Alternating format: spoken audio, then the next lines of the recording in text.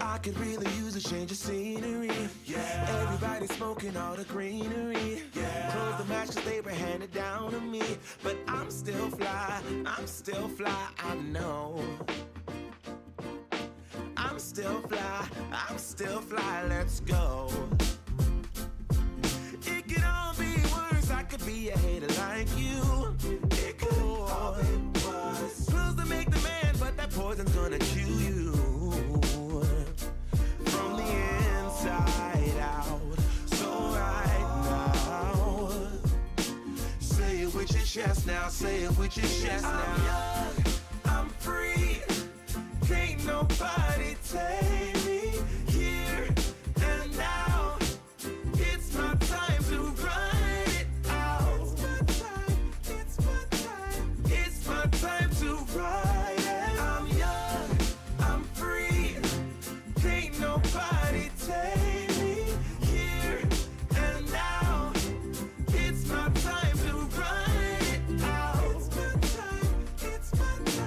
It's my time to ride it out. It's your time. Oh, cheers to all the haters, 'cause you proved to me that rising to the top was my destiny. And you can see whatever from behind me, but I'm still fly, I know. I'm still fly, let's go. It could all be worse, I could be a hater like you. It could all be worse. Clothes to make the man, but that poison's gonna kill you from the inside out. It's time to say it with your chest now, say it with your chest now. I'm young, I'm free, can't nobody take me here and now. It's my time to run it out. It's my time to ride it. I'm young, I'm free, can't nobody take me here and now. It's my time to run it out. It's my time to ride it out. It's your time. Oh, if you're on the bus, say yeah. Yeah. If you're on a train, say yeah. Yeah. If you gotta walk, say yeah. Yeah. Everybody's going somewhere. Yeah. Young or old, I really don't care. Yeah. Life has never really been fair. Yeah. So put your fist up in the air. Yeah. Say yeah. I'm young, I'm free, can't nobody take me here and now. It's my time to run it out. It's my time to ride it. I'm young, I'm free. How's everybody doing? Nobody take me here Welcome to the show. and now. It's my time How you to feeling ride tonight? it out. Who's here? It's my time to ride it. Say hi. Look at you. It's your time. Oh. If I win, I have a document to link on Discord. You're not going to DM me on Discord. There's a thread in my Discord server that you can post it in. So, hi, guys. Welcome to the show. If this is your first time viewing my show, welcome. Behold my cluttered space. Nice to see you. How's it going? If you're here, say hi. What's up, Duncan? What's up, J-Bowl? What's up, Quisby? It has been a little while. Iceball! Welcome back. Geo, we're looking at one of your pieces tonight. I'm excited about that. The two pieces that... Okay, so basically the way that we're doing Homebrew Review nights moving forward are sort of twofold. One, we will do some activity. And then the other is every night on my Ko-Fi, I have commissions. And if you want me to review a longer piece, something like a subclass, there's a word limit, 1,200 words. But if you want me to review a subclass or something bigger, you can get one of those, and then we will put you on the rotation for the night that you get it for. I only have one up. I think tonight people got 2 of the slots. I think there's 1 slot still open. And then tomorrow night, I think all 3 slots are open. I don't actually know. I have to check. I have to turn it on. But the main activity that we're doing, so if you have like a longer piece, here's what I would say. If you're like, man, I really want Cinder to review my subclass. What's up? What's up, Mr. Kers? What's up, Red Rum Ninja? How are you doing? I'm doing good.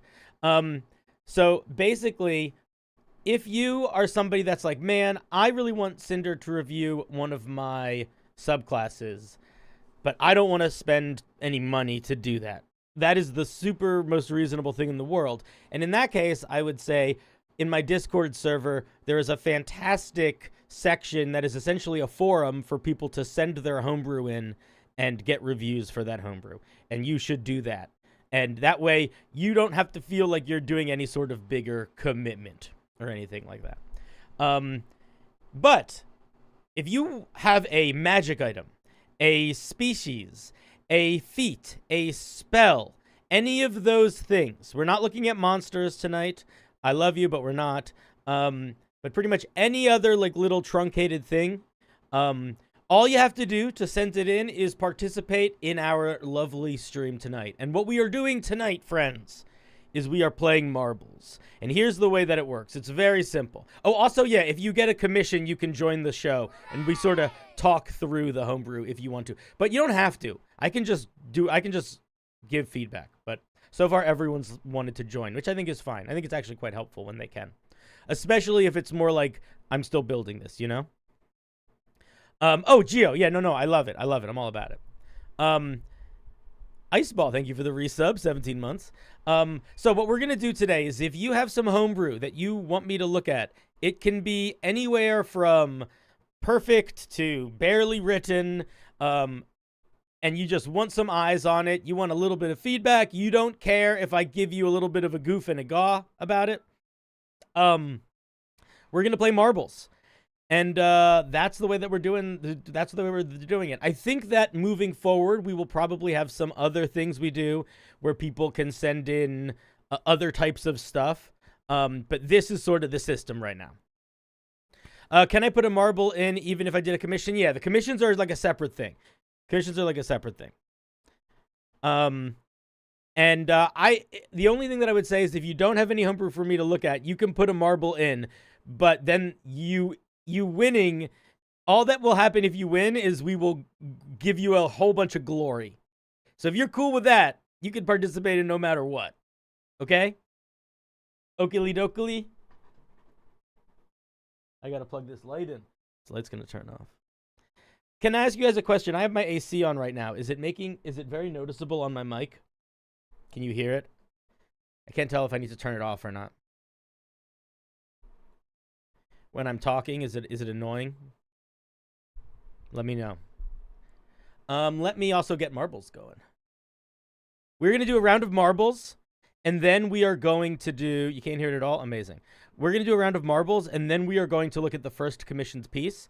And I will say that both of the subclasses we're looking at tonight that people got commissioned weirdly have some things in common, because just to let you know, when we look at those things live, I'm not looking at them totally blind. Whenever anyone sends something in for those, I try to look at them a little bit beforehand. And weirdly, there's a lot of similarities between them. I think they're both trying to essentially build a guy with a crazy sword, but they're doing it in like very different directions. But they're also both artificers. So separate from those individual like feedback things we're gonna do, I'm just excited to have the conversation about how much of a focused idea you can have and actually build 2 completely different things with it. Because that's just kind of fun and cool, you know? What's up, Raj? How's it going? Okay, so marbles. Ready. Marbles. This is marbles. Behold. Behold marbles. Yes, mighty marbles. So here's the way it works.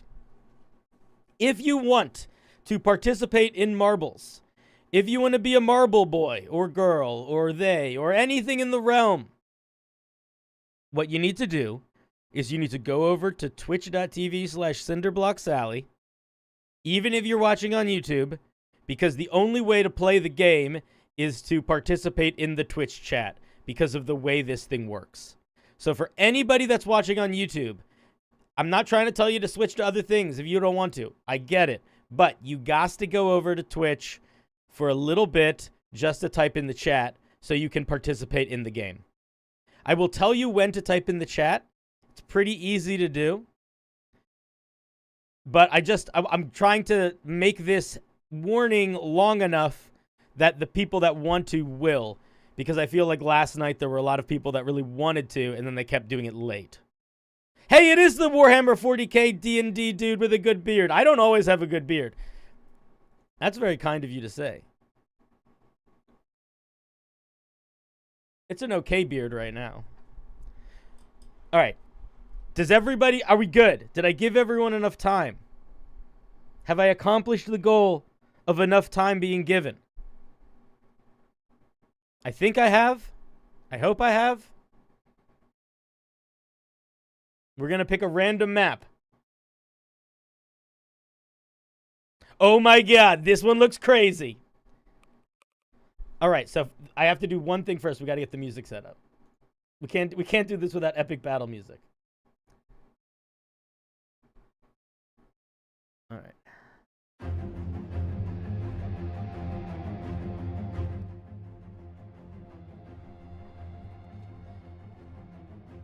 Patience. Okay, now, if you are in the Twitch chat, type !play to join the race. Oh, here they come. How many we getting? Let's see. Oh, yes. Look at them. Look at them. Look at the glory in their eyes. The great glory. Yes. Panda in pajamas. You were watching on YouTube and you came here to play. Excellent. Oh, look at all these players. All right, here we go. I'm going to start the countdown soon. Are we ready? I'm going to give I see people still typing in the chat, so we got to give people another second, I guess. Do we have... All right, I think that's enough seconds. I think that's enough seconds. All right, we need a different song for the race. Because that was, you know what I mean? All right, let's try this one. No, this one sucks. Let's do...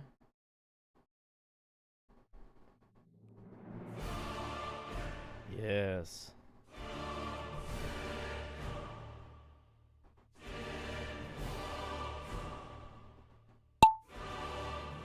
All right, they're off. They're off. Up, here they go. Oh my god, I was so far away. They're still racing. Up. Fire Hydro is taking the lead. They're splitting paths! Oh, here they enter the tubes! Fire Hydra! Oh, Fire Hydra still in the lead. And nobody's falling down to the... Up! Some people are falling down to the lower level. Okay. Fire Hydra. Is anyone gonna take it from the king? Well, it's about to get a little crazy. Let's see. Here we go. Oh, he's in the tube. Ryujule's coming up close. Ryujule took the front. Crispy took the front. Galdas took the front. The lead is lost. The lead is gained. King Crusher. Ice ball. Dice. Oh. And Fire Hydra's back. Fire Hydra can't be stopped. Although this might be it. The bouncies. The bouncies are dangerous. Be careful. The bounties can knock your ball off. Oh, somebody just gone! Somebody's out! But it's not enough. Oh, sorry! Red Room! Sorry, buddy. Oh, here comes Ryujule. Oh, more bouncies. Up. Oh! And it's Ryujule! Wow! Some people are still making it down.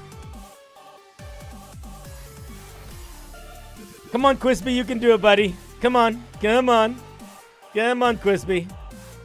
Get in here. Wow. Shee. All right. Reusual. It is time for me to look at some of your homebrew. You will see in my Discord. Oh, I should post this in the announcement so it's easier to find. Winners post here.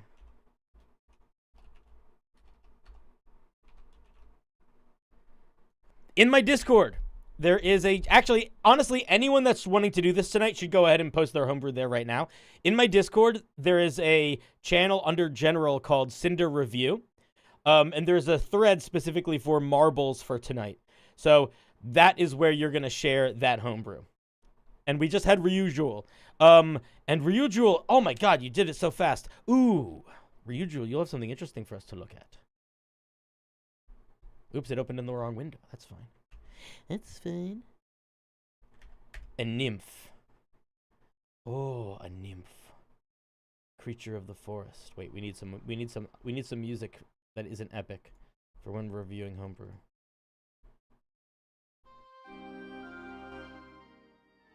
Yes.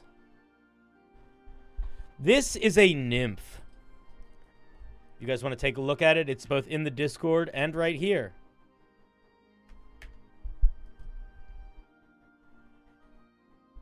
Nymphs are fae. Are fae nature spirits that are bound to nature. Fae nature spirits that are bound to nature. Come on. What are you doing here? Don't use that word twice, you silly goose. Come on. The places they inhibit are usually imbued with magical flares, producing a radiant natural beauty that most travelers can't help but be captivated by. No matter their natural habitat, nymphs are very protective and reclusive. However, the occasional adventurous nymph goes out into the world to find a partner, new friends, blah, blah, blah. Okay. Main feedback on the subclass, on the flavor text is you spend a little bit too much time talking about how they affect their environment and not enough time talking about, I think, sort of their nature, like what they are like. I think it is very cool. It's a very cool bit of flavor that whatever environment they're in is sort of glamorified. But I also think that that isn't what makes them what they are. That's like an aspect of them, you know? Like what makes a red dragon isn't the fact that if it lives in a place for a long time, it's going to make a volcano. There's a lot of other defining factors of red dragon before that. So I would try to get those into this because right now you got like half the words are basically taken up by it. All right. They are fae or small or medium, dark vision. You get proficiency in animal handling, medicine, nature, persuasion, or stealth. Those are some nice options. You get fae ancestry. Fae charm. A nymph can beguile other creatures with their charm. As a magic action, you can choose a humanoid or beast you can see within 30 feet of you. Interesting limitation. If the creature you can see, if the creature can see you, you can magically charm them unless they succeed on a wisdom save. On a failure, they're charmed by you for 1 hour. Hour is too long. The effect ends if you or your companion do anything else to it. You can do this straight number of times to get your proficiency modifier. So this is basically a free version of Charm Person, but better because it's doing a couple things. It's better than Charm Person. It's much better than Charm Person. It doesn't require concentration. I don't actually think Charm Person does either, though. But it doesn't turn off. You can deal damage to this. There's no repeat saving throws. They fail to save once, and it doesn't matter. It also can't be counterspelled. So there's a lot of things that make it, I think, basically a stronger version than Charm Person. So what I would say is if your goal is to make this different than the spell Charm Person in a noticeable way, I think make it do more of that. Like maybe this only works on beasts. You know, that would be kind of fun. But it ends the moment you do anything harmful to the creature. Where does it say that? Oh, I see that right here. The effect ends if you and your companions do anything harmful to the creature. I see. Okay, so ignore what I just said there. But regardless, a Charm Person that lasts an hour instead of 10 minutes, I think is I'm not I might just give them the Charm Person spell a number of times per day. I don't know if I need to build a stronger version of Charm Person. I don't see what the point is. Unless you wanted to do something that feels very distinctly different than Charm Person. And I think the fact that it can charm beasts is interesting, but I don't, or if you're like, actually, I really want this to be like a combination of the ability to charm beasts and the ability and Charm Person. I like that. Then I think that's cool, but then you have to take in mind how much stronger it is and not make it as long lasting, or make it once a day, or have, you know, any number of other ways of toning it down. And then you pick one of the following sub-races. This is... I might not read all of them, just so you know. This is a little long. This is Charm Person, but you can charm beasts and they don't get angry afterwards. Yes, the not getting angry afterwards is also a really important part of what makes this stronger than Charm Person. Mr. Kurz, that's a good point. So it's a very strong... If you're building this species to be a species that gets subspecies... This is a very strong core feature. Normally, if the species has subspecies, the power is going to sit in the sub. The only time that it's not, the sub is still going to have an impact on it. So, like, for example, with shifters, all shifters get the ability to shift, but each of their subspecies gets a thing that alters the shifting a little bit. Tree Stride. You can use 5 feet of movement to magic except the one living tree. No, this is so strong. This is so strong. This is too strong, my friend. This is too strong. Do I need to explain why it's too strong to give you limited use to like a 5th or 6th level spell as a species bonus? I feel like that's pretty self-explanatory, right? So there's a spell called Tree Stride that lets you do this. Now it lasts for 10 minutes and you can keep doing it over and over again. But this you can still do twice. That's like you can still do 3. It's way too much. Way too much. Yeah. This is I don't even need to talk about this. Like if you like the idea of doing Tree Stride things, I think you got to do some outside of the box ways to think about how to get them in there, or better yet, think about the fact that whoever is playing this character, if they want to lean into that magic, they could be a spellcaster that gets access to the spell Tree Stride. You know, you can build that. If you're like, I really want my nymph to be able to walk through trees, it can. They can just take that spell. So I think this is just a no-go feature, I think. And then we get some basic spellcasting, Druidcraft, speak with animals, speak with plants. Make sure that these are level appropriate. Speak with plants is not a 2nd level spell. Speak with plants is like a 3rd level spell or a 4th level spell. Whenever you get species spells, it is almost always 1st and 2nd. I don't think there's a single species that gets access to a 3rd level spell. So this is another thing where it's like, can you break the rules, right? Can you make an exception to the rules? Can you decide, I want my species to be the first species to get a 3rd level spell? 100%, you can do that. But if you're doing that, you need to be really honest with yourself about the fact that you're doing that, and that is really strong. And if that's something that you're going to put in it, you probably can't put other really strong things in it. Like, for example, another thing that is just a really high-level spell, or a really powerful version of Charm Person. Do you know what I mean? Like, every single one of these features sort of independently of each other might be okay, but they are all overpowered. And they're all overpowered in a way that is a little bit going against, well, not the first one, but the second two are a little bit overpowered in ways that defy the traditional game design, which is a wonderful thing to do. But if you do it too much, it just gives the impression that you don't give a shit about the game design. You kind of do need to at least you need to break your game design in reference to the game design. Let's see. This one gets a water form. And your advantage on stealth checks you make to hide when you're fully submerged in water. Like, honestly, this could be it, dude. You don't need more than this. Then you also get spell casting. Again, stop giving us 3rd level spells. Yeah, I think we can finish read. I don't think we need to read anymore. You're basically doing the same thing. You have a good sense of rhythm in terms of making all of these subspecies like synchronous, like sort of symmetrical. So I'm going to give you got to give you your flowers where they're due. But literally every single thing is overpowered. Every single thing.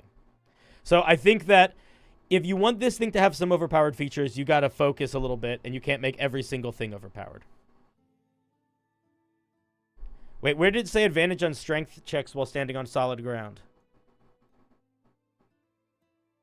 This says you get advantage on dex checks while airborne. Oh, I see. And did something else say advantage on yeah, that's too strong. Yeah, all of these features are they're just too strong. They're just too strong, friend. Like, getting advantage on strength checks while your feet are on the ground, that's going to be advantage on 90% of the strength checks. There's plenty of circumstances where you aren't going to be on the ground, but you're going to be on the ground most of the game. So I think that there's a lot of fun ideas in here, but at the moment, this is what I would describe as a busted subclass. The subclass doth be bustin' over with too much power. The power be spilleth over into the kitchen, burneth in the oven, maketh the smelly smells of a burnt kitchen. And we don't want a burnt kitchen. We want your delicious meal. So don't put any ingredients in that the pot overflow. All right, that was Ryuju's. Thank you for sharing. Let's give Ryuju a round of applause, friends. Ryuju, if you have any questions in the chat or follow-up thoughts, please share them in the chat. Let me just, before you do though, or as you do rather, let me just get this set up because I always forget to set this up. Wait, where is it? Ready, set. There we go. Thank you for sharing. Thank you for sharing. Thank you, thank you, thank you. Thank you, thank you, thank you. All right, we are going to do one more marbles spin. And then we are going to switch and check out one of the commissioned pieces for today. Okay. Oh, wait. Actually, I just hit random track, so it's fine. Wait, we did this one already. Wait. Stop. Don't join. Wait. I'll tell you how to enter. So, I just want to find I want to find a track that... Whoa, this track looks fucking crazy. So, the way that you enter... I said it before, but I shall say it again, and I'm going to repeat it probably many times throughout. Because if you are watching on YouTube, you got to come on over to Twitch just for a little bit so you can do !play in the chat. Because this game only accepts Twitch chat. So you got to go over to Twitch if you're watching on YouTube if you want to play. So just keep that in mind. What's up, Steph, you dirtbag? Steph, Steph, did I tell you that I came up with a Spotify playlist for my Red Dead character? Don't say play yet. I'll tell you when. I'm gonna do you want me to send it to you, or is that too nerdy? Because I'll send it to you right now if you want. All right, I'll send it to you right now. 1 second. I'm proud of it. It's very short. I wanted it to be to the point. How do I share? Share, copy playlist. I'll share this with my stream also if/when we start doing Red Dead roleplay. Because, by the way, chat, I'm joining a Red Dead Redemption roleplay server, and I have a very fun character in mind. The only thing that I will say about my character is that I don't know if monsters are going to exist in Red Dead Redemption world, because quite literally I've never played Red Dead Redemption 2. But what I know with certainty is that my character is a monster hunter. And I will be going into that world seeking the supernatural and seeking monsters to hunt. It's going to be like the show Supernatural. But except it's me, and I'm a crazy man. I bet, yeah. Well, you call him... It might turn into a little bit of... what's the name of the guy that fought windmills? Don Quixote? It might be a little Don Quixote. We'll see. Anyway, if you're watching on Twitch... if you're watching on YouTube, hop on over to Twitch for a second. Because... the way that this is going to work is when I hit go, or rather when this thing loads. So what you want to do, if you want to join the marbles race, you type !play in the chat on Twitch, and then you can do it, and then you'll be in it. Look at this weird. Oh, look at that. I'm excited to get to that part. Here we go. Oh, Ricky's joined. Oh gosh, wait. Oh my God, I can't believe I fucked up. I fucked up so bad.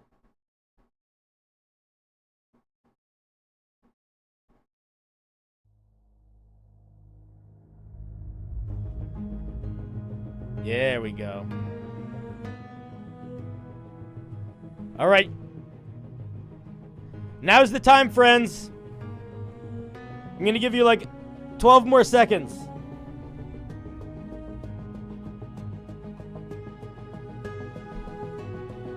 You do it, Steph. Oh, let's see. We got Gio. We got Galdanes. Reiki. Brent. Fire Hydra. Morley. Steph. Mongo. It's true. Hey, it's true. I haven't seen you in a hot sec. How you doing? Shiggy. Mr. Crix. And King Crusher. All right, I think this is our crew. Do you think they're ready? I believe in them.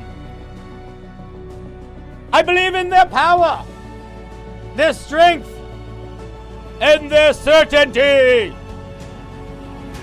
It is time to go forth.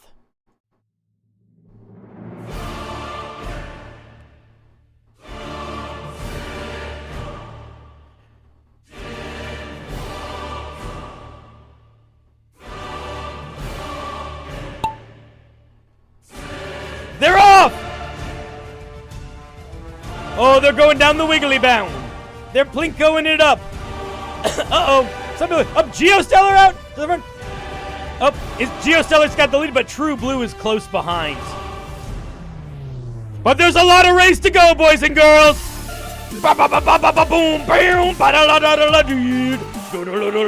Geostellar's in the front. Up. True Blue's got. Oh my gosh. Nobody's taking the teleporters. Nobody took the teleporters. All right, no teleportation, I guess. Anybody falling off? No, not yet. Oh, it's getting dangerous out there. It's getting dangerous. Here they go. Brent's in the lead. Our great UK companion. But Gio is pushing up. Gio is pushing up. Oh, it's neck and neck. It's foot and foot. But the bouncies. This is where it could all change. Oh, people. Somebody got blasted. Somebody else got blasted. Oh, I don't know where the Oh, I don't know what's happening. I don't know where they're going! Ricky! Steph! What is happening? Where are you going? I don't know what's happening anymore! Oh, madness has fallen to these realms. Brent! Did Brent just win? Oh! Oh! Oh! With the hook shot! With the hook shot! That was hectic. That was hectic. Oof my goof.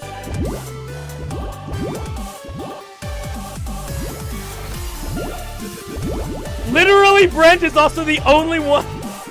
Okay, Brent is the only one that has made it so far. I think the only way you get in, hey Gio, welcome to the party. I think the only way you win is to get bounced. You bounced up, you get bounced to win. Wow. Wow. That was crazy. Gimme pancakes. That was wild. Whew. All right, Brent. Brent, you got some brew for me to look at, bud? I hope so. Let me see. Did you post something? Brent, go post your homebrew in the Discord. In the Marbles Winners September 16th thing. Ugh. I'm going to at you in the Discord. There, where I just added you. Boop boop boop boop boop boop ba-doop boop boop boop boop ba-doop boop ba-doop boop boop boop boop ba-doop boop ba-doop boop boop boop boop ba-doop boop boop boop.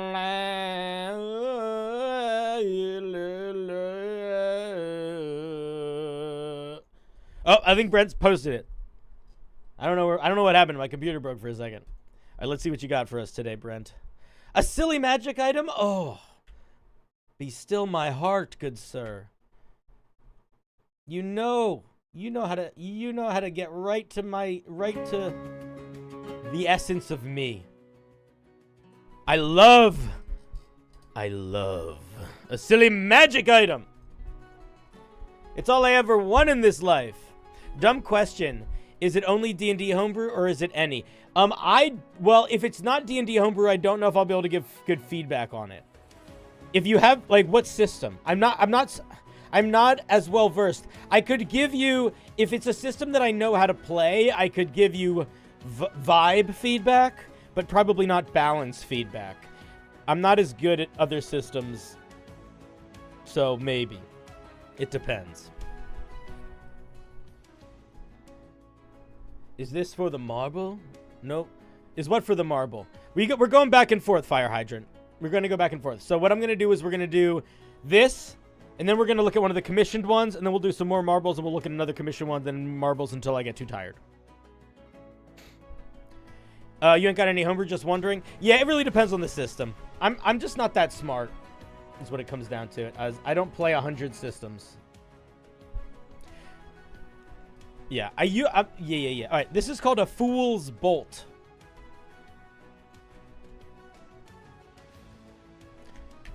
There it is in the chat if you want to give her a gander.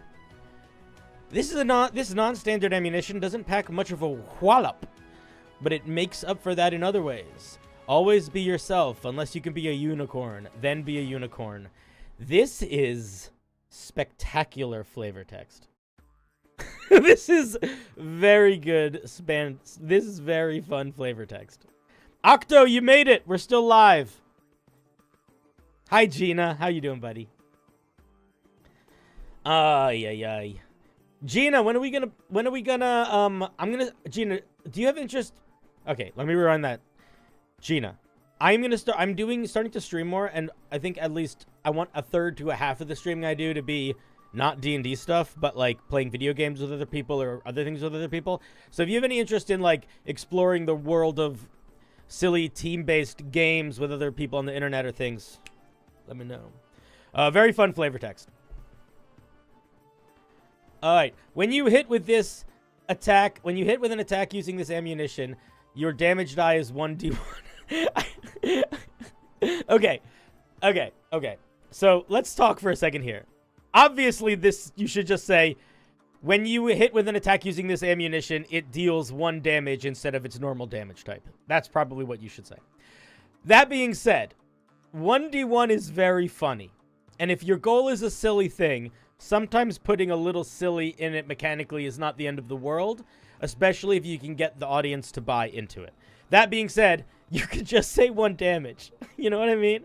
You can just say 1 damage. When you do, the target has to make a charisma saving throw or take 1d4 psychic damage. Okay.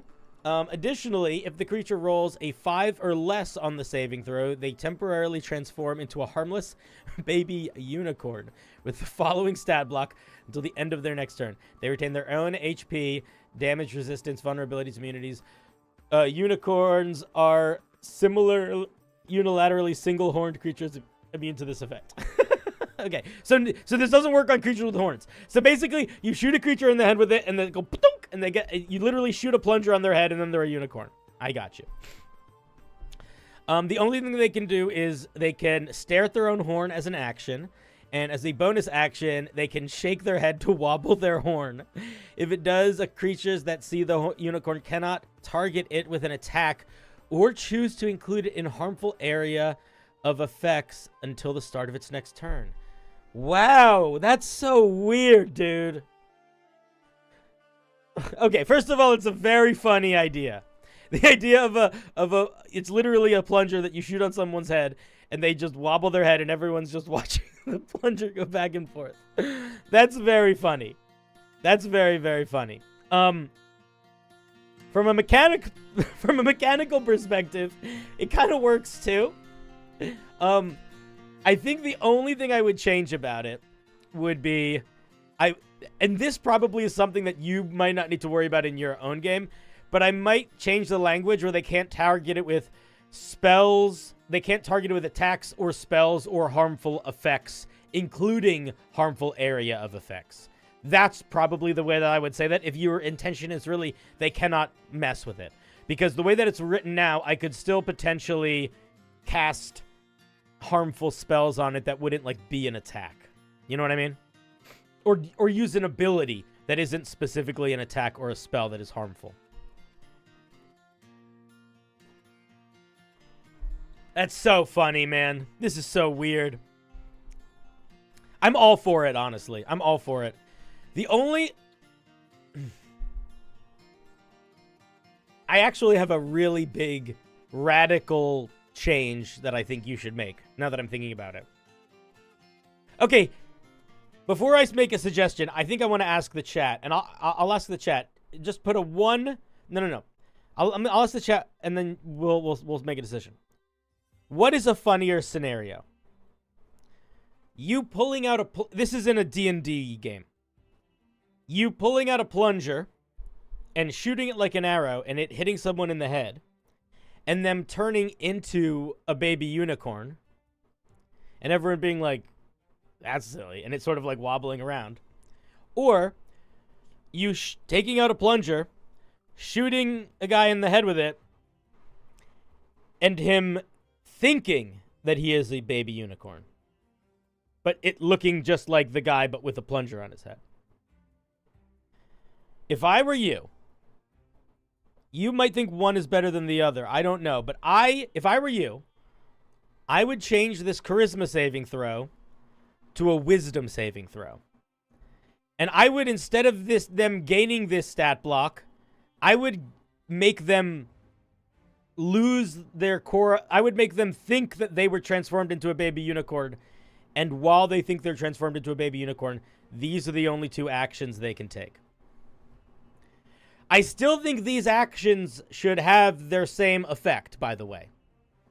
Like, I think, but maybe, it's just too funny to watch the demon prince, be like, oh, I can frolic, oh, I don't know, like that would be lovely. Or the ogre who's like holding a giant hammer to bash you down, and then like, blunk, flicks the little, starts just like flicking his horn.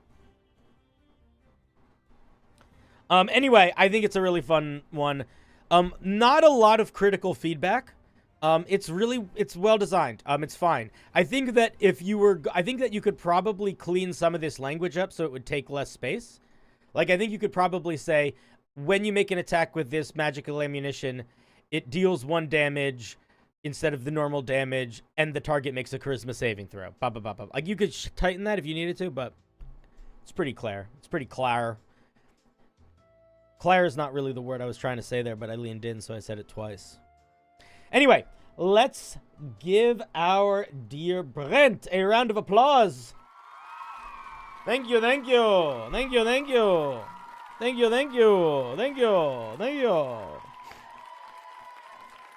All right, we are going to move to our first commissioned piece of the night. This is a subclass.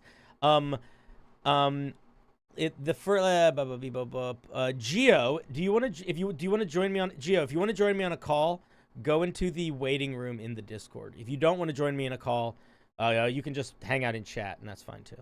Just let me know what you want. Oops, that's the wrong button. I almost did something very stupid. Okay. Bam.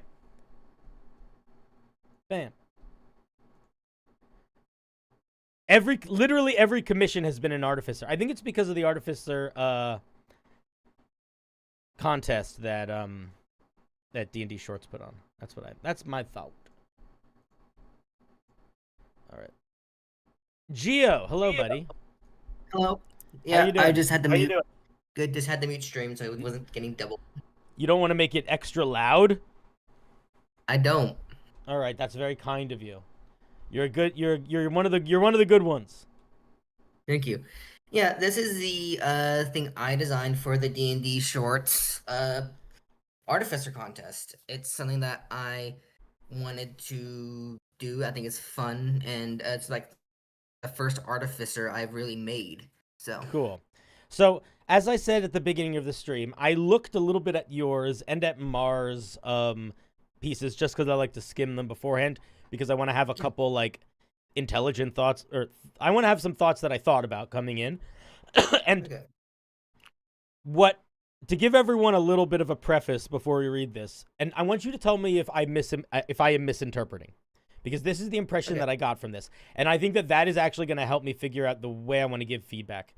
The impression that I got Okay. from this is that the core idea here is that it's essentially an artificer that gets a elemental weapon thing that they build that can transform into a bunch of stuff. And the real, like, the quote-unquote exciting, cool part of the subclass is having this weapon that's, like, transforming into stuff and doing all these different things. But it's like the every use weapon, and it's like turning into a cold axe and then a fire whip and like all this stuff. Like, is that the vision, or is there more to it?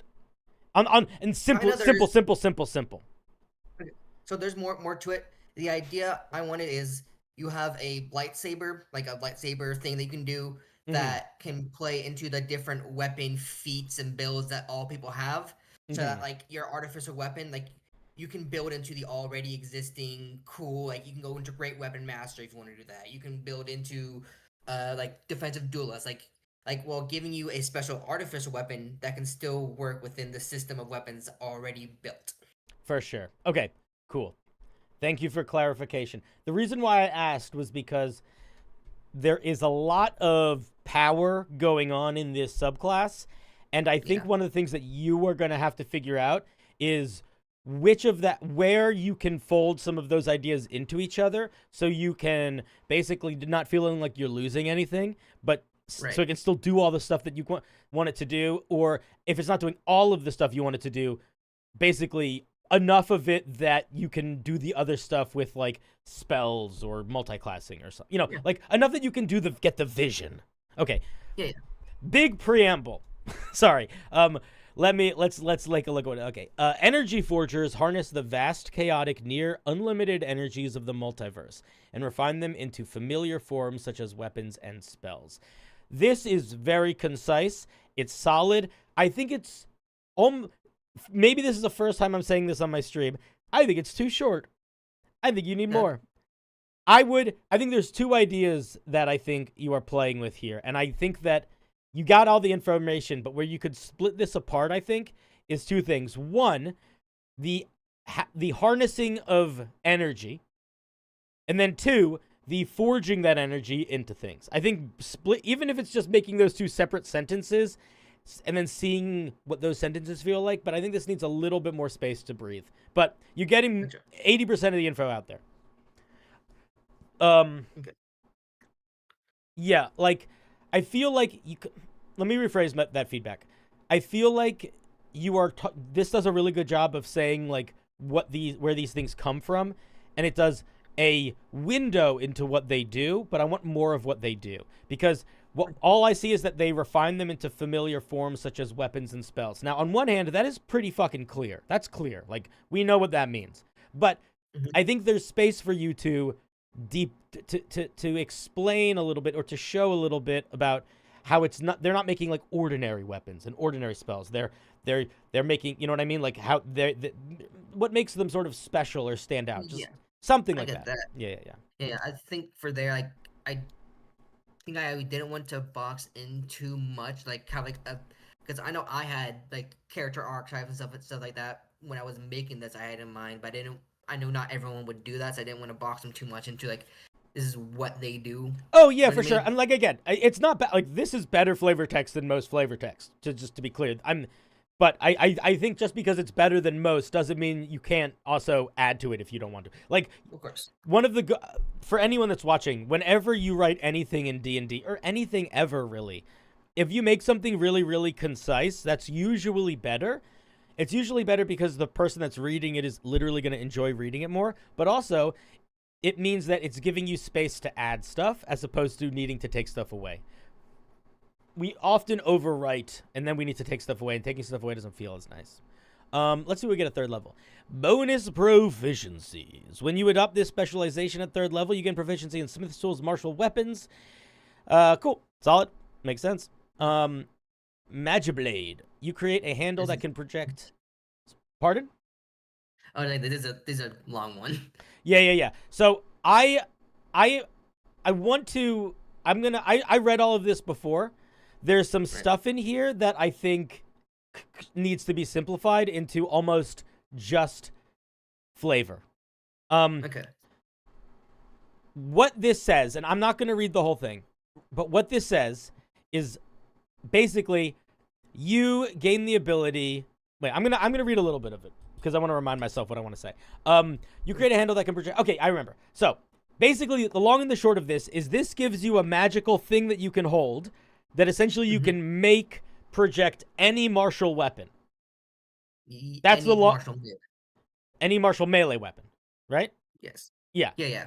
Yeah. So that's basically what that is. Now, this part, if I'm reading it correctly or incorrectly, is basically, I think what is happening here is you have a vision in mind of what you want to happen cinematically, and you're trying to make it work here, which is this idea of you're holding two swords and you slam them together, and then it becomes a dual sword thing, like in combat, right? Yeah. Yeah. Kind of like that, and also just you have a maul that you use a maul wielder, and like you want to be able to do stuff with that. So I think you gotta not do this. If I were you, I would basically make this item work in a way where as a bonus action or something like a bonus action, you can change its form. And I think what you do, and now there's a word limit on this for me, which is fine, but you can break that word limit now. And I think what you do is if you want it to be any martial weapon, I think you just specify rules for how it works. So say it can transform into any, melee martial weapon, or two melee martial weapons if they have the light property, something like that. You know what I mean? Like you can just make that all basically crunched into one feature instead of needing to explicitly say all of this, and being able to change it as a bonus action is going to give the player that flavor feeling of changing their weapon mid-combat. It will satisfy that need. So I know there's a bonus action tied to a feature we're going to look at in like 3 seconds, but we'll get to that in a minute. But I think that is the way that you simplify this into something that isn't 3 paragraphs long. Because to be honest, it doesn't need to be 3 paragraphs long. Like, right. It really just seems like this is just saying you have a thing that can become any weapon or any 2 small weapons, right? Yeah. That's so I think you got to just crunch it down. Just got to crunch it down because it's not it makes this piece, it makes it look like it's too many words to get to what it does. Like a good way to think about when you're doing any sort of design is the path to get to the outcome should not be more complicated than the outcome. Like if the outcome is, and I guarantee you that this is going to be the kind of feedback. I don't actually know if this is going to be feedback I give for the rest of your piece. Sure, it's going to be feedback I have on the other one. It's usually feedback I have on pieces where people unintentionally build a system really complicated, but what it gets to is essentially like you get advantage, and this isn't that. It gets a little more complicated, but it's not that much more complicated. So I think you just got to crunch it down.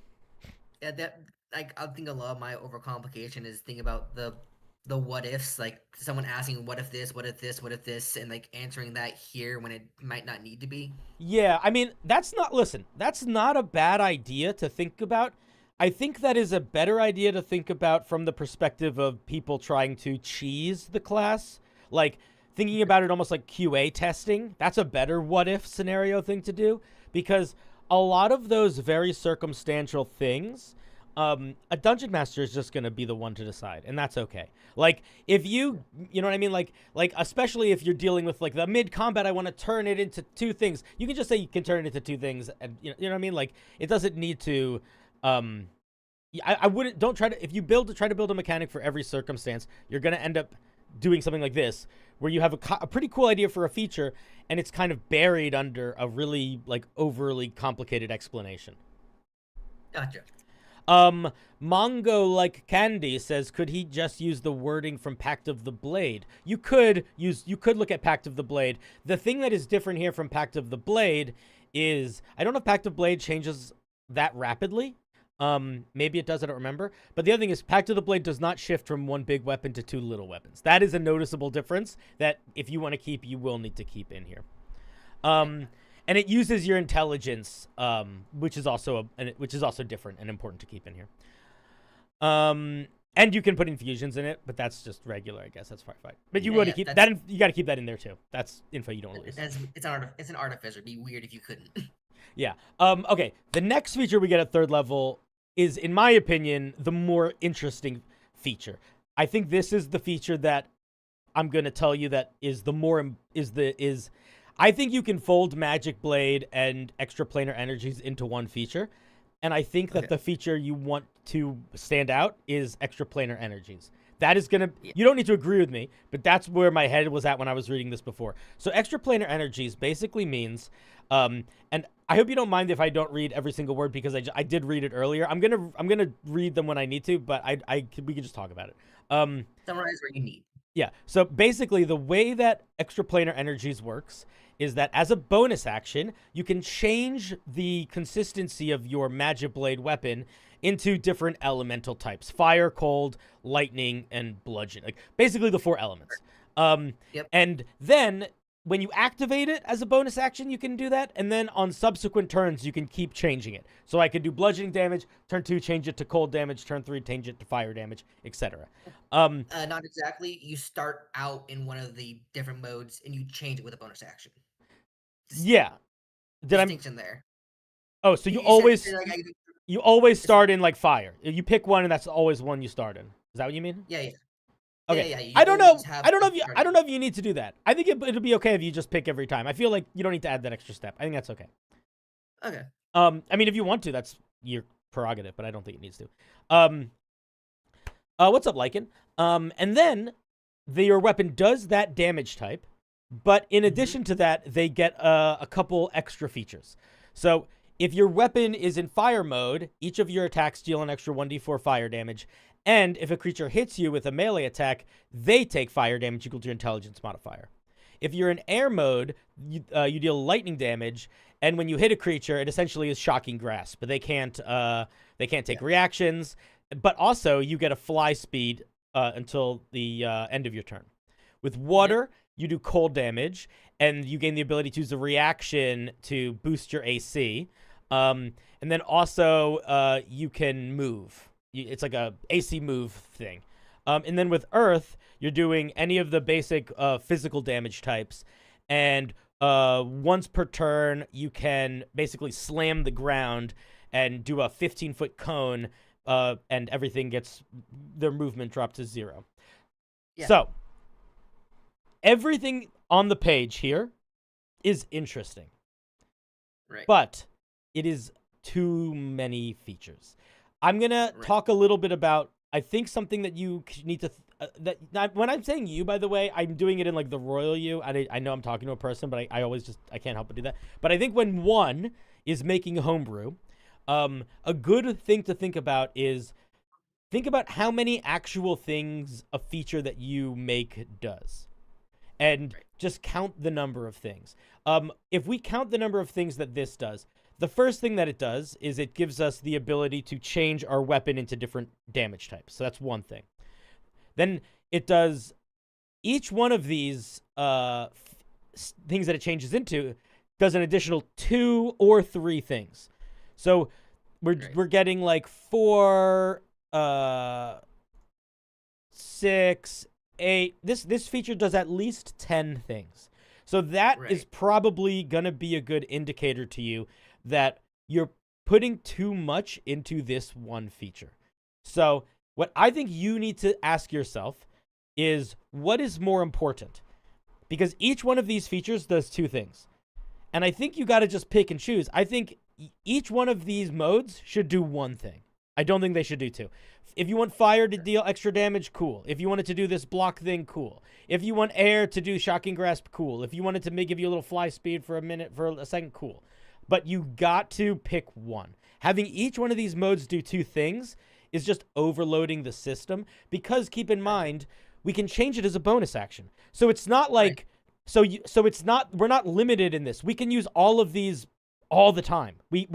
So it's not like there's 10 options and I'm only getting really 3 or 4. It's like, no, I have all 10 options all the time. Right. So yeah. So this is actually expanded from an old version where they did only have one. Someone told me that it might do a little too little.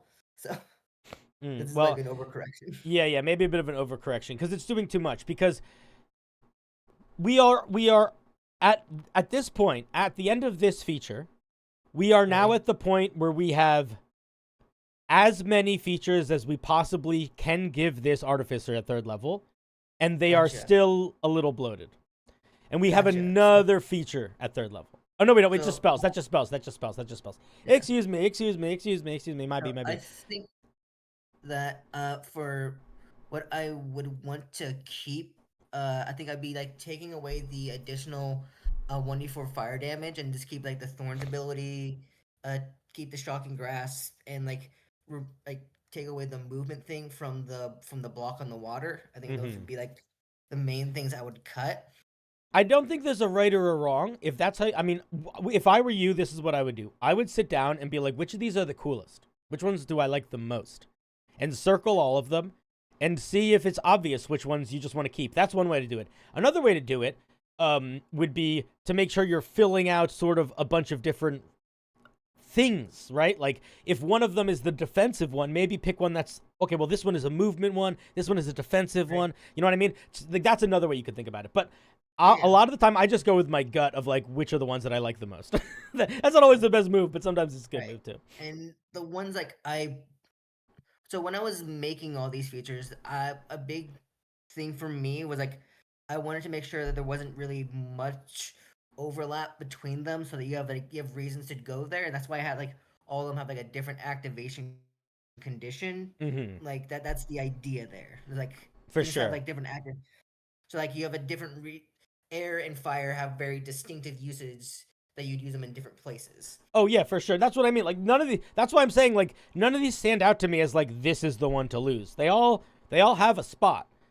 It's just that not like it's that this is one of those things that's a little bit frustrating, not for me, but whenever we are creating, which is like if you throw 10 good ideas into the pot, but the pot only has room for 5 good ideas, you have to lose some ideas even if you know they're good. It's and you're the one that decides how much fits in the pot at the end of the day. Like I'm giving suggestions, but if you decide that you want to keep more, obviously you should just keep more.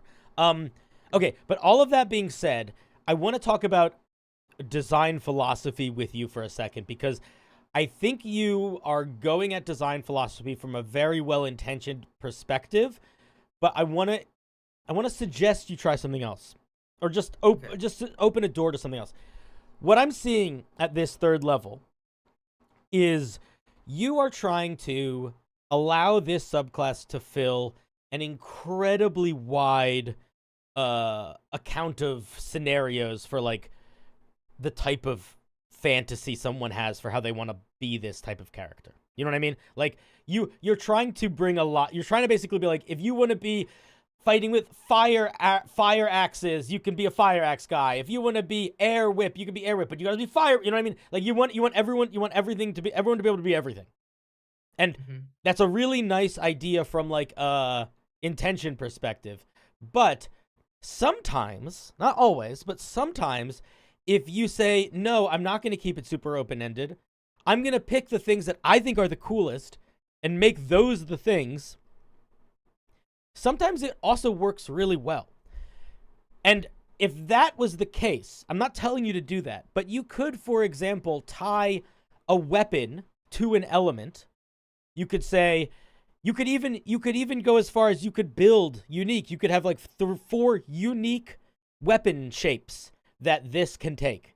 And each one has an element tied to it and a power tied to it. And you could do that, and that would turn this full page of features into maybe a half page, and it would still allow for a lot of that power fantasy of transforming things into things. But it would also not just allow for it, but it would also sort of encourage people that maybe didn't have initial ideas of what it should be. Like, not everyone is going to have a specific thing they want to accomplish with this. Some people are going to be like, what is this?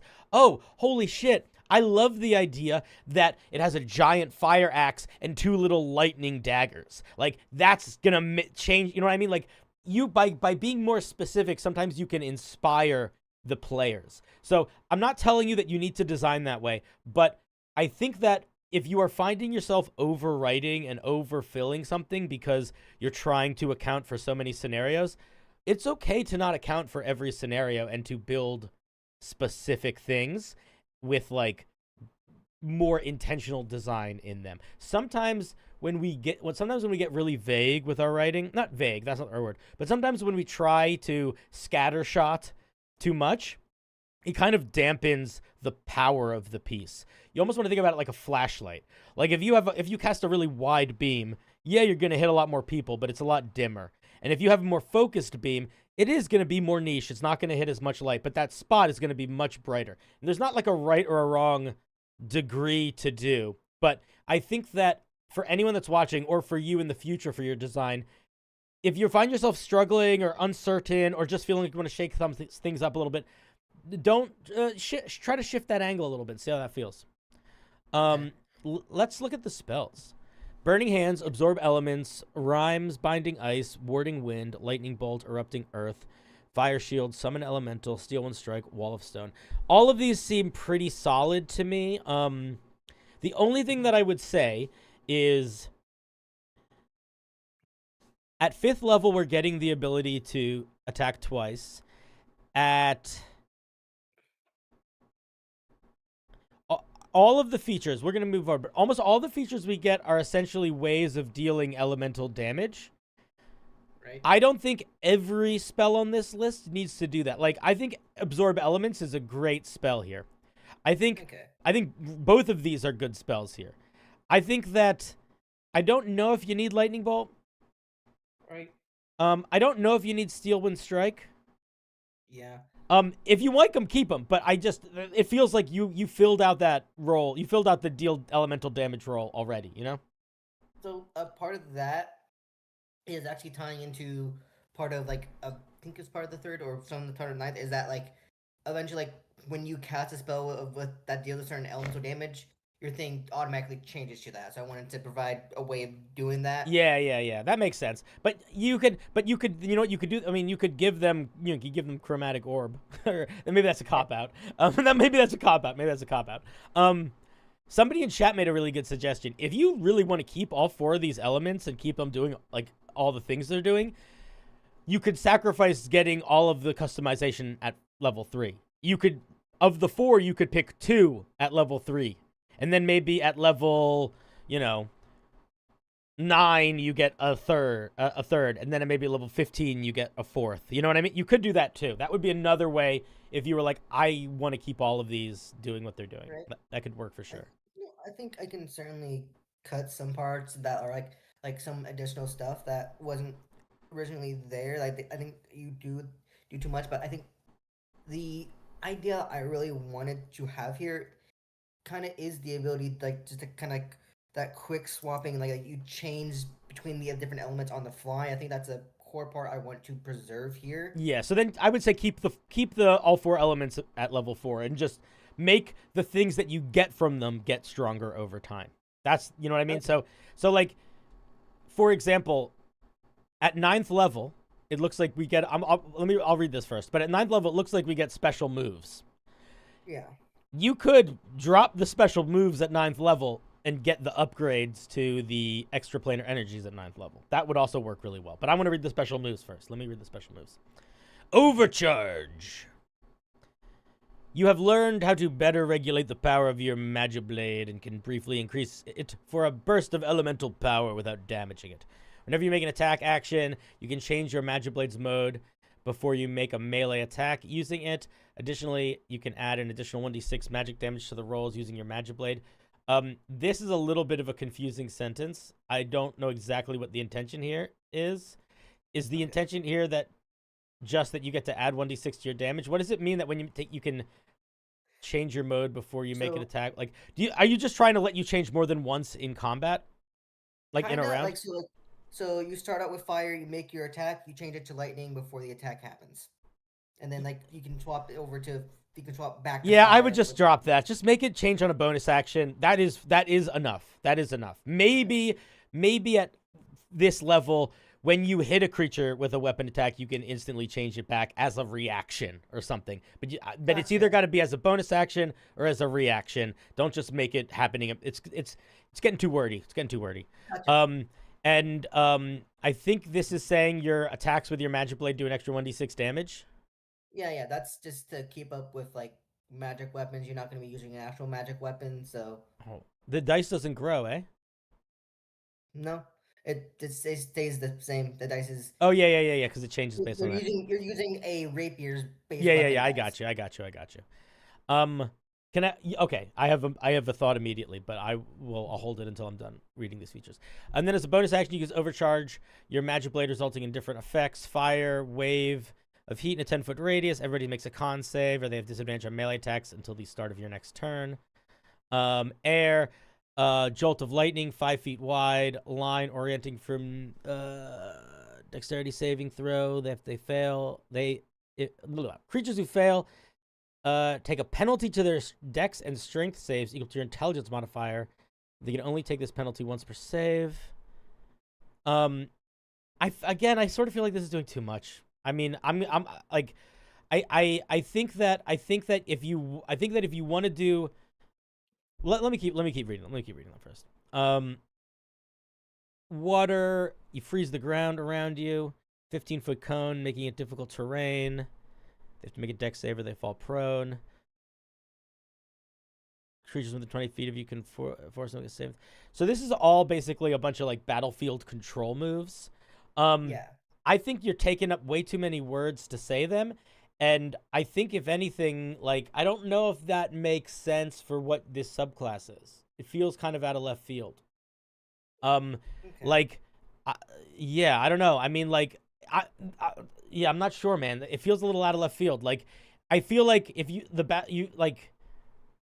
yeah, I don't know. I feel these don't feel, for me, they feel like a little out of, they don't feel like they fit the vibe of the subclass. Like, everything about this subclass is about you just laying waste with your laser sword.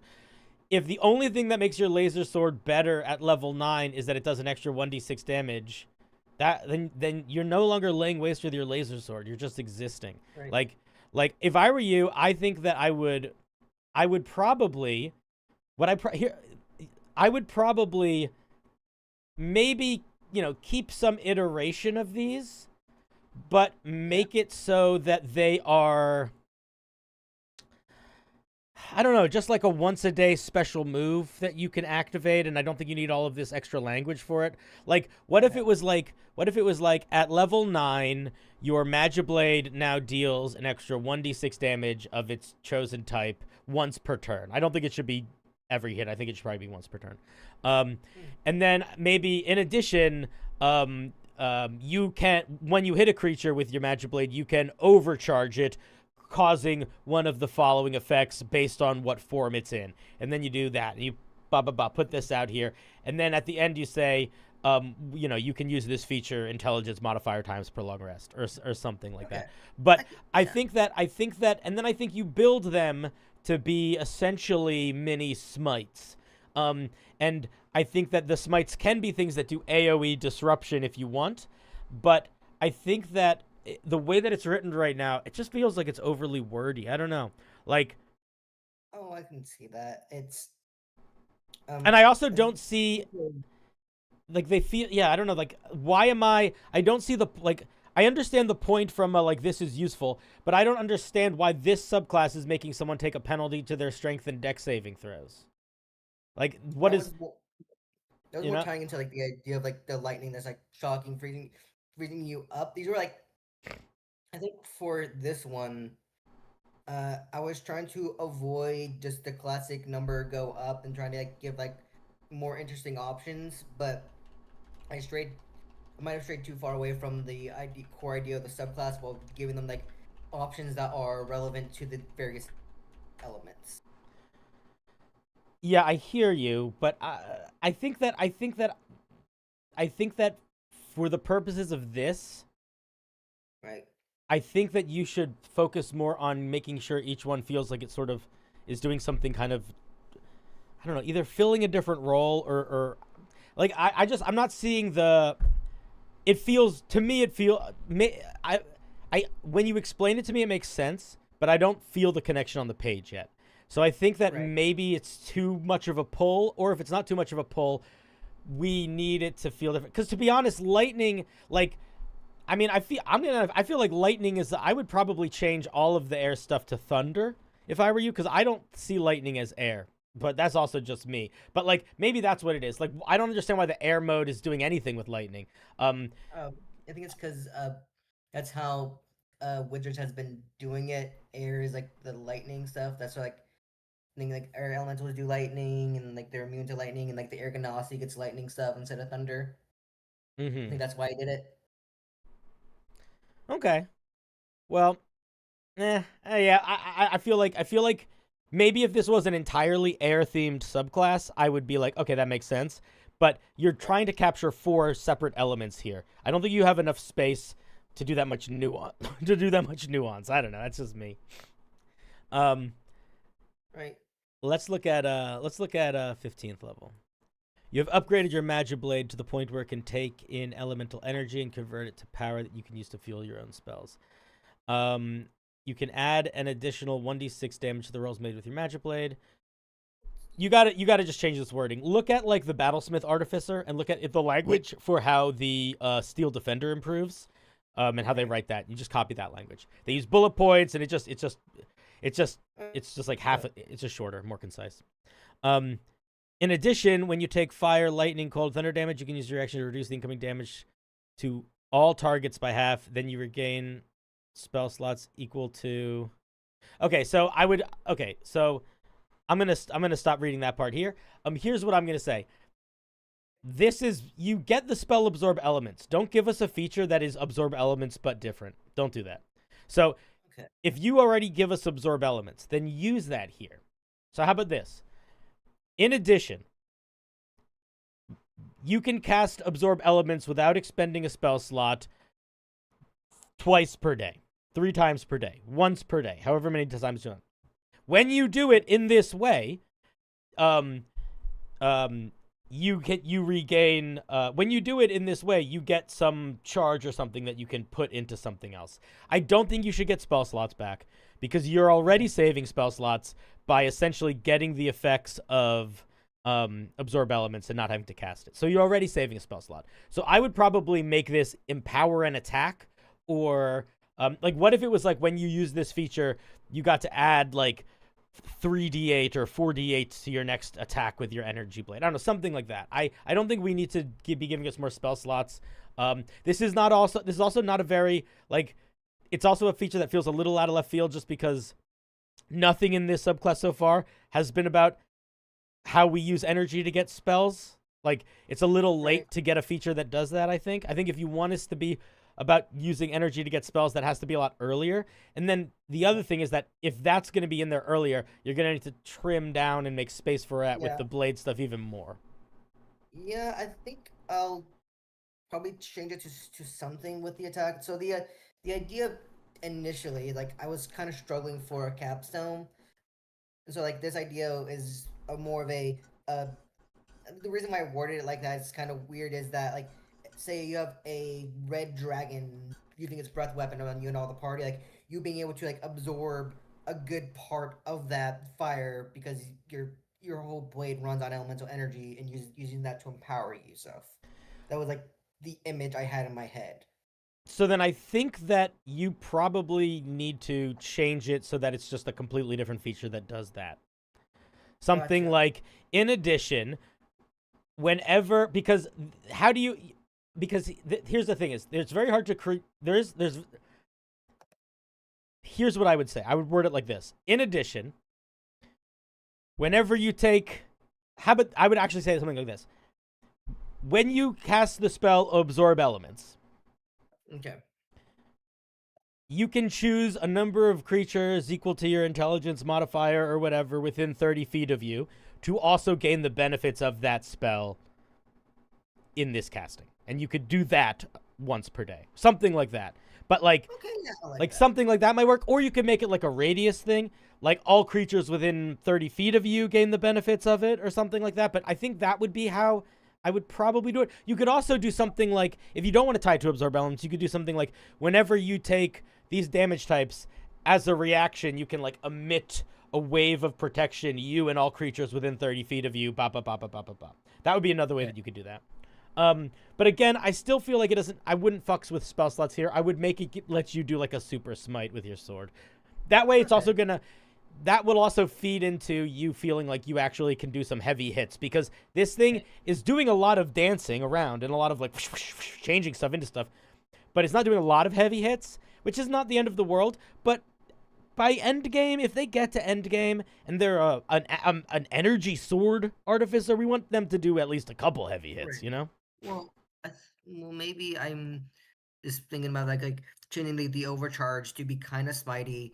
Have this one like make your next overcharge do additional damage, or do something like superpower your next overcharge, like your 9th level ability. Yeah, if you wanted to. I don't know if you need, I mean, because I think it'll depend on what these abilities do when at the end of this. Right. Like, if you want them Right, to, because right now what these abilities do are all like movement utility stuff. So like, Right.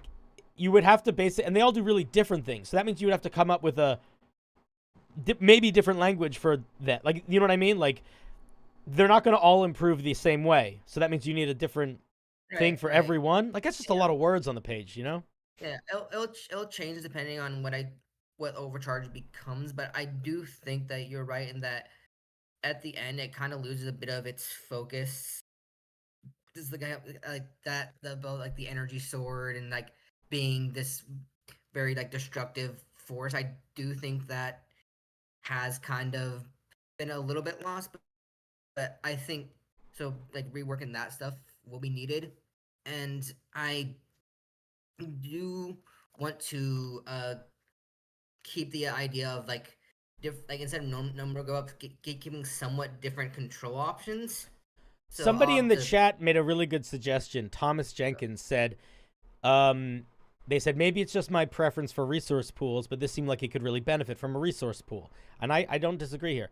So what if the 3rd level feature was you could change the elemental types, but it didn't get any extra stuff other than the versatility of having any weapon and a bunch of damage types, which is still pretty good. But then you also had like a resource pool of charges, and when you attacked with it, you could expend a charge to like do some of the secondary features. That could also be a move to go in. I could see that working for sure. If you wanted to keep more stuff. I think that there's a lot of directions you could go in with this. I think you have a pretty good sense of where this could be tightened up.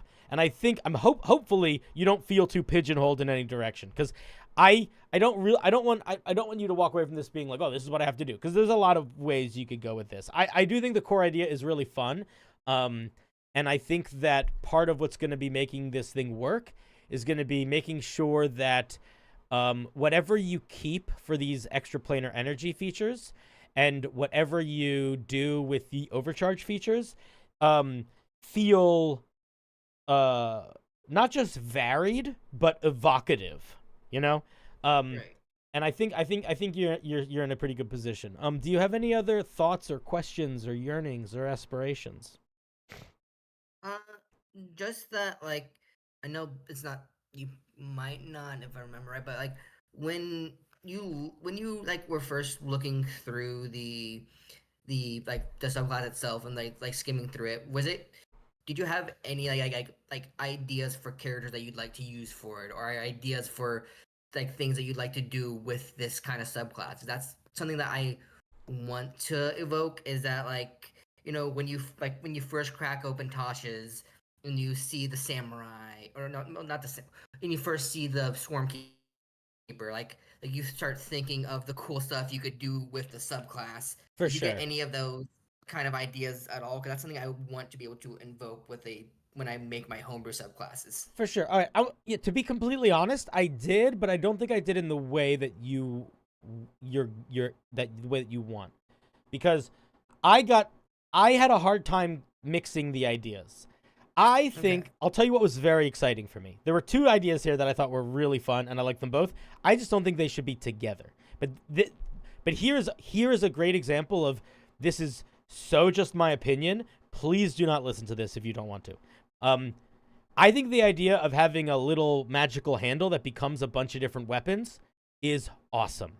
And that is very evocative. I can think of all sorts of cool stuff I would want to do with that. I also think having a character with a magical sword that can change into different elemental types is awesome. And I can think of a bunch of different stuff with that.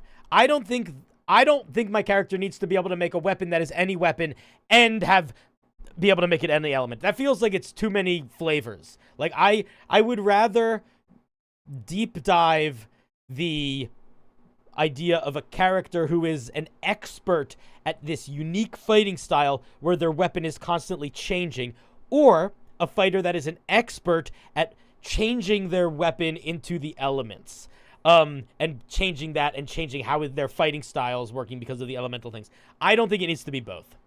So that was like both of those two ideas I think are very evocative. I didn't. As soon as I put those two ideas together, I have less ideas for characters I want to play than either one of them separately. But that is just me. Don't listen to that if you don't want to.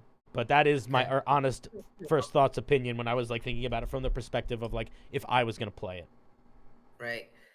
I'll take that into like consideration. Is like, so for me, how I got to the elemental stuff is first I took like, I wanted to do something like I think first is like you making your own sunblade, and then that kind of like dissipated into like the elemental stuff to be more like less pigeonholed into like specifically lightsaber stuff.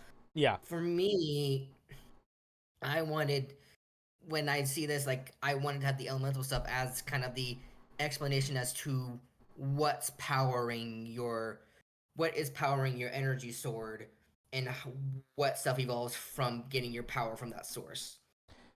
Sure. I hear both of that, but for me, the fantasy of having a energy sword that is different based on where that energy comes from is really cool. That is not the same thing as an energy sword turning into a whip, turning into an axe, turning into daggers. For me. Yeah. But again, cool idea, really interesting idea. Thank you very much for sharing. And if I think unless you have any final thoughts, I'm gonna hang up on you. Okay, I don't. See you later. All right, bye, buddy. Thank you very much for the call. Really fun idea. All right, I'm gonna hang up on you. Bye. Click. All right, guys, we got to do a big round of applause. Where is it? There it is. For our dear GeoStellar, sharing their brew. Thank you. Decroti, who said, so, what happened to your D&D Shorts content? Why we spamming 40K? And where I said, he says as I'm literally doing a D&D stream. I know that you miss it, and that's fine, and I hear you. And when you say that I feel that. But I also want you to understand, as a content creator, when you say, so what happened to this? Why we spamming this other thing? That's not a nice way to tell me that you missed something. You know what I mean? Even if your heart was in the right place, that comes off as so obnoxious. So the reason why I responded kind of negatively to you was because you have to remember, when you say why we spam in blank, that infers that it's doing something wrong or annoying. And if you are saying, hey, the thing you're doing is wrong or annoying, that's not a great way to then be like, hey, please do this thing that I like. You know? So what I would do if I were you is, if you miss my D&D content and you want me to make more D&D shorts, or whenever you're in this circumstance with people in the world, instead of saying, hey, why are we doing this crap I don't like, say, hey, I missed that stuff you used to do. That was really fun. I will immediately be so empathetic and such a sweetie to you if you talk that way. And it's hard because it's the internet. People don't think about that. But, you know, at the end of the day, we're people. You know, a streamer is a person too. And we don't, you know, it doesn't feel the nicest to have people like, why are you spamming that? Anyway. You missed the hat party? Yeah, I know. The hat party is fun.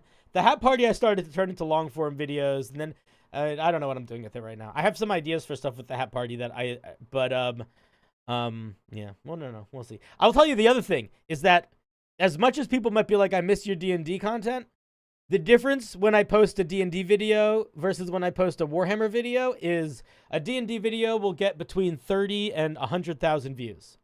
A Warhammer video will get between 300,000 views and 1 million views, usually. So there is an element of the audience is speaking for what they want a little bit. Okay, but that's neither here nor there. What's here nor there is the fact that we are doing marbles. Oh, yes. Why are you spamming this great content instead of the trash other people do? I don't know. Who knows? What's up, Mihail? Okay, if you want to play marbles, here's the sitch. Here's the sitch. First, we got to pick a map. That's a weird-looking one. I don't know if I like that one.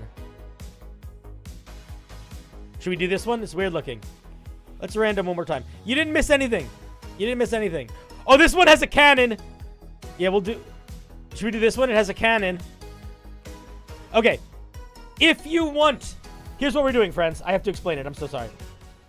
We are reviewing your homebrew. Specifically, we are viewing your...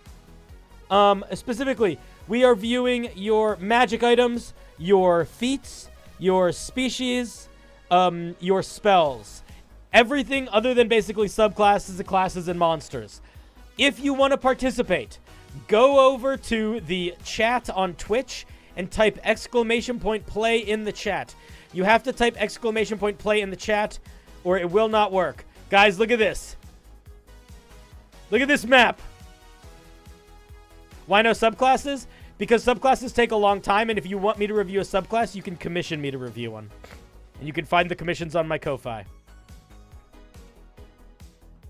So, if you want me to review a subclass, basically I changed it because, to be honest, people were sending me too many subclasses that were bad and poorly designed, and they needed a lot of work that they didn't need me to tell them that it needed. I felt like people were half-assing it, and I ended up reading a lot of stuff that was just like, I am getting frustrated by giving the same feedback over and over and over again.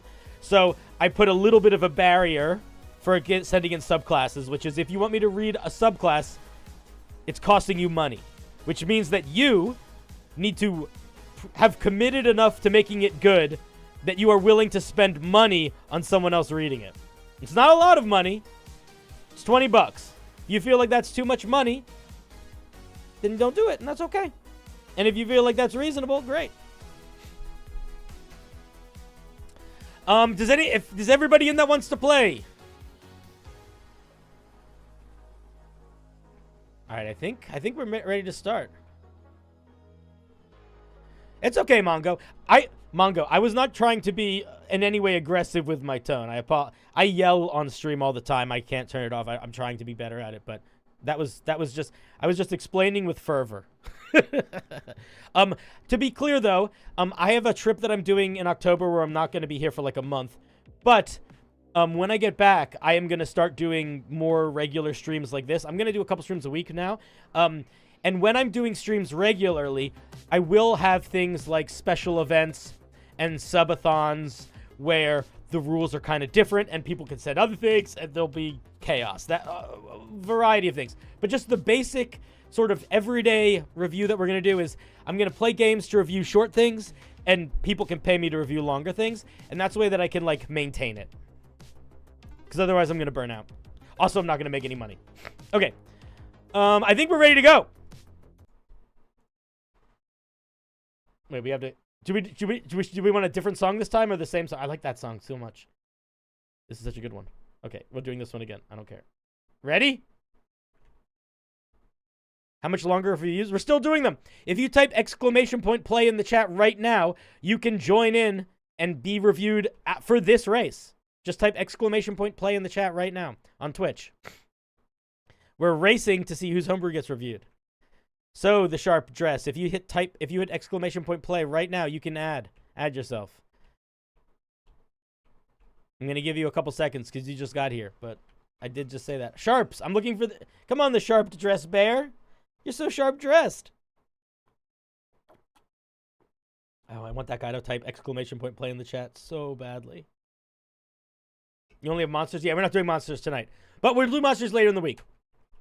I gotta do it in sections, or it's too much. My brain has to go in too many directions. Okay, But we'll do. We're going to be monsters. Will be later. Don't worry. I still love you. All right, you ready, boys and girls? We're going. It does highlight subs.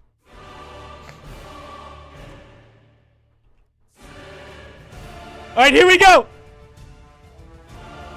Oh, I'm so excited for this one.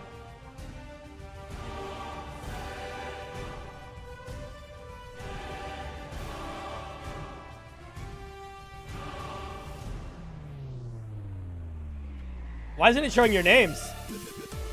Wait, where are you all? Where are you? Are you still in the... Where'd you guys go? Where did you guys go? Oh, you're still up here. Guys, go down.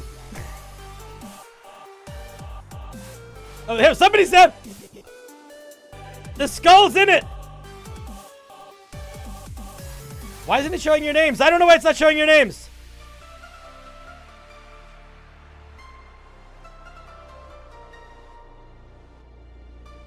Who's gonna get shot out first? Up! Some people are going to the wheel! Up! Baba's first! Geos! Oh, here's the people! Oh! Oh! Somebody died! Monko got killed! Oh, we're going. We're going in the tubes. We're going in the tubes. I don't know why it's not showing your names. All right, I'll figure it out. You always die. I don't know, buddy. I don't know. Oh, Baba's in front. But now's the moment. This could be dangerous. These parts, we're getting into the danger zone. Oh, no, we're not. We're almost done. This danger zone.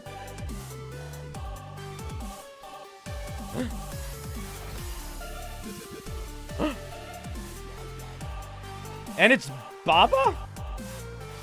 Yeah, Baba. Well, I don't... Oh, there we go. I'm sorry. I figured out how to turn names on. I'm an idiot. I'm an idiot. I'm an idiot. I'm so sorry. I'm so sorry. I'm so sorry. Oh, Baba by a nose. Baba by a nose. Also, the music perfectly timed as usual. Thank you, DJ.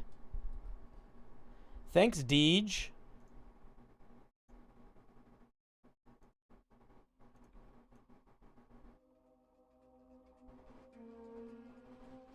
That's okay, so Snowy. There'll be more shots. When creating homebrew items, 3.5 had a nice system to calculate magic item costs. Is there anything similar?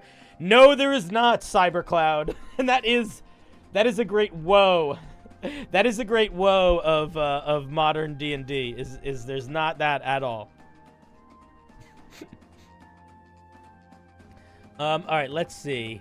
Baba. Baba, you got to post. Did you post? Baba, you got to post.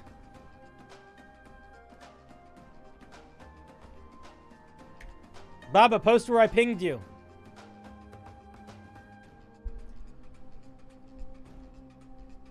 Unless you didn't, I missed it. No, you didn't.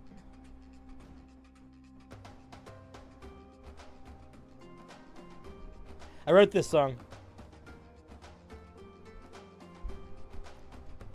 Yeah, it's weird with magic items and pricing because it's hard to tell someone how much a magic item should cost, specifically because you don't know how much gold inherently is worth in your world. Like, should a magic item cost 1,000 gold or 5,000 gold? All right, you guys want to... Here's a clippable rant. Ready? Should a magic item cost 1,000 gold or 5,000 gold? Well, it's basically impossible to tell because who is to say how much gold your dungeon master is giving you? Are you the type of dungeon master that is giving out hundreds of gold in a dungeon? Are you giving out tens of gold in a dungeon? Are you giving out thousands of gold in a dungeon? If you're giving a lot of gold, magic items costing a lot of gold doesn't matter that much. If you're giving out very little gold, magic items costing a lot of gold matters a lot. So it's very hard to say unilaterally how much magic items should cost because your economies are different in your game worlds. It's annoying. Oh my god, Baba, what the fuck did you send me? What is this homebrew? You're a wild man, Baba.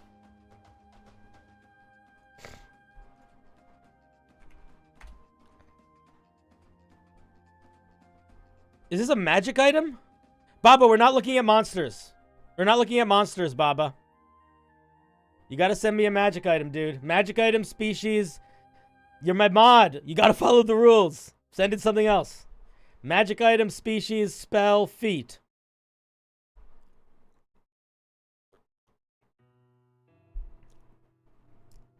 No, monsters aren't okay.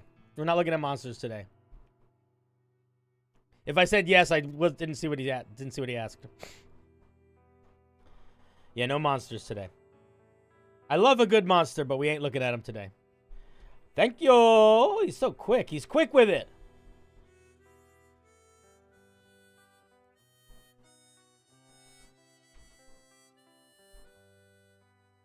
Thank you. We will do magic. We'll do monsters another day. Monsters are just they require a lot of investment, and I want us to be able to see more stuff today. And I know if we start doing monsters too, it's gonna be in the weeds. These are called uncommon javelins. Boom, there it is. If you want to take a look at it, boom, there he's gonna look at it. I was gonna say homebrew for AC use. I don't know what that means. I'm the kind of DM who has no idea how much gold to give out since I haven't figured out how my economy works. Yeah, man, that's me too. Dude, in so many of my D&D games, the economy just falls apart because I accidentally build like a gambling game that I didn't realize was easily winnable. Or I just like forget that I gave my players like an ancient painting worth 30,000 gold and like I guess this random guy can have 30,000 gold to sell it. I don't know. Yeah, my game economies make no sense. This is called the Javelin of Ballooning. Wait, which one did you want me to look at? The corkscrew one? Is that what you said? Corkscrew. Corkscrew, corkscrew, corkscrew. ¿Dónde está la corkscrew? There it is. Boom! Javelin of Corkscrew. This is a really fun document, by the way, Baba. Anybody that's looking at it, you're just going to see a million javelins, which is very fun. The only thing I have consistently done with the economy in my game world is that in places that deal with extraplanar commerce, like if you are regularly selling things in other planes of existence, or you are like a trader of things cross-cosmically, where you like travel the astral sea trading, the universal currency across planes I use as Electrum, and everything else I don't really think about. But like whenever my players, like, so sometimes in my game, if players come across Electrum and they're familiar with my game world, they can know that maybe is foreshadowing of there being some extraplanar beings or extraplanar stuff happening around there, because that's the only reason to have Electrum. Okay, this is the Javelin of Corkscrew. The javelin's spear tip is twisted into a cruel, spiraling shape. Electrum? Electrum is what do you mean? Electrum is an official D&D currency. It's the one between silver and it's the one between gold and platinum, or gold and silver, one of the two. Anyway, when you hit a creature with this javelin, you can speak a command word to activate it, forcing the target to make a DC 14 con saving throw. On a failure, the javelin digs deeper into the target, dealing an additional 2d6 piercing damage and becoming embedded in them. On subsequent turns, you can use your bonus action to speak the command word again to make the embedded javelin dig deeper, dealing an extra 2d6 piercing damage. Creature that can reach the javelin can use their action to remove it. Once the javelin has been removed from a target, this property can't be used again until the next day at dawn. Interesting. So this is basically, I don't know if you did this intentionally, Baba, but this is first of all, this is fun, but also it is weirdly similar to a spell that exists in the game. First person that can tell me what spell it is wins. It is almost exactly a spell that's already in the game. What is it? There's a couple key differences, but functionally it's the same. Mango candy with the win. Mango, mango, mango like candy. Very good. Yes, sir. This is essentially heat metal. It's essentially a spell It's essentially a spell that allows you to pick a target, and then they make a single saving throw, and it's a con saving throw. And if they fail that saving throw, then for a bonus action, for as long as you want, you can deal 2 dice of damage to them. Heat metal does other stuff. Heat metal also does 2d8 and it's fire damage. This doesn't do other stuff, and it's 2d6 and it's piercing damage. That being said, I think it's worth thinking about in your brain. And I don't think it's necessarily a bad thing, but I think it's a thing that you could, like, learn something from in terms of maybe tweaking this a bit or giving it something else that it does to make it a bit more unique. I'll tell you the first thing my thought is. I have two first thoughts. I have 2 thoughts. The first thought is you could make it deal damage when it's pulled out. I think that would help. You could make it hard to pull out. Like, they have to make an athletics check to pull it out, and it deals damage. And it deals damage whether you succeed or fail at pulling out. Phrasing. That's one idea. The other idea, which is a different idea, but I think this is more creature size dependent, but you could also make it so it goes through them and, like, pins them to something. So, like, it corkscrews through them, and if they are by a wall or something, it could, like, embed them in the wall. That's the other thought I had. But I do think it should be doing something a little different, more than it is right now, than heat metal. 'Cause it's too close to heat metal. Yeah, it could slow them while they're wheeled. It could slow them, or it could make them... I think it could slow them. It could give them disadvantage on attack rolls. Like, think of it logically. Like, let's play it out not like a magic item. Let's play it out like it's happening in a movie. Or like, you see a spear. A spear. Spears are javelin. Even regular javelins are pretty long. You see a javelin get embedded into a guy. Now he's got, like, a 6-foot pole sticking out of his chest. Or even if it's a small one, like a 4-foot pole sticking out of his chest. That's going to really get in the way of him doing a lot of stuff. You know? Heat metal can force you to drop the metal item. I'd say it's different enough. Plus the target can intentionally drop it. They can't remove the item if it's armor. They don't have time. They just don't have time. So I don't know. I think there's some space to play if you wanted to make this feel more unique. I think it's pretty solid though, but I think there's space to play for sure. Yeah, Ace Ventura when nature calls. Exactly. That movie's so offensive, but it has some moments. Has not aged well, that movie, unfortunately. Not a lot of Ace Ventura stuff has.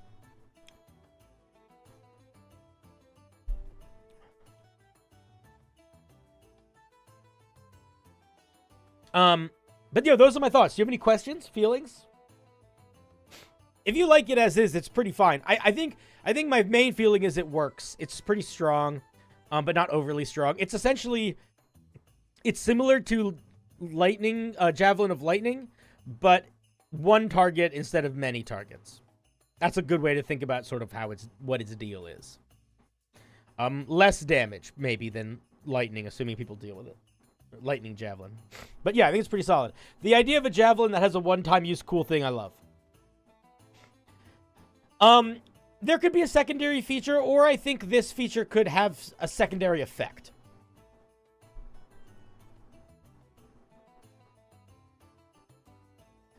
Those are all my thoughts, buddy. All right, let's give Baba a round of applause.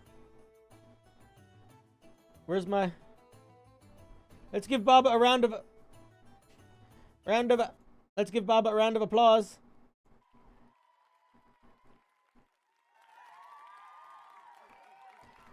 Thank you for sharing. All right, we are going to look at we're going to do another spin of marbles, and then we're going to look at, I think, the last commissioned piece for tonight. Let me see if anyone else got one, and I missed it. I don't think anyone else did. But I want to check to make sure. I don't want to miss any of you guys doing stuff that you want. Nope, that's the wrong thing. clicking the wrong thing. Nope. Okay, cool. Solid. Lovely. All right. Prepare yourselves. Do you want different music this time?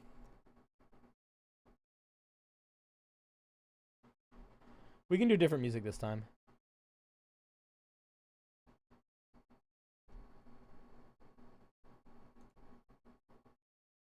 Okay. I can do a cappella. I can do any sort of pella.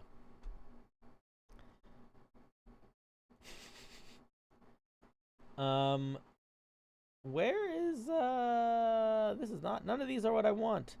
I don't know if I can hear you. Oh, these are some good ones. Okay. Random. Oh, that's too much for me to keep track of. Yeah, this one looks good. Okay, if you want to participate, if you want to Benny Hill, if you want to participate, get ready to go on over to Twitch. Get on over to Twitch for a second, friendos. Anyone on YouTube that wants to participate, get on over to Twitch. Twitch it up and Twitch it out.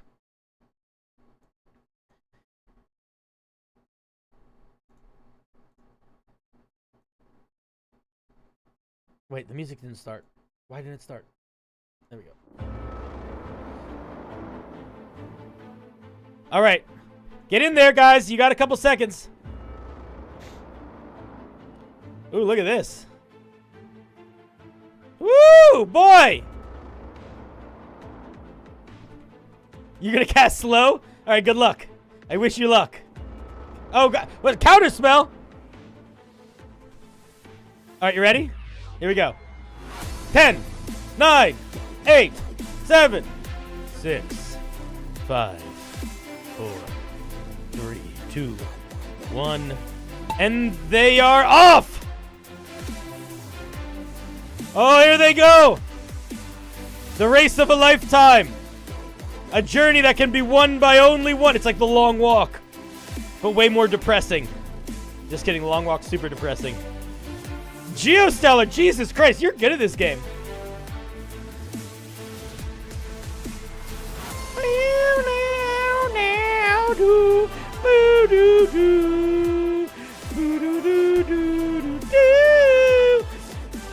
Getting lost in the forest. Getting lost in the forest. Mungo's pushing up front. Mungo like Andy. But Geo's still close behind. They're getting in the loop-de-loops. Crispy's taking a different loop-de-loop. Oh, here comes the funnel. Here comes the funnel. Who's going to make it down the funnel first? Here he goes. There's, oh, the windmill's dangerous. The windmill can fuck people up.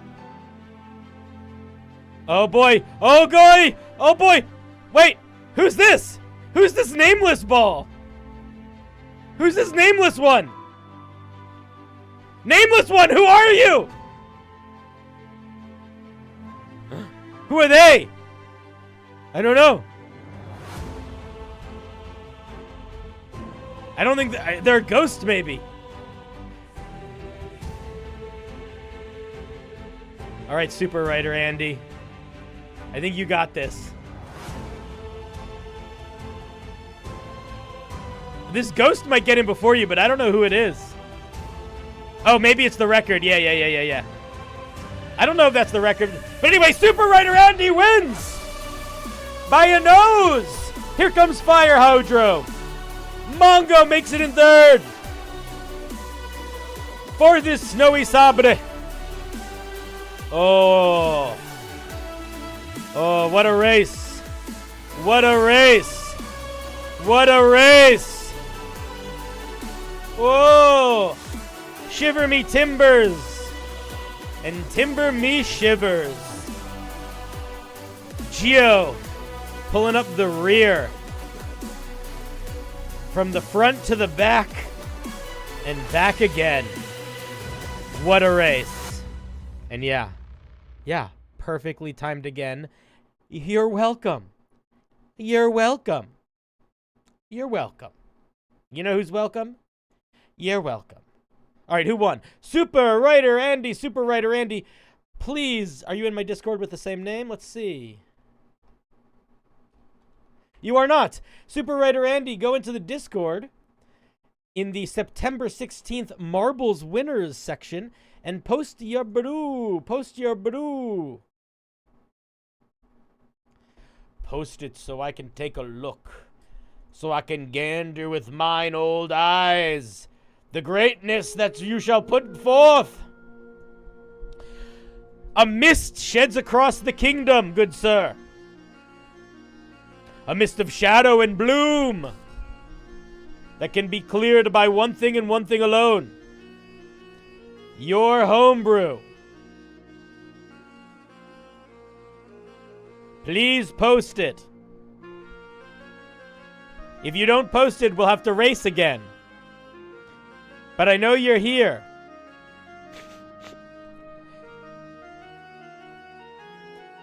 I will hold on one whole sec. I'll hold on 2 secs. Although then it gets a little spicy. Then it gets a little bit blue. A little bit rigamarone. I would say this. If you feel like participating in these races, you might as well get ready to send it in anyway. You can probably just send it in early. Because if it doesn't get looked at, it's not the end of the world. Then it's just there. If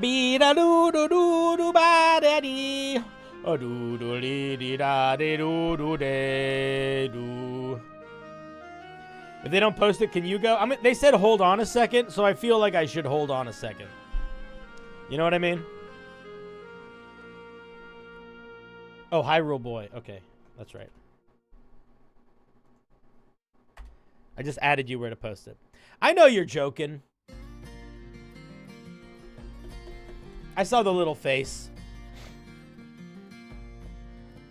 I saw the face. My brother's texting me. Yeah, he's a good interviewer, B. Oh, my video that my YouTube video today did fucking terribly. It was a pretty half-assed video, but it did so bad. I don't know why.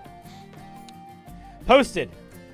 Where did you post it? You didn't post it where I added you. All right, I see where you posted it. Next time, post it where I at you, but that's fine.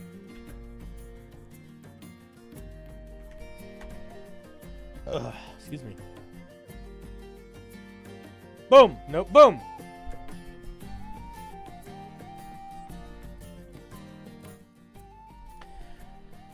This is called Guima's Demonic Minions. There it is.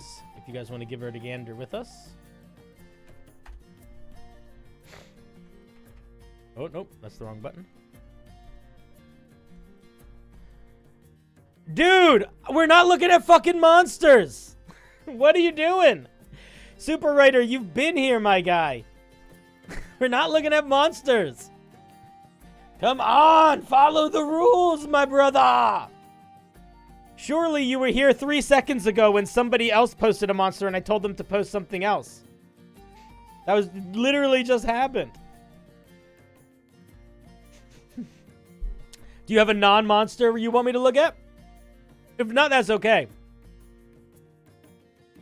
If you don't, we're going to switch to Fire Hydro. We'll look at Fire Hydro's thing. Try to answer me within a reasonable amount of time. Otherwise, I'm going to move on to Fire Hydro.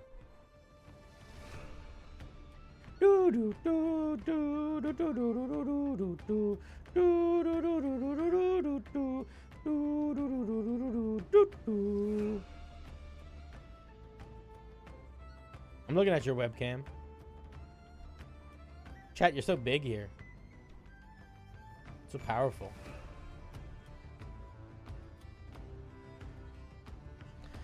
No, dude. I'm not looking at monsters. I'm not looking at minions. I'm not looking at stat blocks. I love you, and I think you're great, but I also really clearly said what we're doing today. So we're not breaking it. I'm doing what I'm doing. There's 3 things we're not looking at. Monsters, subclasses, and classes. All right, you pass. All right, Fire Hydro. Please post your thing in the Discord then. We're going to look at you because Fire Hydro, I believe, got 2nd place. Yeah, Fire Hydro, go post your thing. I'm sorry, Super Writer Andy. We're going to do a monster one another day. And you can post minions and companions to your heart's content. Fire Hydro. No, don't be sorry, dude. You're chilling. Fire Hydro. Send me your homebrew. This time we start. There we go. Thank you, Fire. Next time we do it. Dude, you need to give me access. You need to. I don't have access. You need to give me access. You need to make it publicly viewable. You gotta make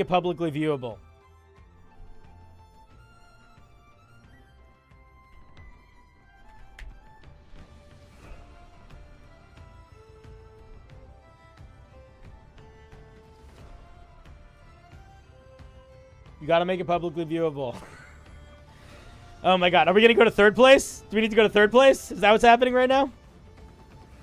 Fire Hydra, you have 18 seconds to make it publicly viewable. Otherwise, we're gonna go to third place. Note, there are channels that you can post in the Discord. Yes, that is true. In the Discord. Thank you. Okay, perfect.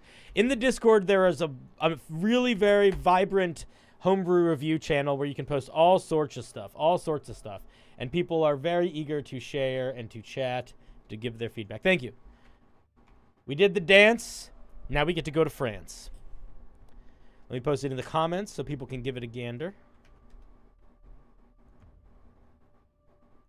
Yeah, so if you're not involved in my Discord, I don't know if you're not a Discord user or you just aren't in my Discord. My Discord has a lot of chaos in it, but one part of my Discord that is really solid is the homebrew review, peer review section. And it's a really genuinely good place to post your homebrew. The main thing I would say is, if you want people to pay attention to what you're writing, a good way to do that is to share your thoughts on other people's homebrew. People usually, it's sort of like, I think a good way to think about it is this. Give someone else's homebrew as much attention as you would like someone to give your homebrew. That's a good headspace. And then also keep in mind that you don't need to listen to anyone's feedback. So if people are saying stuff that you disagree with, it's better not to get into an argument. It's better to just say thanks for the feedback and know in your head that you are not going to do a thing. You're not going to do 35 seconds. All right, then you're might miss 35 seconds of this review, buddy.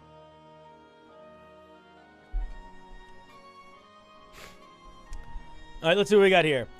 The Great Shield. No, we can wait. We can wait 35 seconds, I guess. We already rated like another 35. We rated 35 seconds for that goddamn viewability. Yeah, it's organized in a way that you can also search it by like magic items, subclasses, classes, monsters, so you can just find shit to use in your game for sure. If you cannot use this Great Shield as a sled, we should let them know. And that's all the feedback I have. Thank you so much, Fire Hydro. Thank you for sharing. I hope that was really useful. Let's give them a round of applause. Thank you, thank you. No, I'm just kidding. We didn't even start yet. I'm just kidding. I felt, fuck, I should have kept that going longer. I felt bad too soon. Fuck. All right, let's see what it is. Great Shield. When the tides of battle roared and the steel sang for blood, there were those who raised their blades, and there were those who raised their shields. The great shield does not ask for glory, nor does it strike for fame. It is a wall, a will and iron, a steadfast oath given shape. Okay, I'm gonna be very blunt with you, my dear sir. I know what the point of this flavor text is. The point of this flavor text is to give an epic. Is to be epic about fucking awesome great shields. That's the point of it. This isn't from a character that we need to get to know, so it's genuinely random that it's a quote. It's a quote because we want it to sound more epic. That's the point. It's too long. It should be this. This is fucking awesome. This is a great opening. Literally cut the rest. Because here's what's happening. You might like some of these other sentences a lot. You might love some of these other sentences, but We're not going to think about it from the conscious brain, because when the only goal is to make somebody feel epic, we're not talking to the conscious brain. We're talking to the lizard brain. And if the lizard brain likes it, then the conscious brain, we can talk about that after. But the first thing we got to do is lizard brain. And lizard brain, this is what this says to the lizard brain. I'm going to read this in lizard brain, okay? And then you'll understand what I mean about why it's too much. It is really epic to take on arms with a shield when others take on arms with a sword. Taking up arms with a shield is really epic. I am going to be really epic. This shield battling is going to be really epic. To wield a shield instead of a sword is going to be really epic. That's what's happening here. So it's just, you're saying the same thing 8 times in a row. So don't do that. It's going to get boring to the lizard brain. And the lizard brain, if the lizard brain thinks it's boring, they're not going to read it. So even if there's some fun things in the writing here, there's not enough. The conscious brain isn't going to get the opportunity to find those things. Lizard, you got to tickle the lizard brain before you can tickle the human brain. All right, let's see what's going on here. This is two-handed heavy. It does as much damage as a greatsword. You have a minus 10 movement speed, no climbing, burrowing, or flying while equipped. I'm going to tell you some thoughts immediately. While unequipped, Great Shield sits on the back and prevents being surprised from behind. Gives a +2 AC while on the back. Small and under creatures can't wield it. Okay, there is a couple things going on here that kind of make this not work. I like the idea, and I think conceptually it's really fun. But I think that you need to change what it's doing mechanically if you want it to work in D&D. Here's why. We don't even need to get to... We'll get to the charge. Well, let's look at the charge first. Activates by moving 10 feet in one direction. So you would say when you move 10 feet in one direction, you can expend a charge. Oh, wait, this is not a charge. You're literally charging. Okay. By moving 10 feet in one direction, you can charge for the rest of your movement. I would also probably say you have to keep going in the same direction. And then when you do, you can add 1d4 bludgeoning damage for each 10 feet traveled this way. 1d4 bludgeoning damage to what? Okay, so you need to completely rework this if you want this to actually be a feature. So you would say something like, when you move more than 10 feet in a direction, if you keep moving in that direction and then make an attack with this shield at the end of that movement, you can add an additional 1d4 damage for each 10 feet that you moved once you started charging. That's the sentence that this needs to be. That being said, I don't think this should have this feature at all. Probably. It is incredibly cheesable because getting minus 10 foot to our movement speed doesn't matter. Because there's so many ways to get so much movement speed very easily. That's the first thing. I think that this is just a messed up feature. I'll tell you what you could do. You could make it where if you move more than 10 feet in a direction and then hit a creature, you can push them back or knock them back. Or maybe they can make a saving throw, and if they fail, they're pushed. Like, you do something like that.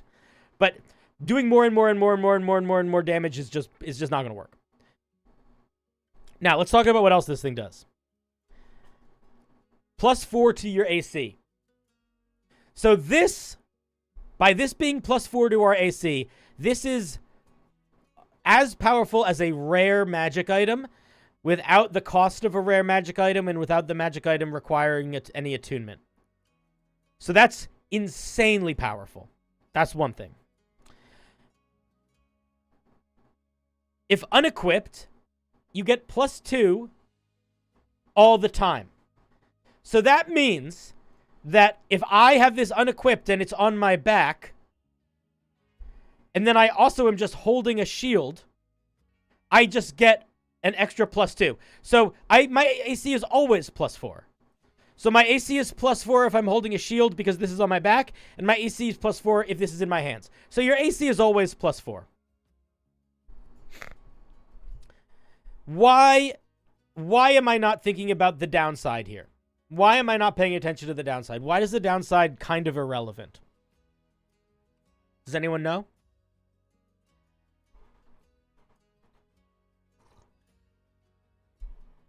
Get 2 of these for +6. Truly, I didn't even think about that. Yeah, you could wield one as a weapon and then have one on your back. You could 100% do that the way it's written.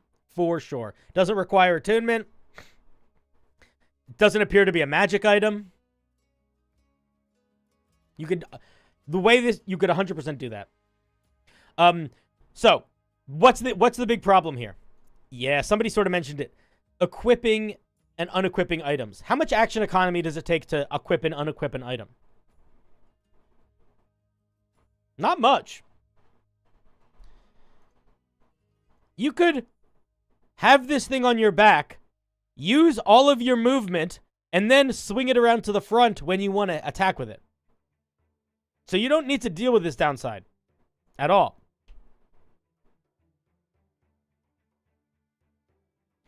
So I think 2 things. I think the main feedback here is you have to ask yourself, what is the point of this item? I see the point of this item as 2 things right now. And I think one of the, and they're not, and I think it needs to focus in. One of the points of this item is to be able to ram stuff. Another point of this item is to make your AC too high. I think you got to drop the part about making your AC too high. Yeah, shields. Barbarians can use shields. Yeah, they can. 100% barbarians can use shields.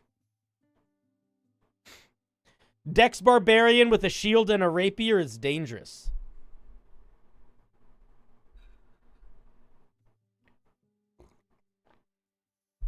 I've seen it. They're shocking tanks. They're better tanks than strength barbarians. So, I think creating a shield that is a giant shield that you can slam guys with is awesome. I think having a shield that also works as a weapon is awesome. I don't think you should inherently have a shockingly high AC all the time because you're wielding it. If anything, I think it should just be a normal shield's AC that gives you a charge, or you could have it have more of like a mode. So for example, you could say this is it's a +2 shield. You deal 2d6 bludgeoning damage with it. It's 2-handed, but it acts as a shield and a greatsword basically at the same time. That's already really strong. That's already essentially a +2 magic item, because because you normally can't get that AC unless you are sacrificing the big weapon, right?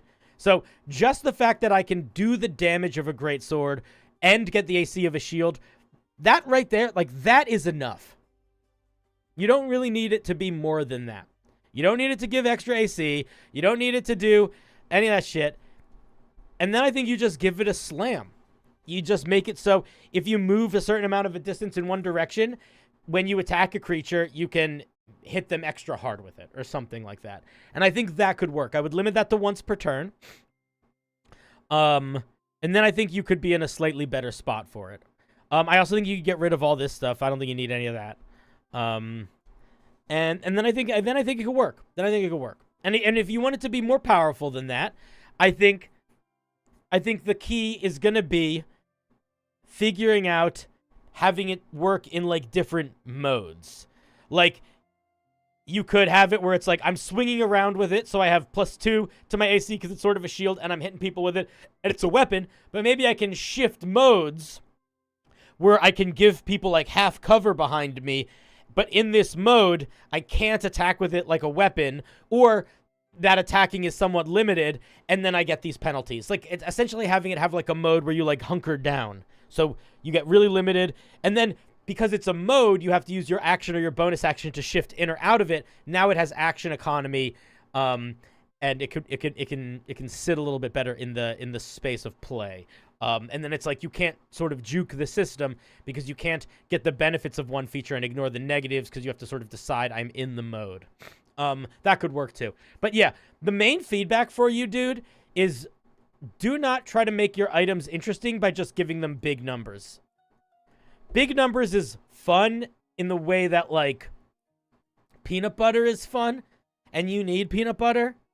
But if all you have is peanut butter, it falls apart. Like, you need a lot of other stuff, and then you need peanut butter with the stuff sometimes. So don't focus too much on making the key feature be big numbers go up. Make the key features be interesting thing that this allows you to do.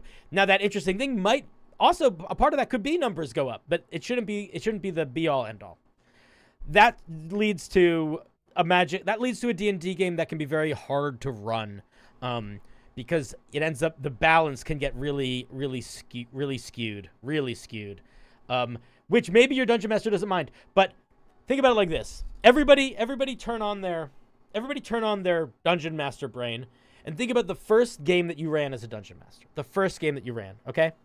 When you are running the first game that you ran, how hard was it to run combat? It's pretty hard to run combat, usually your first game. And when I think back as to why it was so hard to run combat, it was because I didn't rely on the systems of balance that the game created. I decided not to pay attention to them and just give everyone super powerful stuff. But then in order for them to have hard challenges, I had to make the monsters harder, and it turned into everything was very swingy glass cannon and a mess. And the reason for that wasn't because my players were getting features that let them turn into a bird, or features that let them control a shadow, or features that let them hunker down and create cover. It was because I made their AC go up and their attacks go up. Every single thing had some element of that, and it just can throw the balance really out of whack. It's one of those things where it's like, if you go on D&D Beyond and you look up the lowest rated homebrew, the vast majority of it is like a magic sword that makes you do 20 d20 damage, or a magic sword that lets you attack 20 times, or it's stuff like that, where it's like the idea of numbers going up just taken to the extreme. But it's a pretty good, I think, it's a pretty good reflection of the issue with numbers going up. It's just showing it more obviously because it is taken to the extreme. But it's the same sort of thing where it's like, and by the way, this is not a bad thing, but like, if you make a magic item where the only thing it does is it's a sword that deals like 1d6 fire damage, you don't really need anybody to review that. Because the only thing to ask yourself is the amount of damage I'm making this thing get too much?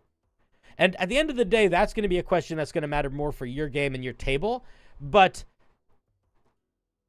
you can always tweak that by just literally making the damage go up or down. It's the easiest thing to tweak.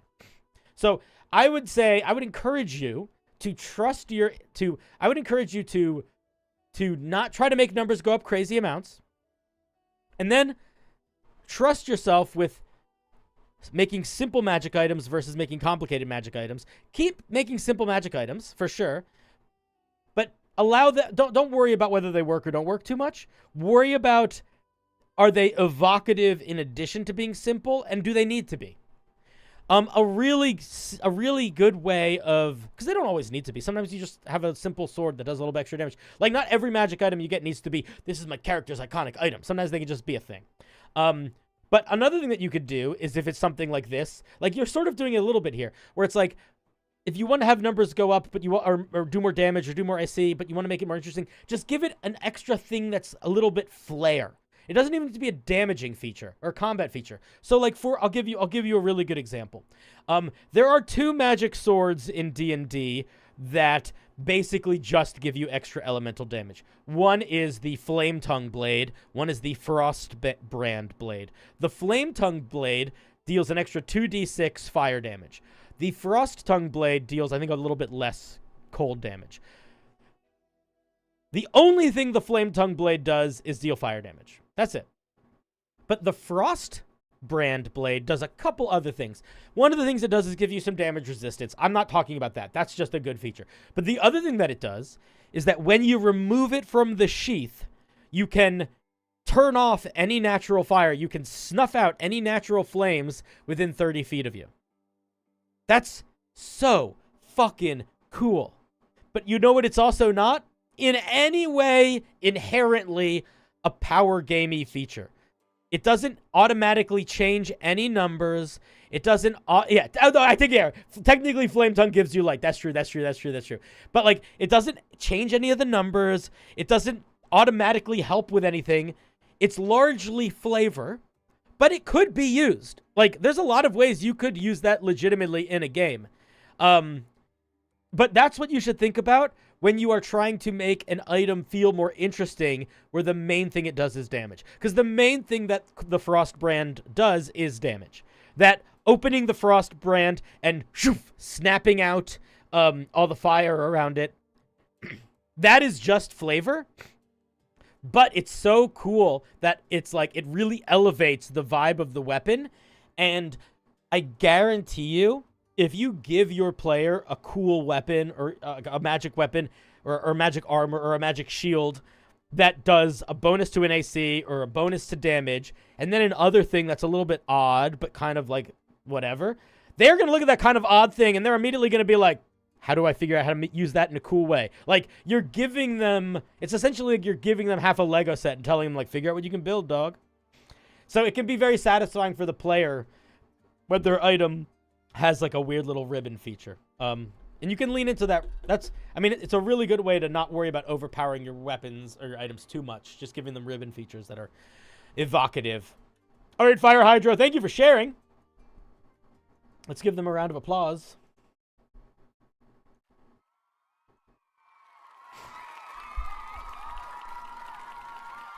Thank you, thank you, thank you.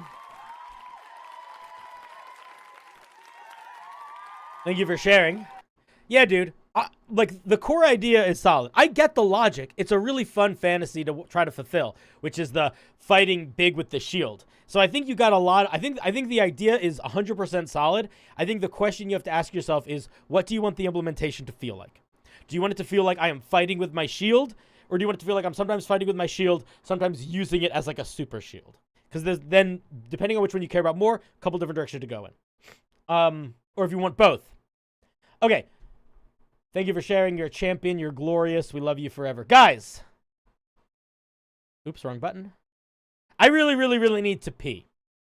So we are going to go for a moment. I'm going to go pee. And then we're going to come back. We have another commissioned piece to look at tonight. So we're going to look at that. And then we are going to do some more marbles. Sound good? All right, I'm going to go pee. Be right back. What kind of music do you guys want while I'm peeing? Something weird? Let's see if I can find something. No, you're not getting Lofi. Lofi? I mean, that's pretty great that I just called it Lofi. That's fun, right? Maybe you will. Here, let's just see. I'm going to click something. I'm going to find one of my playlists. So I have a new podcast coming out called for Unbalanced Encounters. And we're going to do a live listen along October 28th. And I made a playlist for my character. Here's the playlist. Adam, I have to go pee, but I'll be right back. Hooray! Here's part of the playlist for my character. BRB.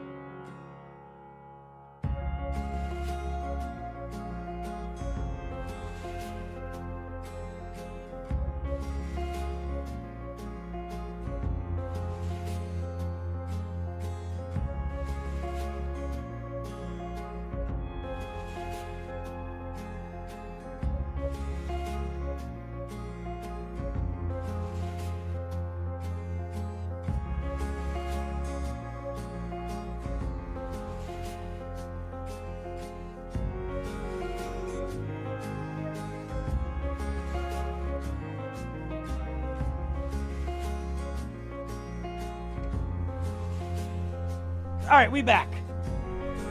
We back.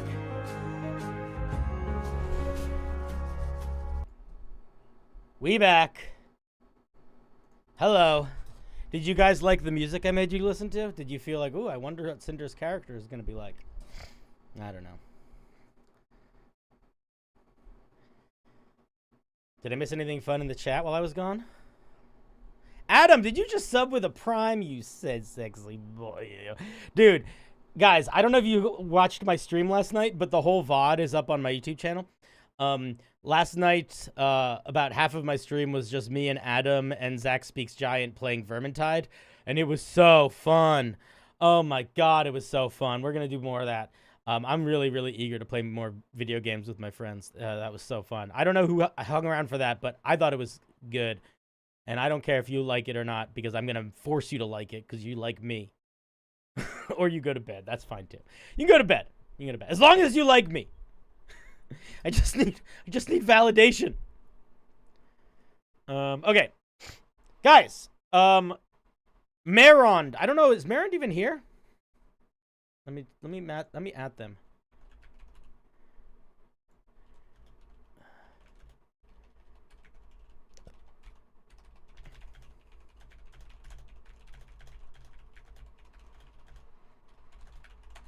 Let me just at them. See if they want to join us for the call. All right, let's put back Fantasy Tunes.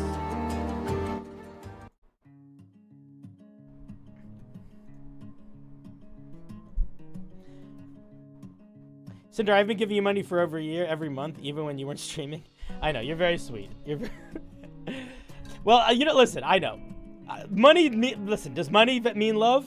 I think in this space sometimes it does. It's weird. I'll tell you a secret about 95% of content creators, myself included. We are deeply desperate for attention and like validation. Deeply. Question regarding commissioned readings of Homebrew. Is there a size content limit? Yeah.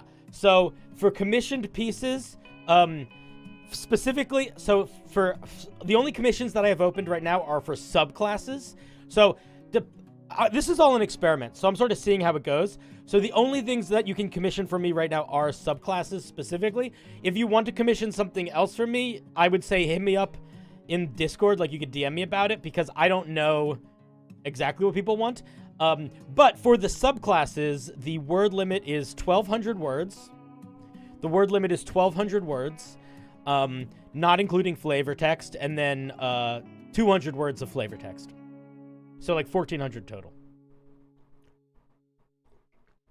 And to give you a sense of length, both of the pieces the piece that we just looked at and the piece we're about to look at are like under 1,000.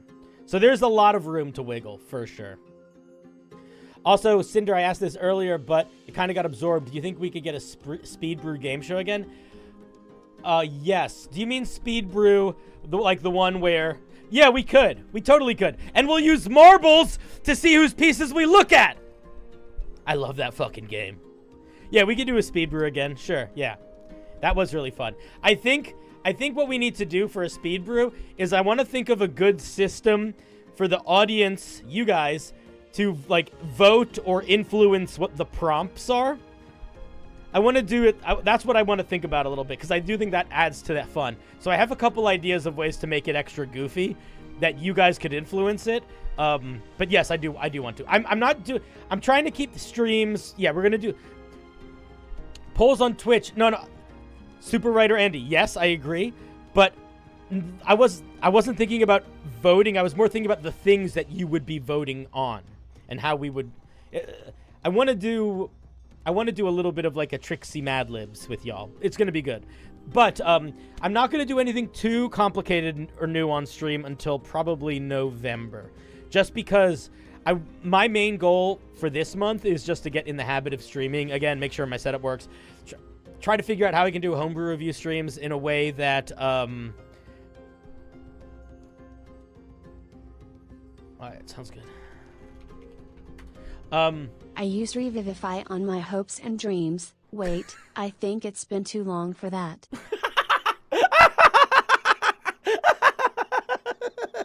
Let's do Goosh Boy 1. Thank you very much for the 10. That was very funny. I lost my train of thought. I don't remember what I was saying, so I'm just gonna move on from whatever thought that was. Gores and Samora says, can we use marbles to get some general advice on brewing a feature for a subclass but not a full subclass review? Yeah, sure. Yeah, sure. If you want to play marbles and your main thing is I have a specific question about a specific feature or something, I think that's fine. Totally fine. Yeah. The main goal for the marbles thing is I want to be able to review the homebrew. I want to be able to read it reasonably quickly and address it, give some good feedback, but then move on to the other. I don't want to spend hours on one. I want to be able to do more. And you know me, I can tangents like this one. Yeah, the wheel's super boring. This is way better. Okay, Mar is not going to join us, so we are just going to give feedback together, which is fine. So chat, you got to turn on your thinking brains because it's going to be you and me talking this time, not me and creator, which means that now we're doing a group activity because I need your help. I don't know what I'm talking about. No, I'm just kidding. I'm pretty smart. No, I'm not. I'm medium smart. Anyway, here's the thing. So the last piece that we looked at was an artificer that built a elemental blade where the blade could rapidly switch into different modes. And it was all about different elemental stuff, using elemental stuff to protect you and to empower your magical blade. Sort of Jedi, but not exactly. This is coming at it from a different. This one is coming at it from a different but similar angle. This is an artificer that makes a magical blade, but the magical blade only does radiant damage. So they're not trying to do super elemental stuff. It's more like I want to make a Jedi. This is very much the I want to be a Jedi subclass. That's the way that I read it anyway. We're going to go through the features. I'm going to talk about what I think about them. But chat, this is one of those moments where it's like, if you got some thoughts, share them. In fact, I want to double check something before I start. Let me see if I did this right.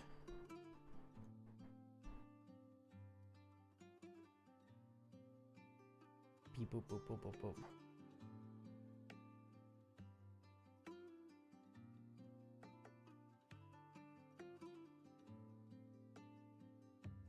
Okay, I think I did this right.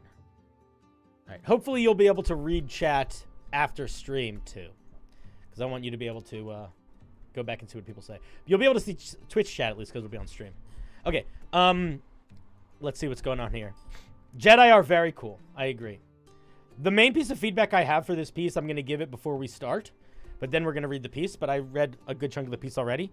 The main piece of feedback I have is this shouldn't be an artificer. This should be a monk.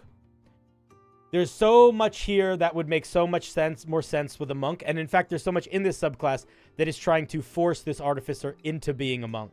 Whether you intentionally or unintentionally pulled a lot of the monk, both gameplay loop and mechanics into this, I don't know, but you should just make this a monk, and I think it would work a lot better. But you might not want it to be a monk, so we're gonna give it a proper review. But that was my thoughts when I read it initially. The Artificer Specialist, the Weave Blade. Weave Blade artificers have honed their connection to the weave so fluently that they have learned to manipulate objects, delve into the minds of creatures around them, and have locked the knowledge to build a blade of pure energy as their primal tool. For good or ill, the Weave Blade artificer's power and ability should never be underestimated. So here's the first part where I feel like this should be a monk subclass.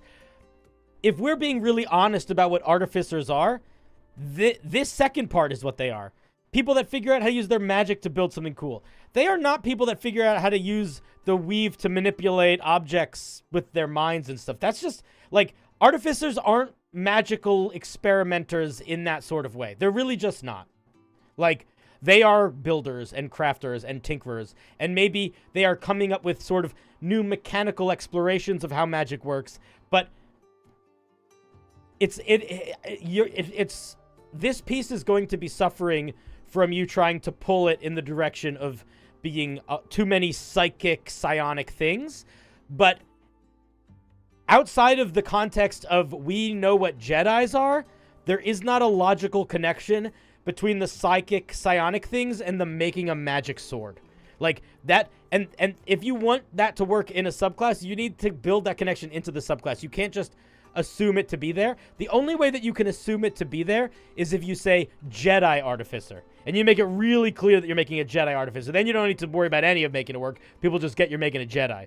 In the same way that if I was making a Pikachu, if I called it a Pikachu, no one would give a shit because like it's Pikachu. But if I said, no, let me do a better example. I always use Pikachu. If I wanted to make a Superman-themed subclass, okay? And I called it the Sun Warrior or something. The battle. No, not. I'd have to even go farther than that. I'd have to be like, I'd call it like the Heat Warrior or something. And I made him super strong, shoot lasers out of his eyes, fly, but also get cold breath and maybe a time travel thing depending on how fast he's going. Also super speed.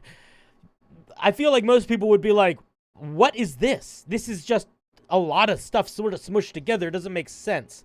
But if I said I was making a Superman subclass, everyone would be like, oh, fuck, it's awesome, it's Superman.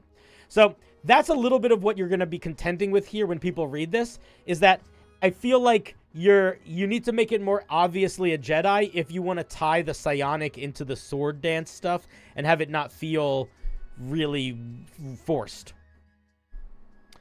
Let's look at the spell list. We get Charm Person, Thunderwave, Hold Person, Suggestion, Beacon of Hope, Sending, Confusion, Dominate Beast, Hold Monster, Telekinesis. If your goal is Jedi, this is a fantastic spell list. But I'm going to repeat what I said earlier. This spell list feels like it belongs to some sort of illusion mind meldy guy, not a sword-wielding ninja guy. Because that fantasy is not inherent. It's just, it needs to be tied in more, you know? Bonus proficiencies. Now is where we start getting into the features, and immediately I see reasons for this not to be an artificer.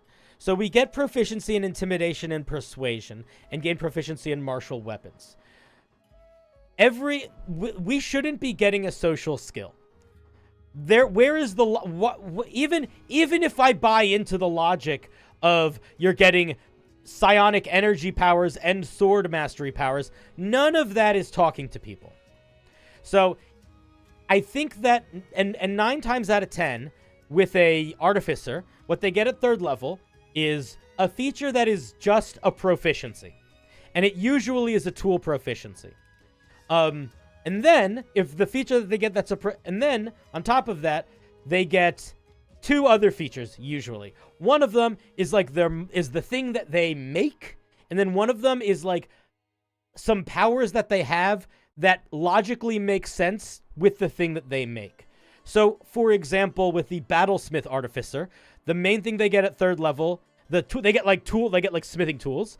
Then they get the ability to build their robot dog. That's the main thing. And then they get the ability to use their intelligence modifier for fighting with weapons and stuff. Magic weapons and stuff. There's the logic there. And that's sort of how all of them work. We are off to a little bit of a hiccupy start right here because we're already being divergent from that. So that's just something to keep in mind. The other thing to keep in mind is that not always, but I'm pretty sure 99% of the time, if you think about an artificer like a movie, they have an A plot and a B plot. The A plot is the thing they make. The B plot is the skills they get that logically tie to the thing they make. So the thing they make is where you want the real power to be, and the other part is like more ribbon feature type stuff. At 3rd level, we get Weave Hand. This is essentially giving you the Mage Hand cantrip, and with a couple tweaks. 1, it's invisible. 2, if you already know the Mage Hand cantrip, it makes the range extended by another 30 feet to 60 feet. That doesn't really work on artificers specifically, because artificers uniquely can change the cantrips they have prepared daily at dawn. So what this basically says is they can always, you know what I mean? So it's not like a sacrifice. Like they can just switch it on and off. So that's a little weird to have a feature that is different if you have a cantrip or don't here, because that's not asking anything of the, it's like you might as well just make it the range you want it to be, because they can switch to have that cantrip whenever they want anyway. You know? Having an invisible ranged mage hand is something that another subclass gets as well, and that is the Arcane Trickster. The way it works with the Arcane Trickster is they get the magical hand. It doesn't have as much of, I don't think it has as much of a range. I don't think it has 60-foot range, but it's invisible. But the extra special thing it can do is it can pick locks and lock and sneak and like pickpocket people and stuff. It can basically do sleight of hand checks, which is a lot of fun. This is sort of similar in that you get the invisible mage hand, but instead of you being able to pick things and things, you get to knock people, which is, this is trying to emulate the force shove, basically. The problem here, I think, is that when we get to the other things we're getting at 3rd level, this is too strong based on how much we're getting at 3rd level. Because what this is essentially saying is, I have a bonus action shove that uses my spellcasting modifier, and it has a 30-foot range. That's very strong. Like, the only other way to get something like that, which does exist in the game, by the way, is the telekinesis feat. And you need a whole feat to get that. Now, it is okay to make a subclass feature similar to a feat. That's fine. But you got to think about that from the power perspective. Because we are already getting 1, 2, 3 features at 3rd level, which is already, or 4 features at 3rd level. We're already getting 1 whole extra feature more than an artificer normally gets at 3rd level. So the fact that it's this strong is a little bit of an issue. I think that realistically, this should probably just be the spell Mage Hand. Then we also get Weave Blade. At 3rd level, you learn to attune a ritual to transform a one-handed melee weapon into your Weave Blade. You do this ritual, blah, blah, blah, it becomes your special weapon. It basically becomes a mini Sunblade. It has the finesse and light property, which is very strong. I think, do you limit it to one-handed weapons? You should if you don't. You do. Okay, good. So it becomes like a little Sunblade. It deals radiant damage. But it also is sort of a packed weapon. You use your intelligence modifier for it. And then in addition to that, the blade's damage die scales over time. This is another place where I feel like it is really obvious that this should be a monk. Because you could really, really easily make it so as a monk you get a special monk weapon.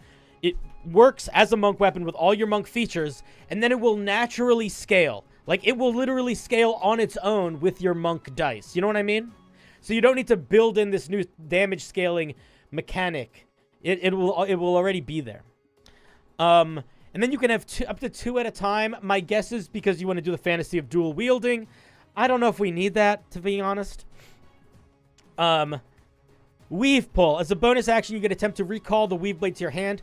Now, you have this mechanic in the game a lot. We're going to see it multiple times throughout. This Arcana check where it's a DC minus your proficiency bonus. I don't think that that system makes sense. I'm not sure why you're using it, and I can't decide if there's intention behind it, but every single time you do this, you should be doing... This mechanic doesn't really make sense to me. I don't think it makes sense to me. So anyway, what does this do? You have to make an Arcana check. If you succeed, you can bring the Weave Blade back to your hand. This is a little bit overcomplicated in the way it's worded.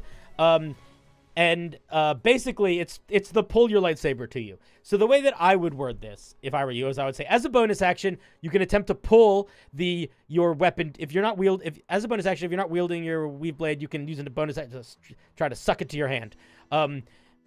If another creature is holding it, then I would make it be a contested check. Your intelligence versus their strength. That's what I would do. But otherwise, I would just make it come back to your hand. Bonus action, pull it to your hand. That's fine. The bound weapon for the Eldritch Knight just summons into their hand magically, and that's a bonus action. It's fine. So basically, we get a sort of fun light saber type weapon that we can pull to our hand, and then it also has this feature. Where, again, you're using this Arcana thing here. Don't do that. Just make it a thing that you do. If a creature makes a weapon ranged attack against you, use your reaction. As a reaction, you can attempt to deflect it. And this is just deflect missiles. This is another reason why I feel like this should be a monk. This is 100% a monk feature. This is just the monk feature, deflect missiles. And then we get to another feature, which is, again, just the monk feature, unarmored defense. So we're in this weird position where we're done looking at 3rd level, and half the things we're getting, monks just get by being a monk.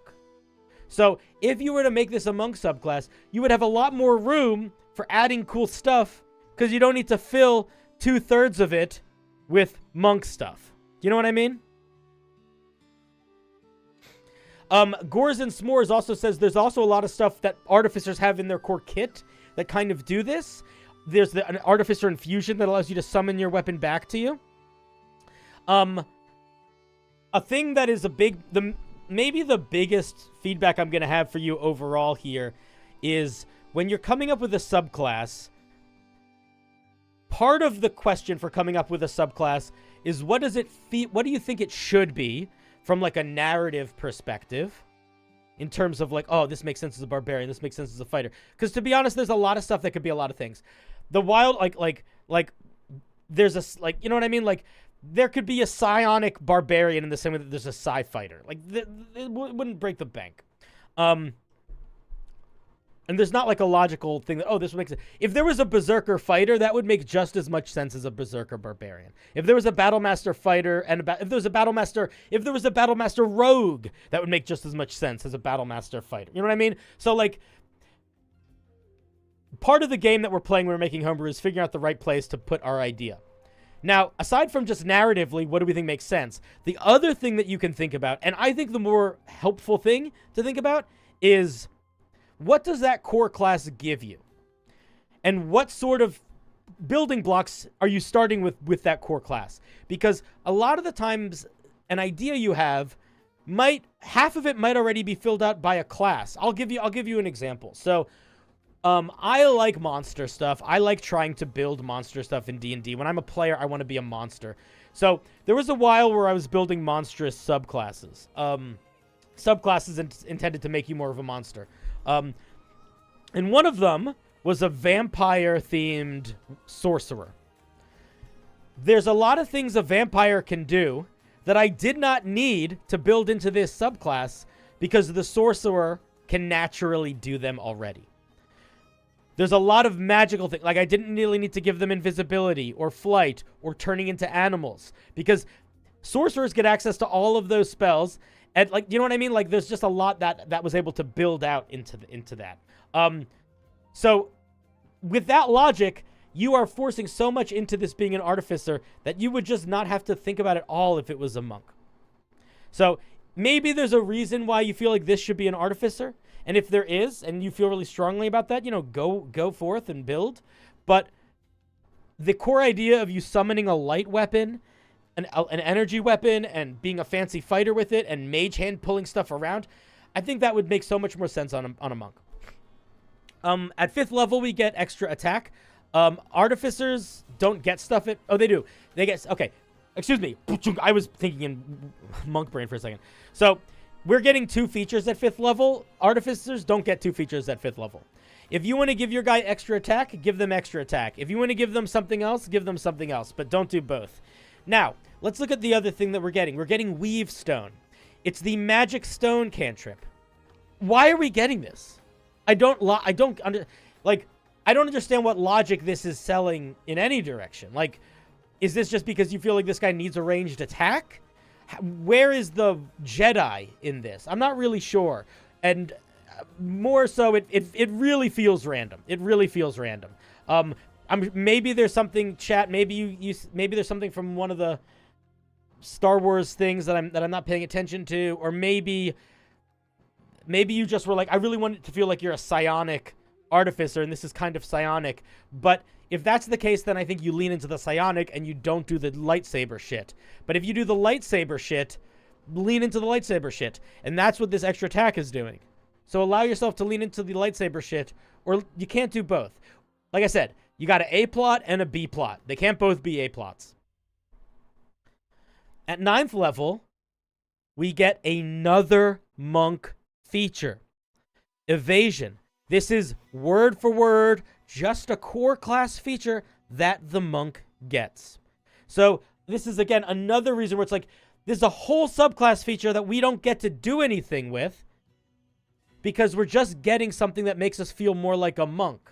And I still don't understand why we're trying to make it feel like a monk. I am going to read the creator note after this because Mare isn't here, but I want to give my honest feelings about it before I read what their thoughts are, and then we can think it, maybe we'll have like Rose, maybe we'll see it from a new perspective. But again, it's like I don't know why we're trying so hard to make this artificer into a monk. In Star Wars, it's common trope to force throw things, at which point catapult is a better spell. Oh, okay. Oh, that's true, but don't they have? Yeah, but just put catapult on this list. That's true.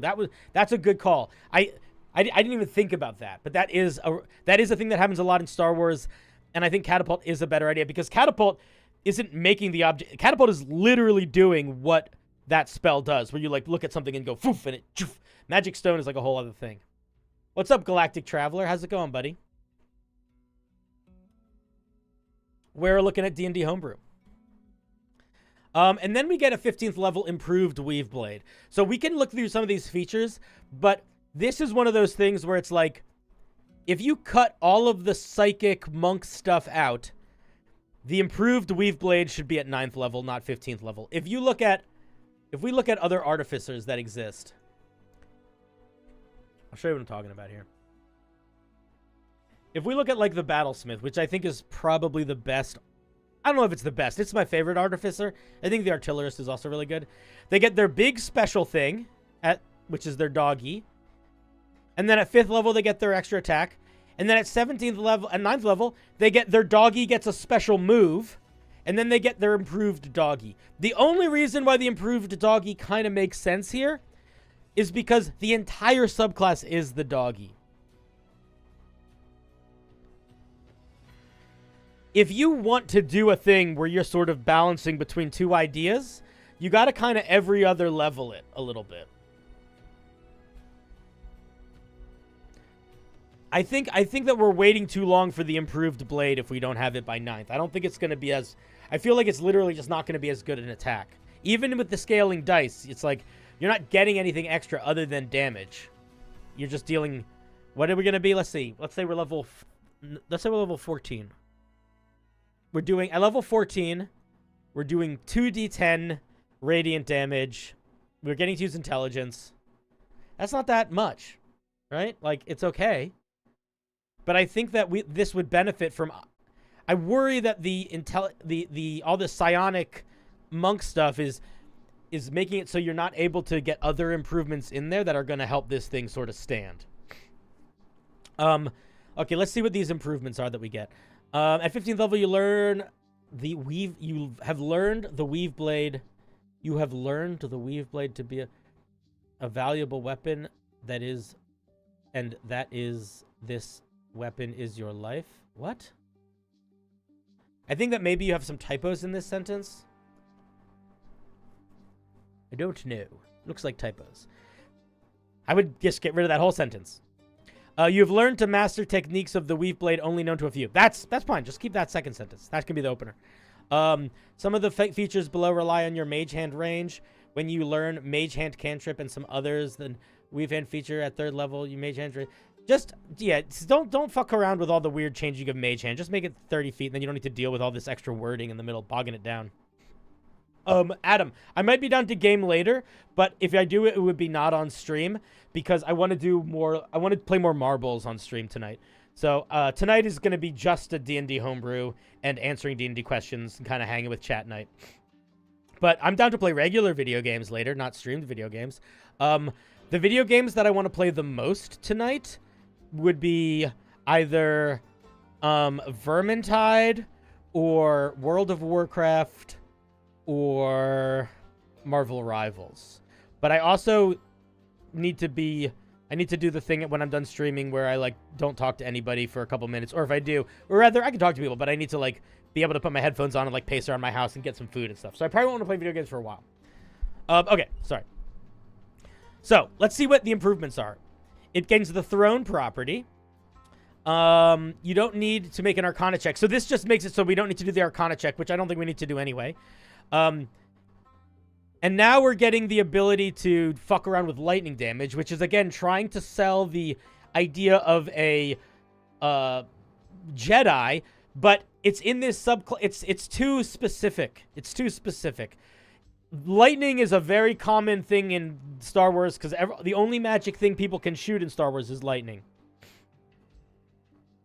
So I don't know if I would make a capstone feature that is tied to lightning specifically because that feels so niche when there's really nothing about lightning anywhere else in the subclass. It feels too niche. It feels like if you are trying to be true to the source material, then you are sacrificing the quality of the brew for close to the source material at this point.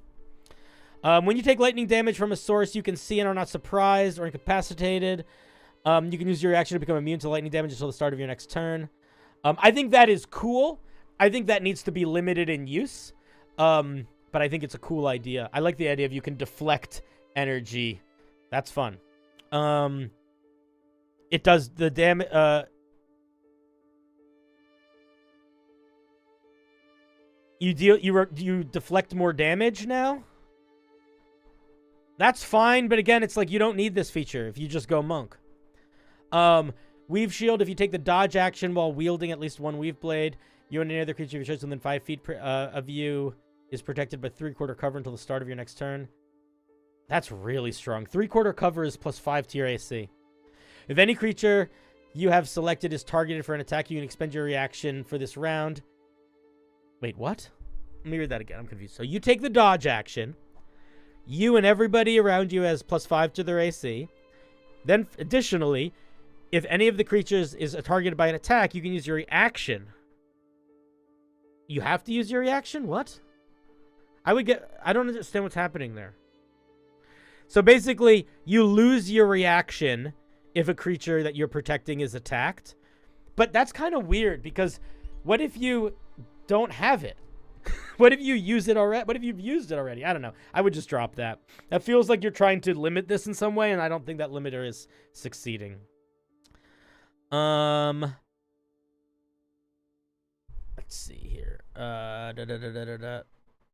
If any creature you selected to benefit from this moves more than 5 feet away from you, they lose this benefit. You can just say, while creatures of your choice remain within 5 feet of you, they get 3/4 cover. That's the way you write that, so it's all just smooth. You don't have to have that whole extra sentence. How long does it last? Just a round? This just feels like a feature. I mean, to be honest, this is just a feature that the Psi Knight has. Now I'm like, maybe you should just check out the Psi Knight if you want to do this. So here's my main feedback. My main feedback is this should be a monk. This shouldn't be an artificer. And separately from it should be an artificer. You should check out the monk's core class to see what it gets. And you should check out the Psi Knight and the Soul Blade. The Psi Knight is the psionic fighter. The Soul Blade is the psionic rogue. They do a lot of what this does also. And I think that you got to be careful that you're not actually just rebuilding one of them or copying too many features from them. Like this, everyone around you gets 3/4 cover. That is something that the Psi Knight gets for sure. But yeah, that's my main thought is that I think that you are basically doing, this is like you've decided to play Diablo and you're doing hardcore mode, nightmare style, before you've played first by deciding to make this an artificer subclass. Geostellar says a Psi Knight monk multi-class with a Sunblade would be a simpler way of doing this subclass. It might be. Well, whether or not it would be, I think a very important takeaway from here is if somebody wanted to play something that felt like this, and they multi-classed Psi Knight and Monk, is there anything that they wouldn't get that you do get from this? I think the only thing is the magic sword. So that is worth thinking about. You don't want to be in a situation where your subclass doesn't have anything sort of like wholly unique that it's doing. you might be pulling together a bunch of stuff in a way that is totally new. But even then, you want your subclass to have at least something that nothing else in the game gets to do. Let's take a look at the creator note. The Weave Blade Artificer is inspired by a particular archetype made famously by modern-day cinema. Known skills of this archetype include exceptional jumping speed, the ability to control objects, creatures with their mind. Yeah, this is Jedi, dude. Why aren't you saying Jedi? Why are you dancing around the word Jedi? I'm so confused by that. These skills can be recreated using several Artificer spells that are not included in the Weave Blade. Bop, bop, bop, bop, bop. Yep, that's very true. That's very true. There's a lot of Jedi-y things you could do that aren't on this list. But there's also, but I don't think it should be an artificer. I don't know. Even if they were trying to avoid copyright, there's some you could find language that was more being on the nose. Like it feels like they're trying to, I don't know. Maybe that's why. You're right. You might be right. You might be right. It could totally be a trying to avoid copyright stuff thing. But regardless, I think this is a monk subclass. I think you build this. I think you take the features that you like the most from this and you put them in a monk subclass. You make the Weave Blade a monk weapon. You give them some psionic powers. You make them all wisdom based because they're already using wisdom for their key. And let's be honest, are Jedi intelligence or are they wisdom? They're wisdom. And honestly, a lot of these you could just whole cloth and just pull into the monk and it would probably work. But yeah, if you want this to stay an artificer, I think the thing to do is to try to make it a Jedi less and try to give it its own identity more and stop taking features from the monk and other psionic classes and start giving it a couple more whole cloth unique features that really help uplift like its specific fiction. That's what I would say. That's my main feedback. Chat, any final thoughts? Hello, quick question. What's your favorite kind of story? I don't know. It depends on the medium. I don't have a favorite kind of story. I'm not sure. I have things I watch more than others. I have things I'm more patient with than others, but I don't have a favorite.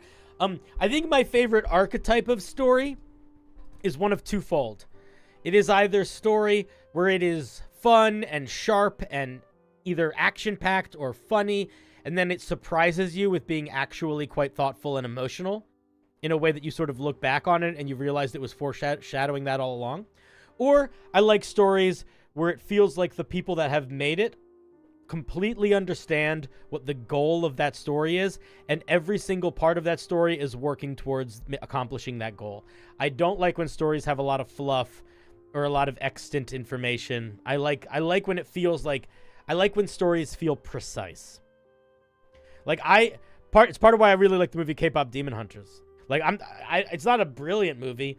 It's good, but what makes it kind of an excellent movie to me is it is razor focused on what it's trying to be, and it does that and accomplishes that very well, and that makes me very satisfied. All right, let us give a round of applause for our dear Mare. Thank you very much for sharing, Mare. Very fun idea. If you do want to keep this as an artificer, I think there is space to play around with maybe being a psionic artificer. But again, I think you got to keep in mind that with artificers, a lot of it is coming from their inventions, their creations. And if you're like, I don't want it to come from their creations, then I think you got to think about, well, then what is unique about this psionic artificer? Or make it a monk where there's less of a hard and fast rule about, like, they're a builder. You know? Anyway, thank you very much for sharing. Let's give them a round of applause. Oops. Where's my button? Where's my button? Here it is. Thank you for sharing.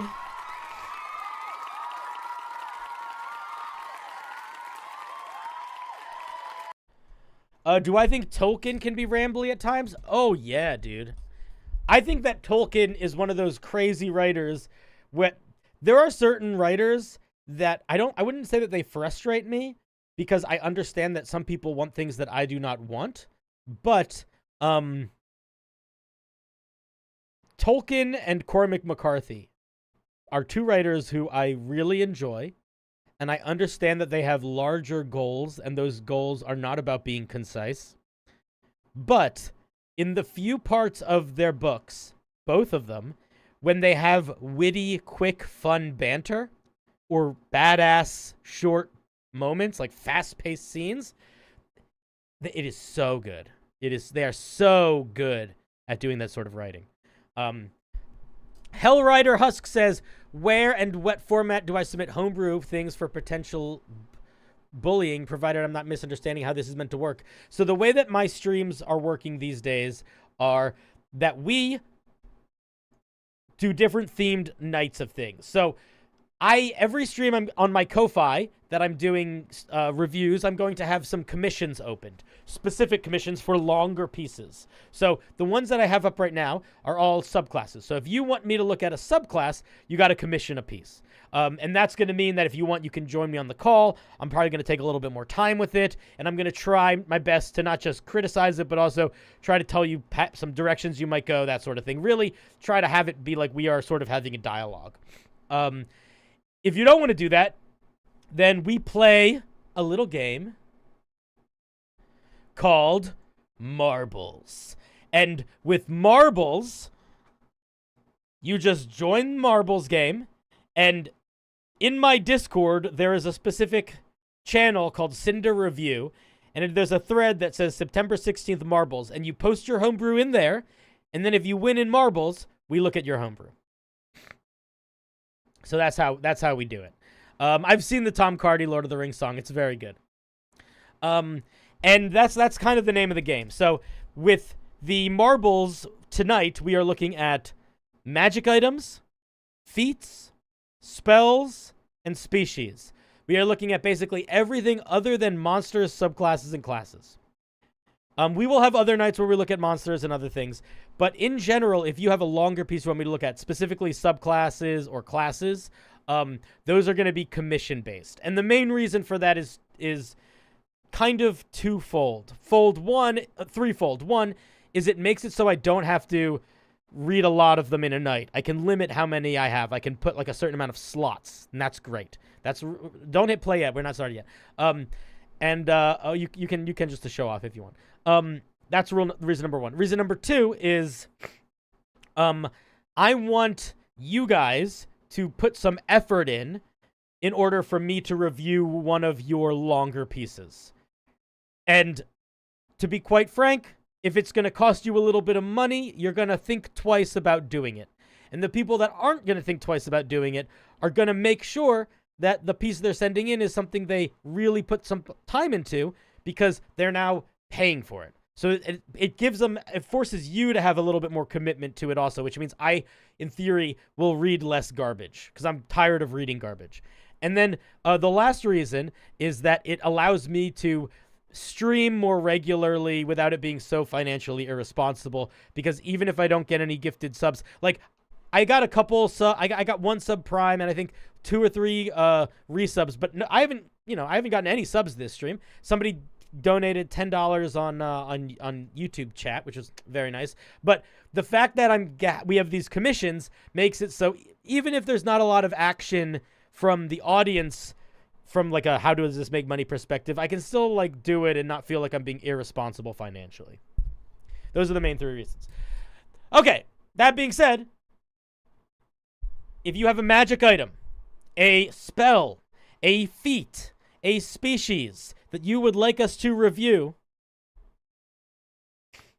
yeah, exactly, GS$, that you would like us to review, which, by the way, is going to be, it'll end up being like $10 an hour or a little bit less. So it's not a crazy amount of money, but it's enough that I feel like, okay, I'm having fun doing this. I like doing this with my community. This is legit something I want to do because I like bonding with you guys over it. I'm a person that makes very little money as a YouTuber, and I'm always nervous about how I spend my time. This just makes it more reasonable. All right, enough fucking ranting about that shit. Don't forget these 100 bits. I will not. $1. I will not forget those 100 bits or that $1. Snowy, you're a champion. All right, so now we're going to pick a map.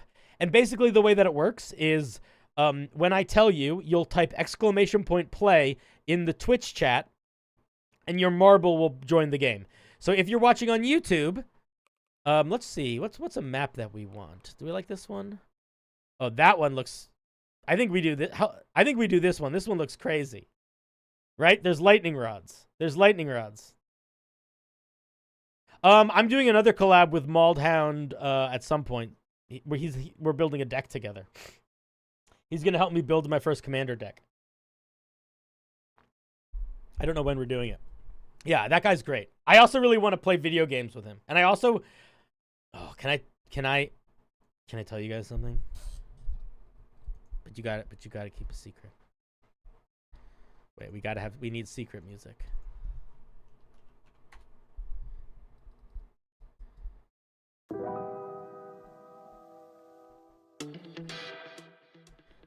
All right. When I get back from Australia,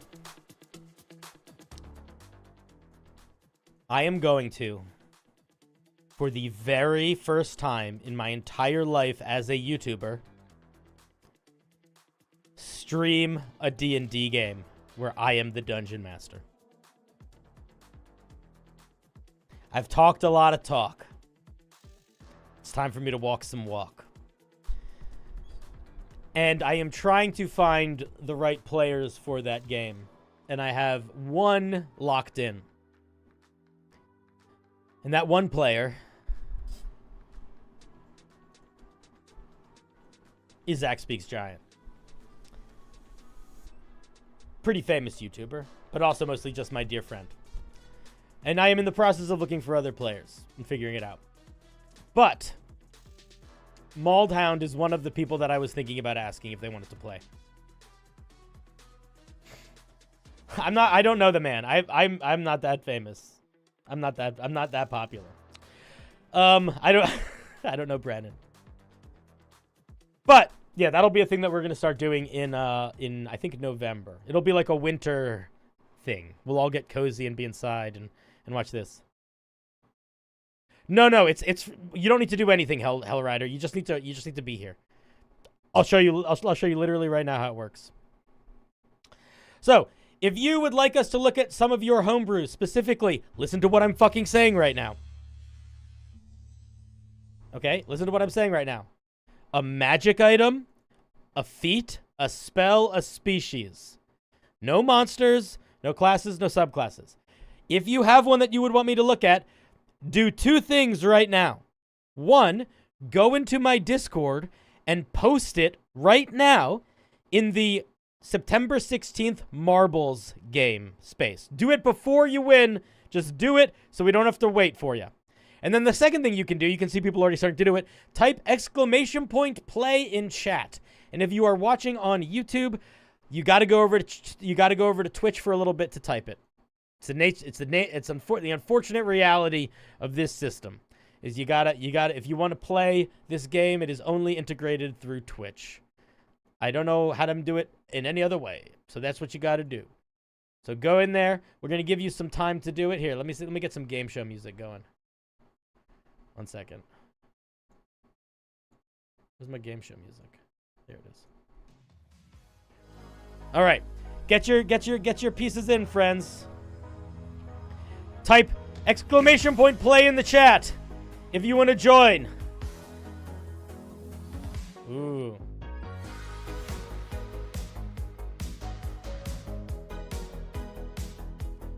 Ooh.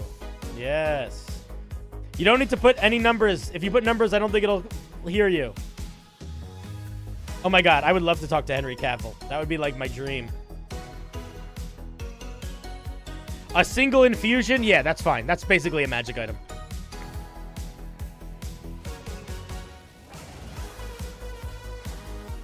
How does this work? Oh, there it is. Oh my god, this is a... Whoa, what is that? Alright, we'll figure that out in a bit. I think we're ready. I think everybody's ready, right? I don't think there's anybody else we're waiting for. No?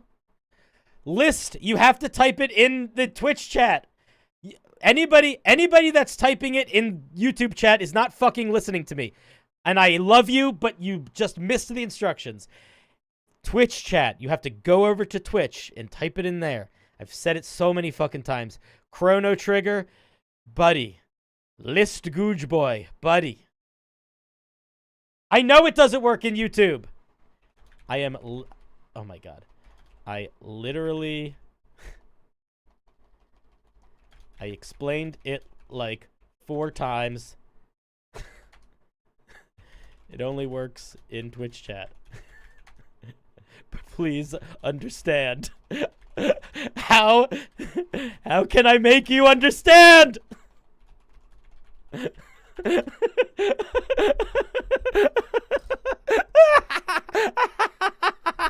It's fine. It's just like, Jesus Christ. People always ask me. People always say, like, hey, people always make these suggestions for, like, different systems to integrate into how I run my stream. And they're like, it's easy. Just, like, use this instruction, this instruction, this instruction, this instruction. It's like, brother bear. People do not know how to follow instructions. And it's not even something you get mad about them. You can't get mad about it. It's just the nature of humans. They're just not good at following instructions. It just is what it is. It doesn't matter. It's fine. Anyway, friends. Are we ready? Are we sweaty? On your marks. Get set. I'm clicking go. Here we go. Oh boy. Oh boy, I'm nervous. I hope you're nervous too. I've never been so nervous. Oh, here we go, boys. What's happening? Where do you go? This race is for if you want me to review a magic item, a feat, a species, that sort of thing. And if you win and you don't have something, that's fine too. Don't worry about it. We'll do the second place winner. Oh my god, Quispy! Dude, Quispy, how are you? You had like a rocket boost.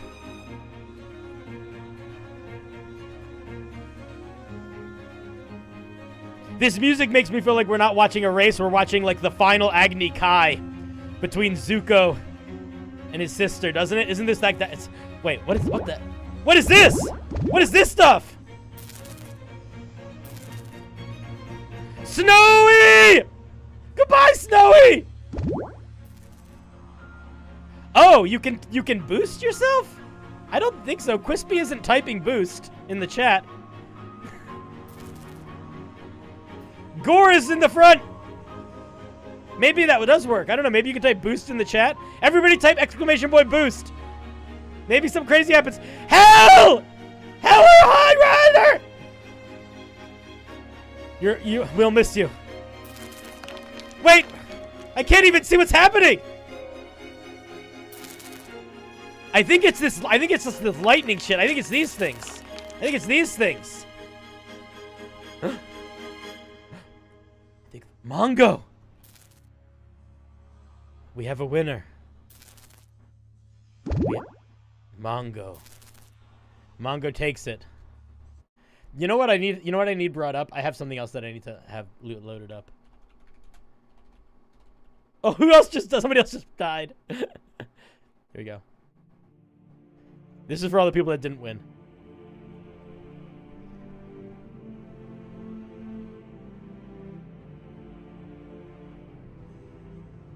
The racers that are... This one is for you, Lef!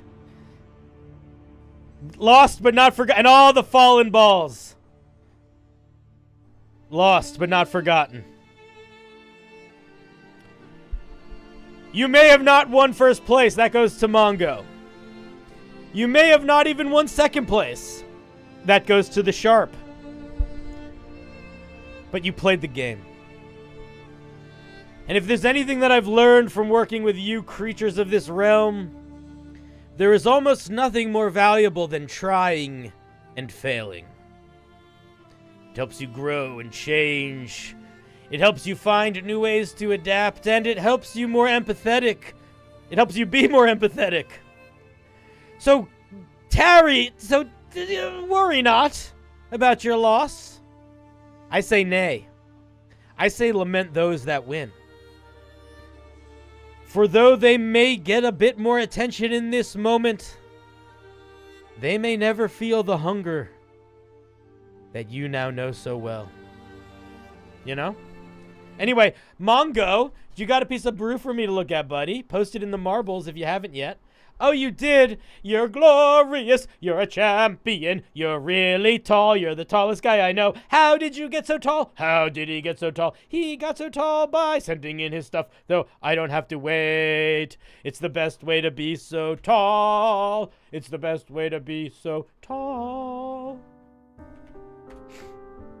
What do you got for us today? Vasa's Blade. Classic blade of Vasa. Vasa, I hardly know sa. If anyone asks, I decided that there's an ongoing joke I'm going to do for the rest of my life.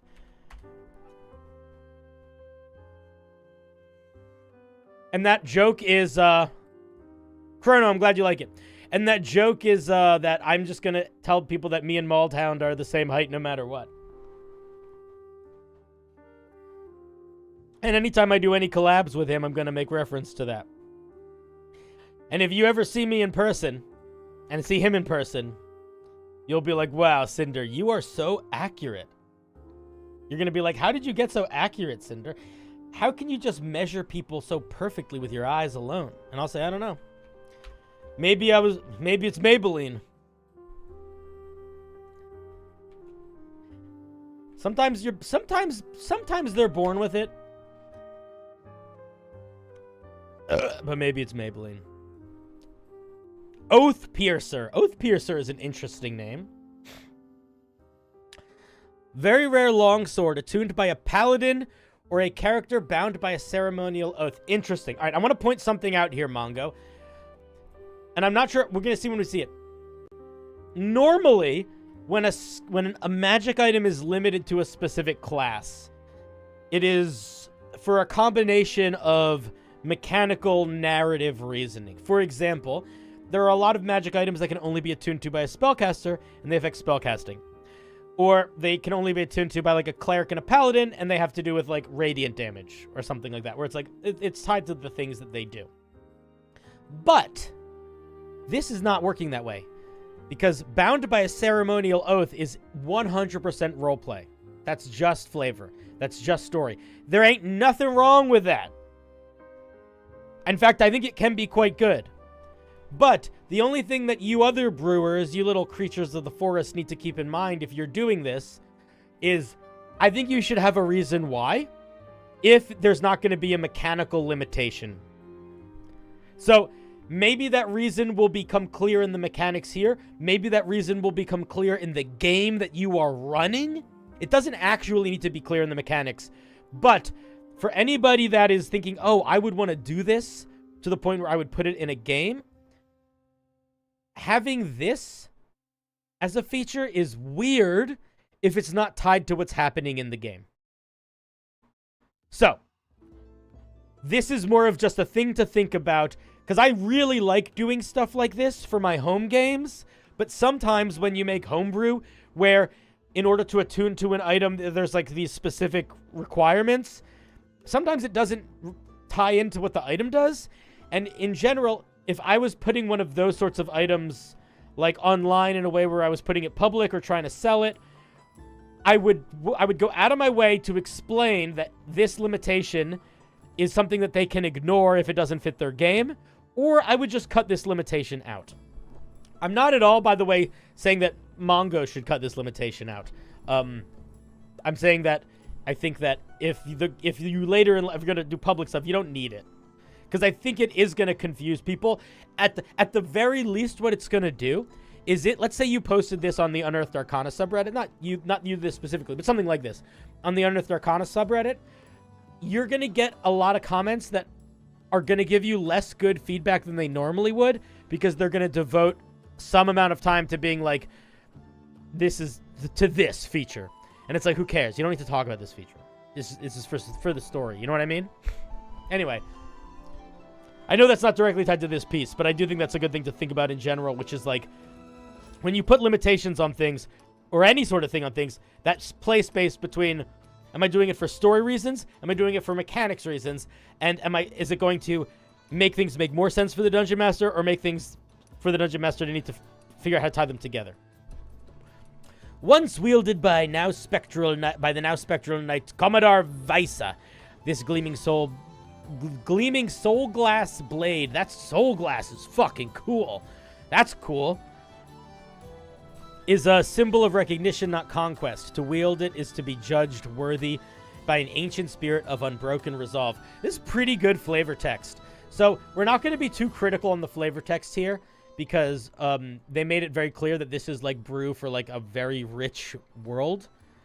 And normally I don't love so much named shit in flavor text because what I see flavor text as is like a thing to inspire people to put it in their game, and I don't want to tell them what happened in the past.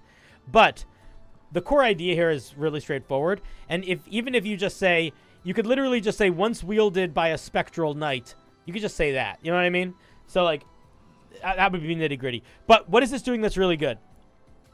It's using fucking awesome language to describe what it looks like physically. Gleaming soul glass blade. I just want to put that in my room, and I want to kill all the monsters with it. That's cool. But then it also tells us not just the vibe of the weapon, but the history of the vibe of the weapon a bit too, right? It's a symbol of recognition, not conquest. That's not telling us what the sword does. And normally I'm like, you got to say what the thing does. But this is saying what the thing does. It's just saying it from more of a philosophical perspective. And I think that works here. So even though it's not technically being like, it makes you really defensive. Whoever wields this sword is really good at being protective. It does that. It does that still. It's just from more of a story perspective. So I think it works. To wield this is to be judged worthy by an ancient spirit of unbroken resolve. Also, I think that this is just a cool sounding sentence. I think it is dancing dangerously close to a type of sentence structure that I see in a lot of homebrew, which is where people try to write sentences as if they are making an epic speech in a YA fantasy novel, and you got to be careful not to do that too much. To wield it is to this phrase here is this is a dangerous thing to put in your writing. Using too many of the to be verb, which is always a little bit dangerous. It is to be. This doesn't sound good. It only works with like a type of crazy person language thing in like fantasy books and stuff, but it's a little bit chonky in language. So this is more of just a writing thing, but be very careful about when you start to slip into fantasy speech language. Did you miss the Mauled Cinder stream? You did, but I think Mauled is turning it into a YouTube video. And there's going to be another one, and on another one, I think I will be streaming as well. Robert Jordan would write this sentence? Yeah. And we can love fantasy books, but even the most successful fantasy writers aren't always good writers. They're just good world builders and storytellers. So you got to be careful. You got to be careful about using that kind of language. All right, let's see what this thing does. What's the rarity? Very rare. All right, so this can pack a little punch. My first thought is maybe it should be +2. It's +1. On a hit, the blade deals an extra 1d6 radiant damage to undead or fiends. And while attuned to it, you gain resistance to necrotic damage. Oh, okay. So it does stuff while you're not attuned to it? Okay. If you want this to do some things when it's attuned and some things when it's not, reorganize the way this is written and just say it is a +1 longsword. You might even want to say it's a +1 longsword that deals an extra 1d6 radiant damage to fiends and undeads, period. And then enter. And then say, in order to attune to this item, a creature must... You could sort of, turn it... Basically say this in a sentence, maybe. Or say, once a creature has successfully attuned to this item, they gain the following features. And then you put the resistance to necrotic damage, as well as these other features. And the reason why I think you should do it that way is because when you say... When you give the clarifier of attuned specifically to the resistance... It makes me question whether these features are tied to the attuned or not. And I don't want to have to ask that kind of question. Do you know what I mean? Like, you don't want anyone that's using this to have to clarify how something works, or rather you want them to have to do it as little as possible. And this is a problem that you're going to solve just by reorganizing it a little bit. So it's +1, and it also does a +d6 radiant damage. It's a little bit double dipping here, but that's fine because this is only 2 types of creatures, which is fine. It's a little Let's see what it does. Let's see what it does. I'm judging it before I'm done reading it. Unattuned +1 longsword. Attuned everything else. Yeah, so I think you gotta reorganize it a little bit and literally don't write it exactly like that, but write it as close to like that as you possibly can with full sentences and paragraph breaks.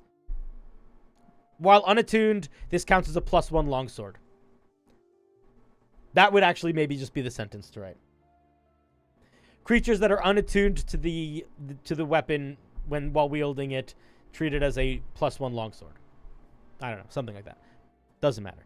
Matters a lot more if you're going to be sharing it publicly than if you're doing it for your home game, but I come from a background of creative writing, workshop stuff, and I have a hard time not talking about that kind of stuff, even if it's not as necessary. All right, let's see what these two features are. These features better blow me out of the water. Not because this isn't going places, but because right now it's not going anywhere.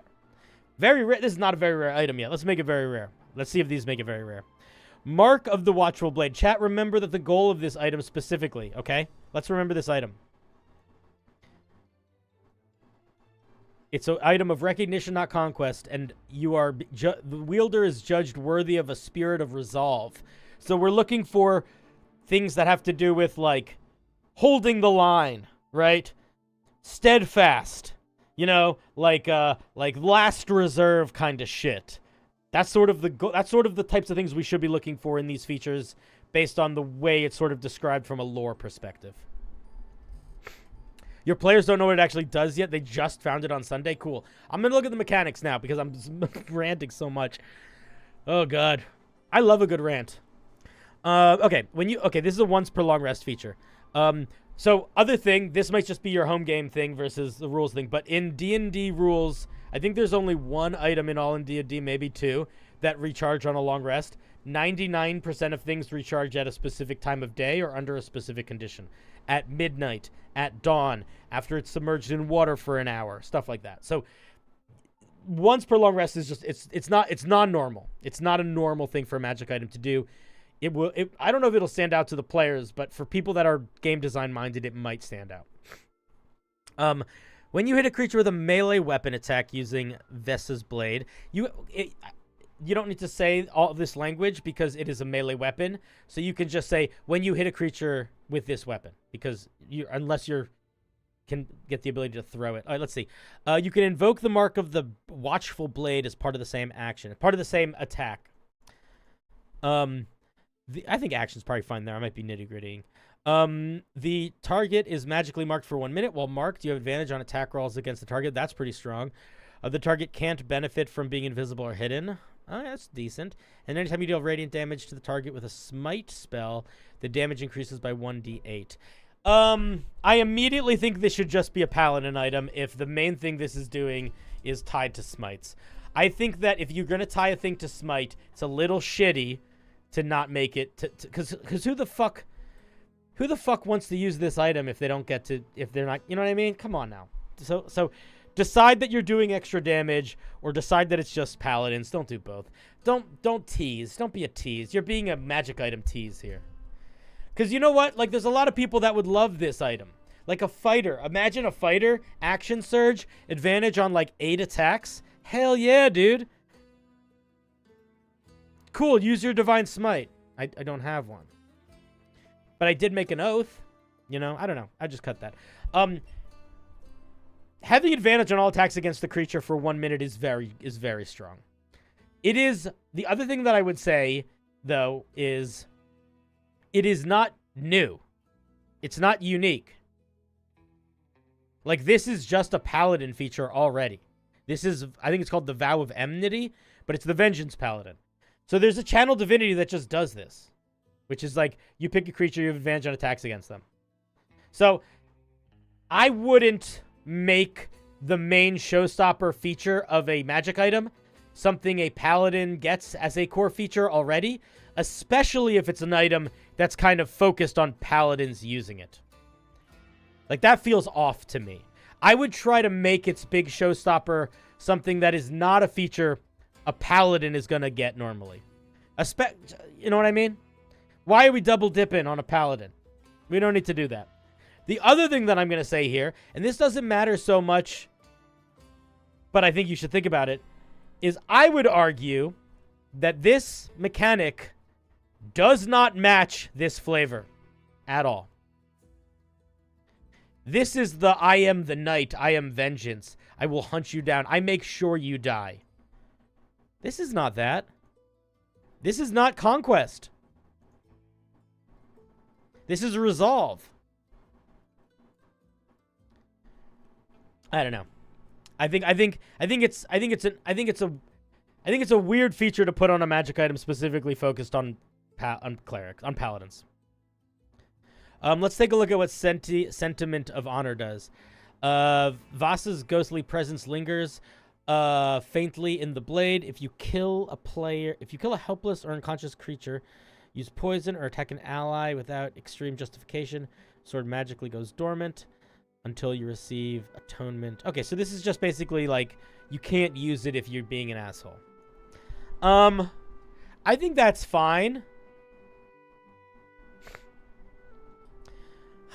You got. I don't know what to tell you, buddy.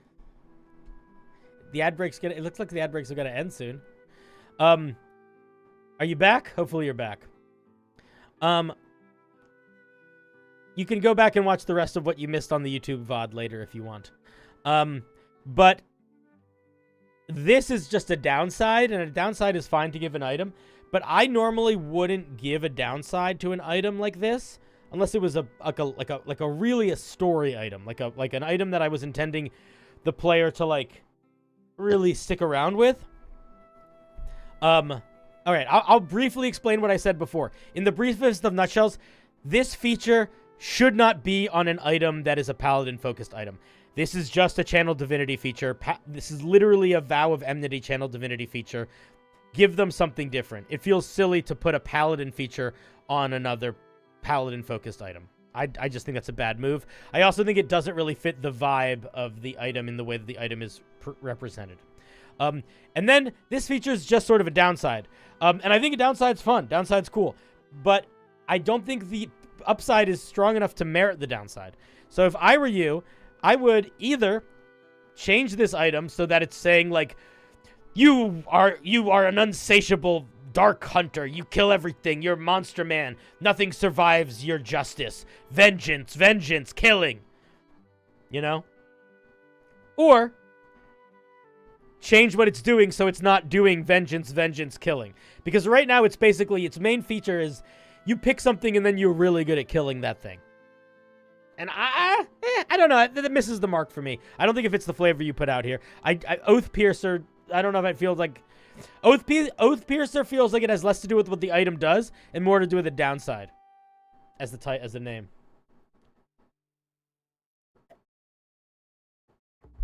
Geostellar suggested maybe you could give it something where it enhances your paladin aura for a period of time. That could work really well. But again, if you're going to make it a paladin-focused item in this way, where it literally has a feature that doesn't rely on having a paladin feature, but is unquestionably much better with it, it feels weird to make it that anybody could get it. I don't know. It feels off. Those are my thoughts. I don't really have more thoughts. If you have questions, feelings, concerns, ask them in the chat. If you missed part of the feedback, you can go back and watch the VOD on YouTube later. Let us give our dear friend a round of applause. Wait, I gotta do that better. There we go. Applause. Thank you for sharing. Thank you for sharing. Where'd the music? Where did applause go? There it is. Applause. Thank you for sharing. Thank you for sharing.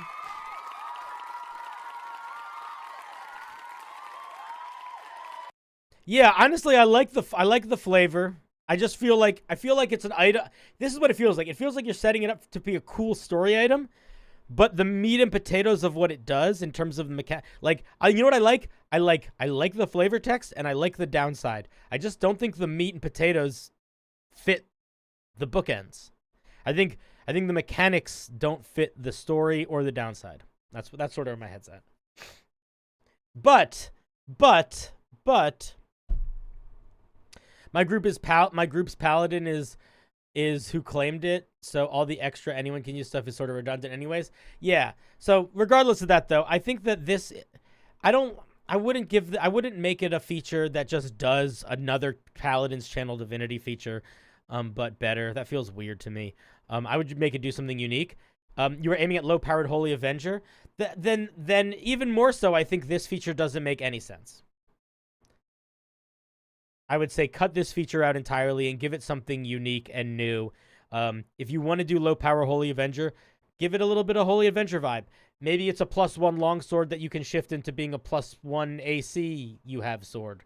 Or, just give it something where it's like you can do something to, I don't know, what Mark of the Watchful Blade? When you smite with this weapon, you can give an ally within 10 feet of you +2 to their AC until the start of your next turn, or something like that. I don't know, something. But something that's just different and unique and feels like it would make sense to lose if you do asshole things. Like, it feels like it would make sense on an item that specifically punishes you for being mean, and specifically in the flavor text is not about conquest, it is about perseverance and resolve. That's what I would say. Decima thoughts. Battery low. Battery low? Those are my headphones. I gotta plug them back in. This stream's going longer than I thought. Charging battery. All right, let us say thank you very Charging much. battery. Jesus Christ. You better fucking stop doing that, headphones. You can literally take a Holy Avenger, Battery adjust... critical. Charging battery. Jesus Battery Christ. critical. Charging battery. Battery critical. Give me a second. I need to fix this. My headphones are being weird. I think my headphones might be dying. Give me a second. It's gonna stop. It's my headphones, but my headphones have been getting janked, and they're weird and they don't always work. All right, I think it's done now. Sorry about that. Yeah, exactly. It's the Bluetooth device bullshit thing. Okay, let us. Boop boop boop boop boop boop boop boop boop boop boop boop boop boop. All right, wait. I need to do one thing. I don't think we're going to be getting any other commissions tonight. We did theirs, so I have to do the back end of that. That is completed. And I'm going to say, if you want me to review a subclass of yours tonight and you want to do a commission for it, you've got like 12 seconds to still do it. Otherwise, I'm going to turn it off. Because I want to just get, I think we're just going to be in marbles mode for the rest of the night. Let's see. I don't see anybody submitting anything, so we are going to turn it off. Nope, you're still doing it. Stop it. Unpublish. That's the button I need to hit. All right, boom. And we're out of there. So now I think the only things you can do commissions for are Thursday's stream. Let me just make sure that's right. I want it to be set up in a way that it works. Yep. Okay, cool. Lovely. Lovely. All right. Where were we? Ah, yes. I remember. Strange new place.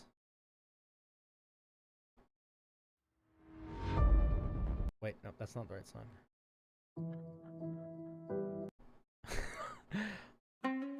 All these songs are so like, what's the word I'm looking for? Like they're so like silly. Here's, okay. Stop it, Jesus Christ. Please stop it, please stop it, please stop it, please stop it. Charging battery. Stop it! I think I just need new headphones. That's so annoying. Okay. Nope, that's the wrong thing. Okay. Nope, back. Start and exit. Let's go. Okay. Battery critical. Charging battery. All right, give me 2 seconds, chat. I'm sorry about this.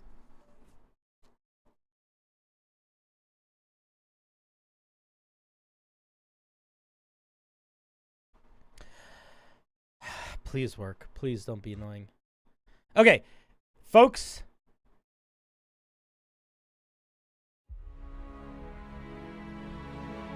If you want to get a piece of Homebrew reviewed,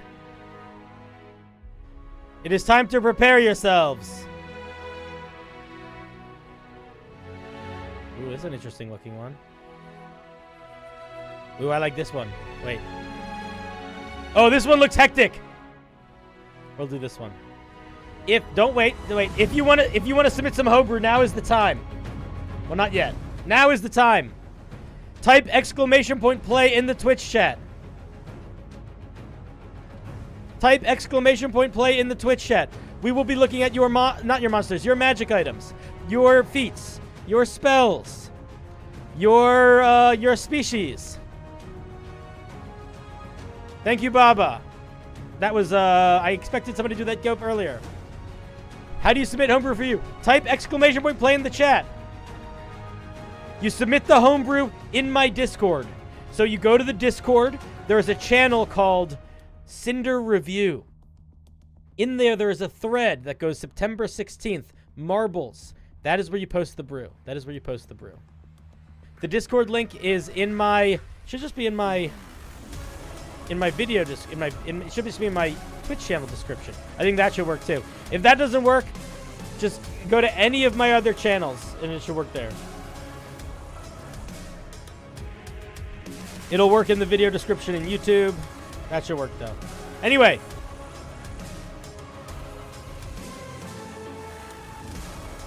Do we have, is anyone else, do we lose anybody?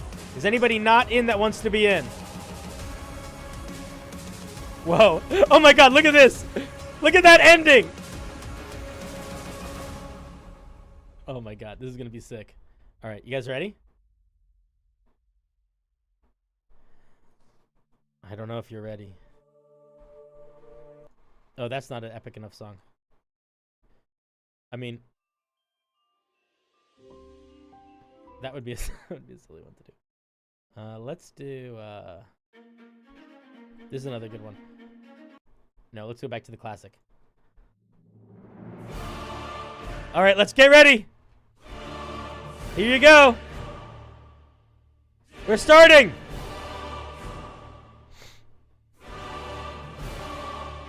We're in space.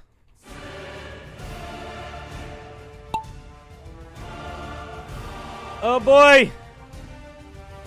Let's see how where the Plinko takes us.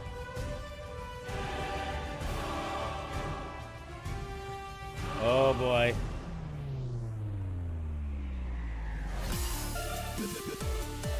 Oh boy, Super Rider.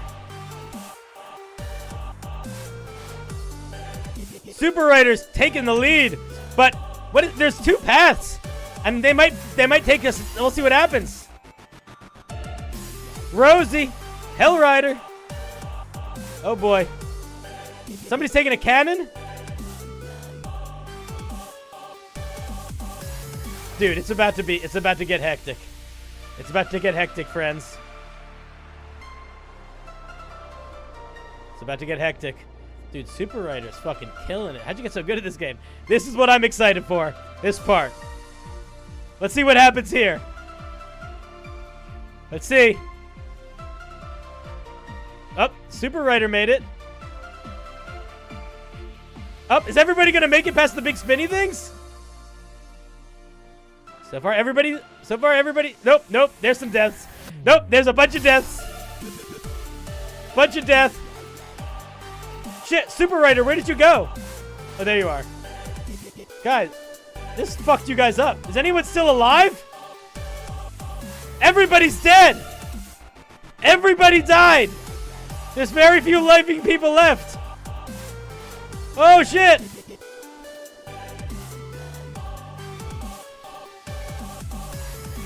The Great Massacre, truly. Oh my god, it's not even close. I don't know what these things do. Let's see. Oh. I guess they explode. Oh, that slowed you a lot, but that didn't slow you enough. Dang. 3 of everyone that participated, 3 people survived. That is so funny. Oh my god, that is so funny. Oh boy.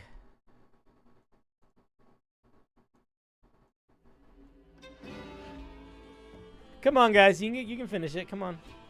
Come on. Come on. Squeeze it out. Come on. Bob. Nope. Squeeze it out, guys. This way. You're going the right. So this is the way. Down there. Hey, come on. Come on. There you go. Come on. Hey, a little bit further. Little bit further. There you go. There you go. All right, Baba, you're lost cause, Baba. Super Andy, did you have another piece you wanted me to look at in the Discord? I think you did. You're Hyrule, right? In Discord? Am I remembering that correctly? I think I am. Let's take a gander. Guys, I like this in the game system so much. It's so much more fun. It's so much more entertaining for me than spinning the wheel. Spinning the wheel gets so boring. Okay. Ugh. Stretch. Alrighty. You glorious Tyrannosauri. This is called the Phoenix. A fox-like human. Ooh, furry much? Furry, I hardly know-y. I wonder if we can build levels in marbles. I wonder if that's a thing that can happen. I bet it is. All right, let's see what we're going in here. Everybody loves making sub races. You know what? I'm not going to tell you not to make a sub race. You should do whatever you want. But whenever I see... Hi, Duck. Whenever I see somebody doing sub races on their thing, I feel like it is an indicator that you had too many ideas and you couldn't pick which one to do. I know that's not the case. I know that's not the case. I know that's not the case. And I'm not trying to be judgmental, but that is where immediately where my head goes. I'm like, oh, this person was like, all of my ideas are great. I can't cut any out. I'm not saying that's what you thought, but that is my knee-jerk reaction when I see those. You don't want me to read the whole thing? I'll read the whole thing. It's not that long, dude. Unless this is like a different species. All right, well, whatever. I can't tell if it's a different species or not. So I'm going to assume that it's a different species and not worry about it. You correct me if I'm wrong. Woven into being by a bored Fey king of the Feywild. That is not a sentence. That is what we in the business call an incomplete sentence. Don't use incomplete sentences in your flavor text. It sounds bad. It looks bad. This is another really good example of maybe in your head this sounded good because it sort of seems like something that somebody might say in an epic movie. Like, woven into being by a bored Fey king of the wild foxes. And then you'd put a comma there. The Phoenix were created to initially amuse this Fey king. But no, that doesn't even work because that sentence would become way too fucking long. So I would literally cut this whole opening out and I would just start with this. Yeah, these sentences sound really redundant. You don't need this at all. Just say, the Phoenix were created by a bored Fey king for his own amusement to cause havoc in the court, period. Something like that. But this is like 8 words longer than it needs to be, and half of it's not a full sentence. Phoenix are naturally inclined towards creating benign mischief. This is a dangerous thing to do, and I'll talk about it more in a minute.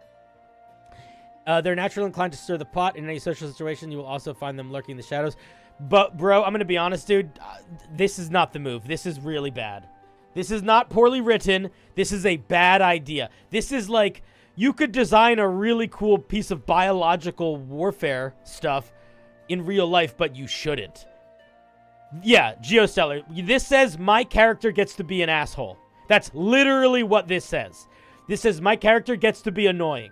The player who's playing this gets to say, it's what my character would do. That is all this is. What is the name of that species that used to be in D&D and they took it out because everyone fucking hated it?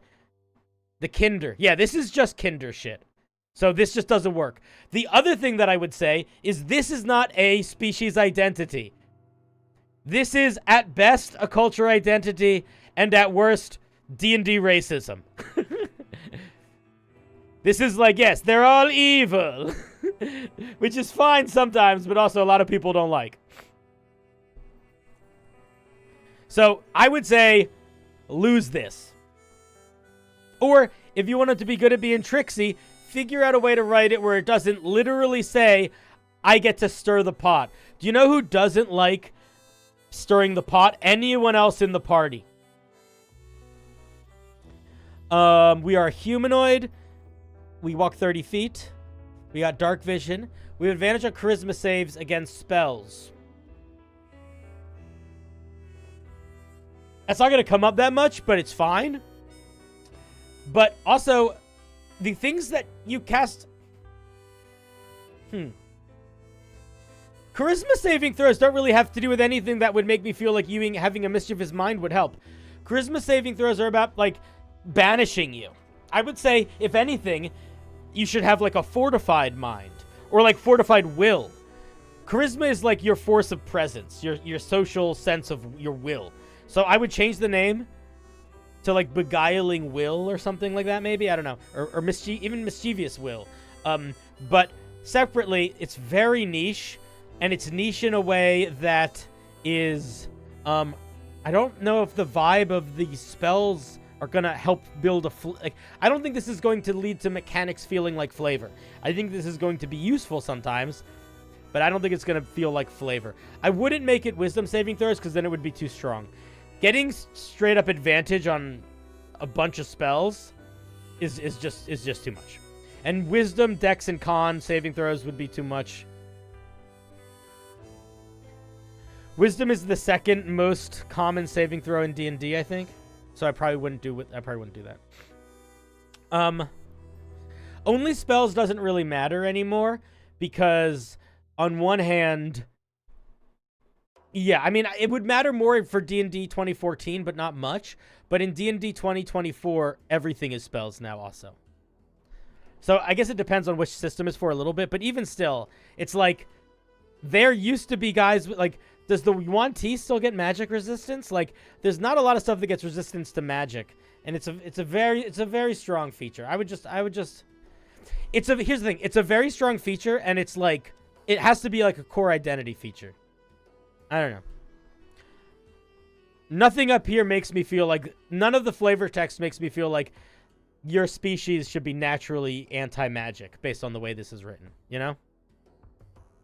Yeah, they should just have Fey ancestry. That's really what they should have. They should just have Fey ancestry. Once per day, you can cast Silent Image at its base level without material components. It lasts until you move 30 feet in any direction away from the image. So you get to cast Silent Image, but in a unique way where it lasts longer than it normally would. That's kind of fun. I like that. You are going to need to say what our spellcasting modifier is. Because the way Silent Image works is people have to make contended checks to determine if it's an illusion. And they're making those checks against whatever your spellcasting modifier is. So you need some language in here for... You pick the spellcasting modifier, you use charisma, something. You need some language in there for that. Claw Swipe. You get an unarmed strike. This is fine. This is boring. It doesn't matter. You get proficiency in Persuasion, Deception, or Stealth. That's also sort of fine. This feels like Tabaxi. I'm gonna be honest. I think we need more. I think we need more unique features. Yeah, I would drop Mischievous Mind, and I would give them something else brand new. I think the once a day Silent Image that lasts for a longer period of time is really cool. I like that. The only thing that makes this feel fox-like at all is the claws, and that's barely. That's kind of like any animal thing gets that. But here's what I would say. Here's what I think you got to figure out. What is this thing's core identity? Is this thing's core identity being a fox guy, or is it being a mischievous little guy? Because if it's being a mischievous little guy, it's not that mischievous. The only thing that makes this guy special is that he gets to make longer illusions. Why would being able to make longer illusions cause chaos in the Fae? Like, if these guys were... The Fae is, like, the place where the illusions are, like, the least effective in the whole universe. Because everybody and their grandma makes illusions. Like, I feel like if you're in the Feywild, you just got to assume that, like, 1/8 of what you're looking at might be a hallucination. You know what I mean? You helped me figure out that I want to play a Dampier in D&D. I fucking love Dampier. Dampier is so fun. Dex first, then Wisdom second. I'm not sure what that's in relationship to, but I would say... I don't know what that's in relationship to. Oh, you're talking about which ones are strongest. I see. So yeah, I think that you gotta figure out what else this thing is doing that actually. Why the fuck did this king make these guys? What did he make them to do? You think this is a 100% redo? All right, if you say so. I like this feature. I like the you can do a prolonged silent image. I think that's fun. But yeah, those be my thoughts. Thank you very much for sharing. Let us give our good sir a round of applause. Thank you.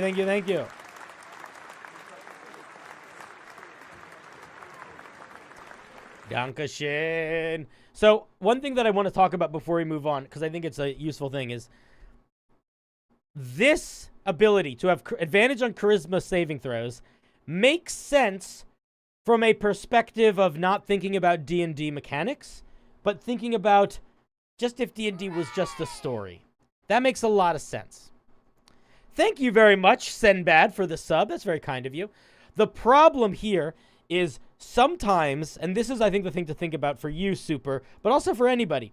The thing to think about here is sometimes, just because something makes sense from a narrative perspective, doesn't mean it will from a mechanical perspective. And in D&D, it would make sense that, like, oh, I'm really good at pushing off charisma stuff in the Feywild.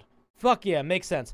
But in D&D, charisma saves don't really ever have to do with beguiling, trickstery, Feywild stuff. They have to do with shunting people out of planes of existence and things like that. Like, it's a very different vibe of spell when you literally look at all of the spells that actually use charisma saving throws. I wonder if you can search by that. Let me check. That might be an interest. I wonder if that's a thing we can do. Let me just give that a gander. Can we search by saving throw type? We can.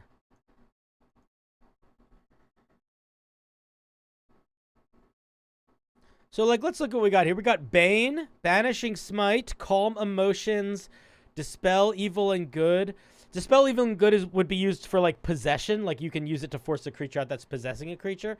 So, like, not a lot of, like, Fey-focused stuff. It's a lot of interplanar stuff.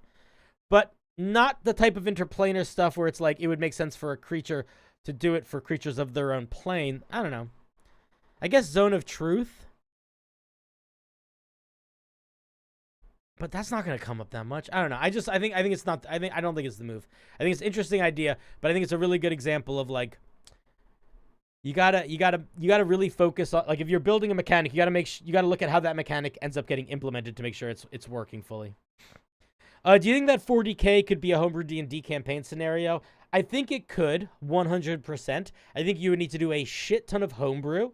And I think that you would need to be okay with not following the Warhammer lore to the letter, because things are so deadly in Warhammer that there's be too many.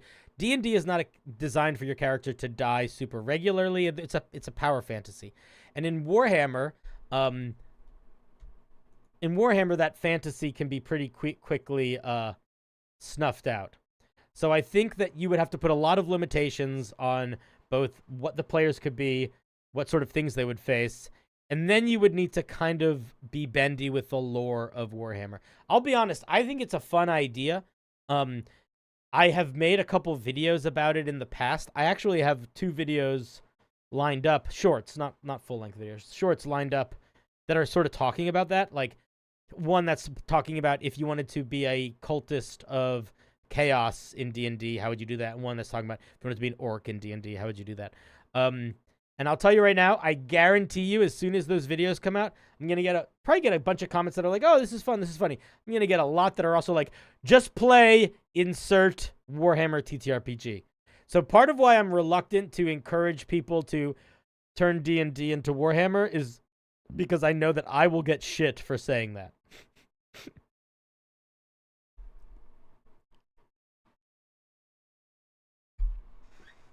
I don't want to take no shit. Should we do another race? Is everyone ready? Let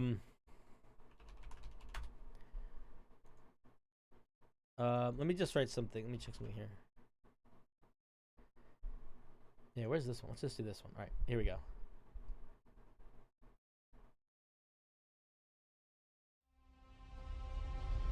Oh, yeah. Okay, that's going to be good, hopefully. We'll see.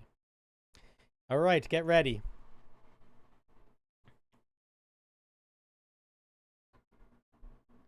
Did I say something unintentionally offensive because I forgot part of a sentence? That that does happen sometimes. Okay, good. Oh my god, I think this is it. Look at that fucking map. That's the map. That's the map, right? Come on. Or is it too crazy? Is it too... It's like, it looks like Mousetrap. Yeah, this is the map. All right, folks.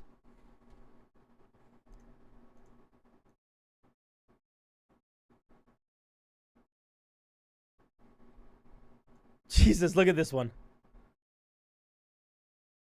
Oh my god, this is a crazy one. All right, folks, if you want to join, type !play in the Twitch chat. If you're watching on YouTube, you got to go over to Twitch for a second.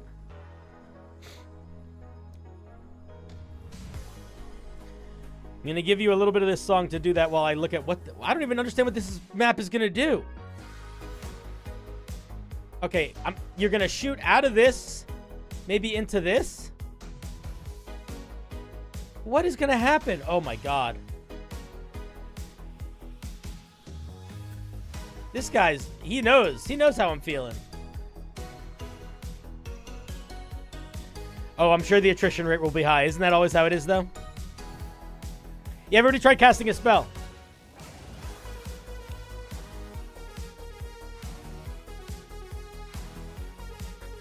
Get your !plays into the chat.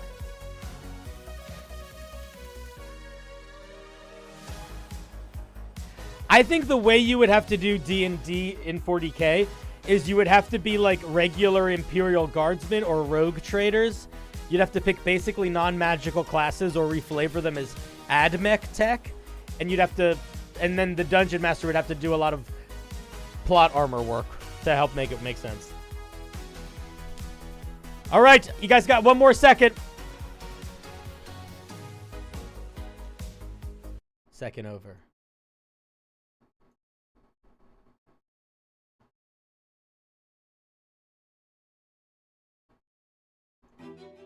Nope, that's not the right one. Where is the one that I wanted to use? Where is the song that I wanted to use? Do you know about songs that I like to use? I like to use songs I like to use. Do you ever hear that song? I heard that song. All right, let's do a different one. Let's go in a different direction. We should do just like a... Should we do a sad song? I don't know why I think that's so funny. Let's see. Let's do... No, we won't do sad. We'll do epic. We'll keep it epic. We'll keep it epic. We'll keep it epic. All right, but I think that this is me. I think I stalled long enough to give everyone a chance to get in that wanted to, right? That was a pretty good stall. Should I do it longer? I could do it a little longer. Feels like overkill at this point. All right.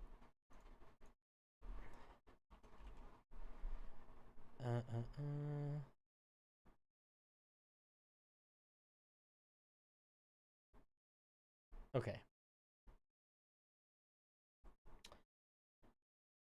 Let's see what this sounds like.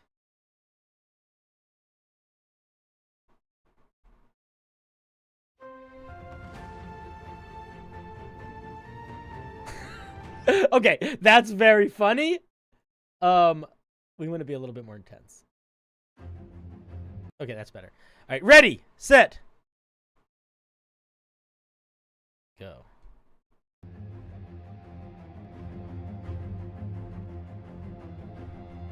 I don't know where we're going. I'm assuming down here, but like...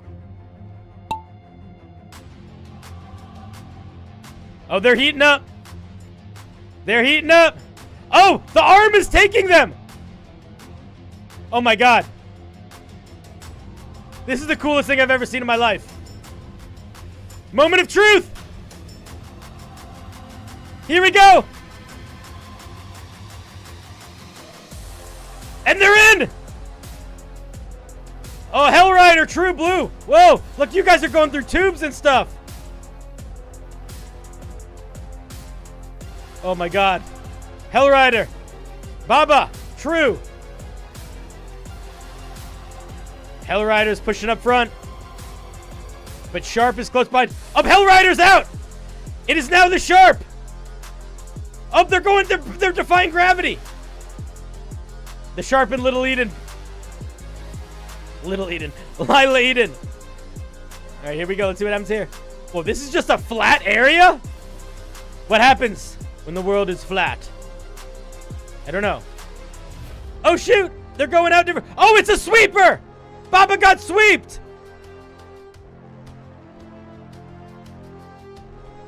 The Sharp is moving. But will the Sharp survive the fire blast? They survived the fire blast! Whoa, they're in the beaker! They're getting carried in the beaker! Oh, shit. Baba's catching up! Crispy! Where you at? There you are. Still anyone's game. This is where it gets real dicey. This nonsense. Oh, or it just helps. Oh, shit. Okay, last fire. Let's see. Do we survive the burn? Do you make it? No, they both make it across the burn. Oh, boy, there's more. What? I don't even know what this is. Oh, and the Sharp wins. Oh, my gosh. Guys, how come the songs keep perfectly timing up? How am I so good at this? Everyone else died. That was awesome. All right, Sharp. Are you the same name in Discord? Yes, you are. Oh my God, you're so powerful. This is how you can tell someone's really powerful. Because they're the same name in Discord. Okay, Sharp. What are we looking at? Feats. Got it. Okay. I need to change my life into a life of doing lots of silly stuff. Everybody's eating all the food at the store. Where is what I need? Where is what I need? It's gone. It's gone forever. Never find it again. Living a life of strangeness. And here you go to the store and you get lots of cheese. Okay. Elimination maps aren't fun. All right, well, I didn't know it was an elimination map. We're new. Okay, next time we'll do a non-elimination map. We got two feats we're looking at, two little guys. Cat-like curiosity and hypersensitive nose. I have the same feedback for both before I even read them, but I'll read them. Cat-like reflexes. You get +2 to agility, -2 to wisdom. Whenever you're in a situation that might pique your curiosity, DM can ask you to make a wisdom saving throw or become overcome by your curiosity. This is a magic item. This is not a feat. Hypersensitive nose. Gain advantage on perception checks using smell. Disadvantage defending from smell-based attacks. Attacks that produce... First of all, I would say... This would be more than attacks. This should be any features. And both of these are magic items. Neither of these are feats.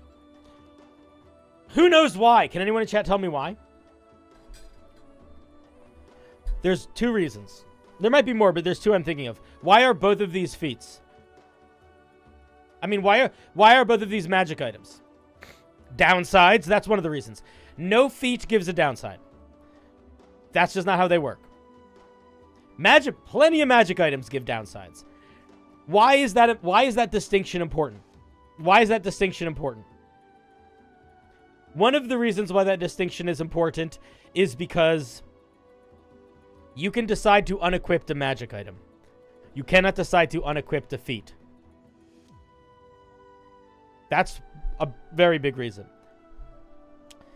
GeoStellar says, why would I take this instead of just taking an ability score increase? Remember that as a feat, you can get +2 to an ability score. So the way that this is currently written, you could choose to either get +2 to your agility or get +2 to your agility and -2 to your wisdom. And then also do a thing where the dungeon master has sort of carte blanche to just make you do stuff. Oh, you're just seeing marbles? Oh my god. All right, let me start that whole thing over. Jesus Christ. Okay. Sorry. Cat-like reflexes. Cat-like reflexes suffers in two ways. Way number one is that it is just better to take an ability score increase. This, because the ability score increase would just be this. If you don't take the ability score increase, you also get all of this. So this is just worse than an ability score increase.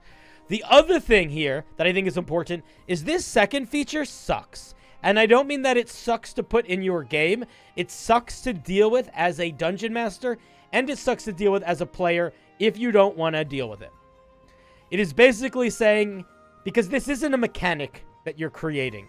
It is literally saying, hey, dungeon master, figure out when this should happen, and then figure out what the saving throw should be based off of, and then player, figure out what that means, because your character is now being forced in a direction. So it's a lot of forcing a dungeon master to figure stuff out and forcing a player to figure stuff out instead of giving them tools. So it just kind of doesn't work. All of that works better on a magic item because you can decide to turn it on and off, because you can just wield it or not wield it. That's a really important thing to think about. What did you ask? You said, would these make more sense as racial feats? No. Because literally all the same things, because these aren't racially doing anything unique. This gives us no benefits. So if you don't, like, you should not, if what makes the thing interesting is the downside, that's not a feature that you put on anything other than a magic item. Because this doesn't get an interesting upside. The upside is just +2 to your deck, +2 to your decks. That's all. So if you want to do, like, if you look at any of the racial origin feats, all of them give genuinely unique features, not numbers go up, but actual features that are unique. This isn't doing that. And they're benefits. So I think this is a magic item, but it is not a feat. And literally same feedback here, except less about the ASI stuff, but I think this is a magic item. So yeah, remember, if you are making something a feat, remember that feats are always competing with just a regular ability score increase. They're always doing that. So you need your feat to either do something cool or give you a +1 to something and then something cool but a little less powerful. All feats work that way. All feats either give you +1 to a stat and some interesting thing, or some interesting thing, and that interesting thing is a little bit more powerful than if you're also getting +1 to a stat. I think a good rule of thumb with Homebrew is anything that you put on the player that they cannot, anything that you would give to a character that they cannot willingly remove from themselves shouldn't have a intense downside. None of your class features should have an intense downside. None of your subclass features should. None of that stuff should. The only thing that I think should have an intense downside is magic items, or occasionally it makes sense with certain species or classes for like very specific games where it's like there's sort of a plot reason. That's the main ish. Sinopa, the way that you submit is you post in my Discord. I have a channel called Cinder Review, or Review Cinder, one of the two. And then there's a thread that says September 16th Marbles. And then we play marbles, and if you win, we look at your homebrew. And if the person who's win, they don't have any more homebrew to look at, or whatever, we'll look at second place, or blah blah blah blah blah blah blah. Yeah, this just encourages the DM to remove player agency. Exactly. So you don't want to do too many features that you don't want to do too many features that are inherently downside things unless they're magic items or curses. And then you don't want to give any features that limit, that sort of force the dungeon master or the player to figure out what is happening too much. Yeah, an intense downside is exactly, Geo. And the new barbarian doesn't, the 2024 barbarian doesn't have that downside, and that's exactly why. All right, Super. No, that wasn't Super, that was Sharp. Let's give Sharp a big round of applause. Sharp, do you have any questions before we move on?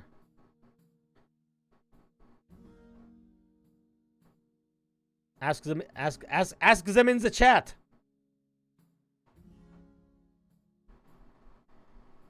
But I need to find something. I found it.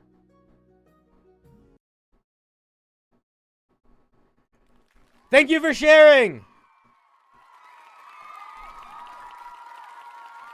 If you were going, this is what I would suggest you do.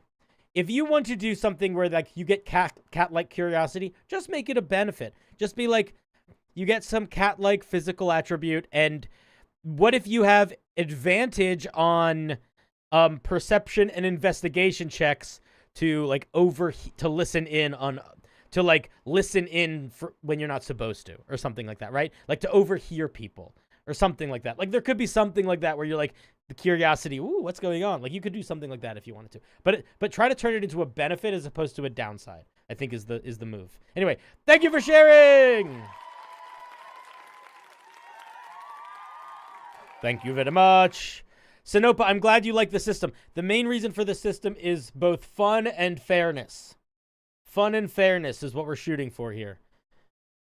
All right, so now this time, we're going to try to find a map where you can't get eliminated, or it's much less likely that you would get eliminated. Whoa, look at this one. Is this one just like a battle map? Should we do this one? Or should we do it? No, let's do another racy one. This one looks kind of fun.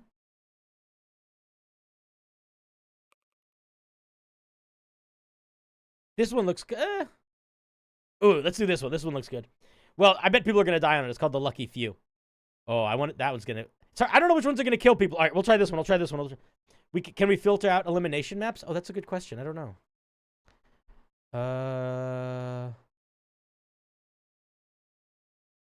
Race settings. I can make it sub... I don't want to do that. I don't know. We don't need a ghost ball.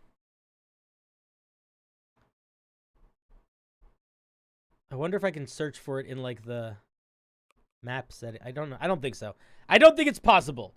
But that's okay. We're going to try this one. This one looks friendly. So, if you would like to get some homebrew looked at, or if you just want to participate in a little bit of a race, type in the chat right now.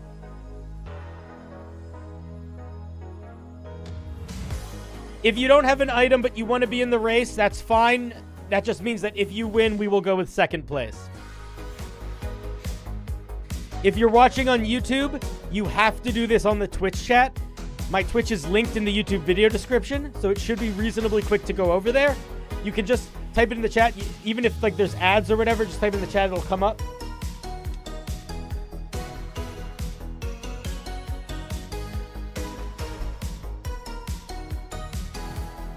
What did Baba do that was bad? Baba's song request is now playing. I don't know if it is. I don't know what that is, Baba.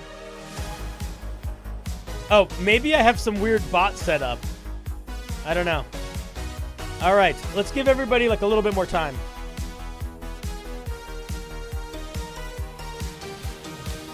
All right, I think everyone survives this map. I think everyone survives.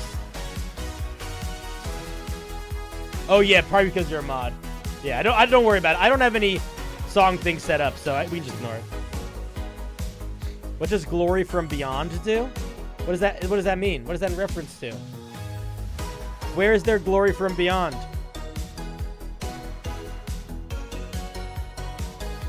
This kind of stuff is why I don't want to mod. Yeah.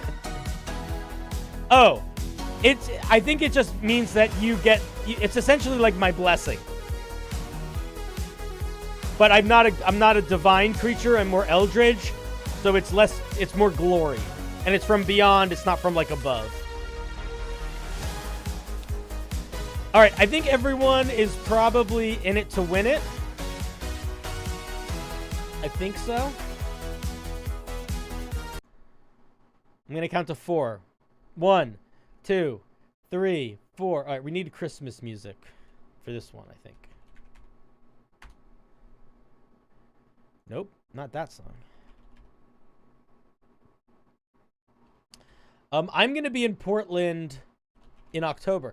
Dude, my October is crazy. This is what my October is going to be. My October is I go to Australia for like 3 weeks, and then I go to Portland for like a week. I'm literally in Philadelphia for like 2 or 3 days, like maybe like 4 or 5 days in Dark Wizard. What's up, Dark Wizard? If you want to participate in the game, you have to hit ! Play in the chat. What does TSO mean? So I'm going to be in Portland, but for a wedding. So I'm not going to be, maybe. Oh yeah, dude, maybe. I don't know how busy genuinely, I don't know how busy I'm going to be. I have a hotel room. I have tickets. I'm going to be there for a couple days. I'm not sure how much it's going to be like we're doing stuff with the wedding party or like I'm in Portland and I don't know what to do with my time. So I'm super down though. Super down. Let's see. We got to fix this. We got to fix this. No, this is not what I want. Oh, this is not working.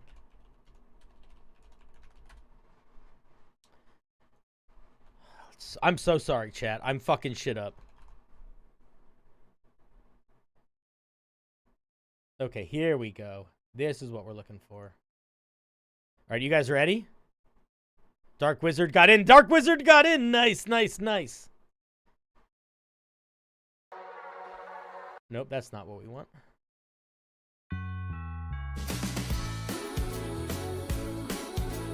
No, we don't want vocals. Thank you, but we love you, but no. All right, who's ready? All right, we're going to get going. Here we go. I don't know what TSO is.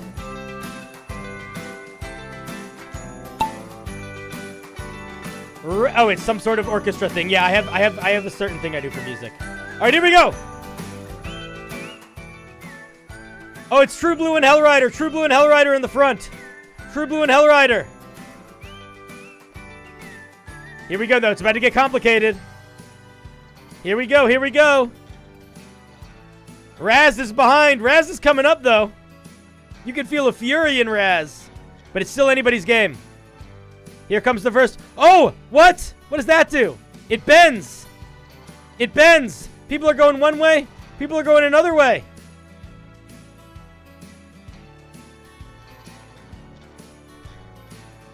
Oh boy, it's getting close.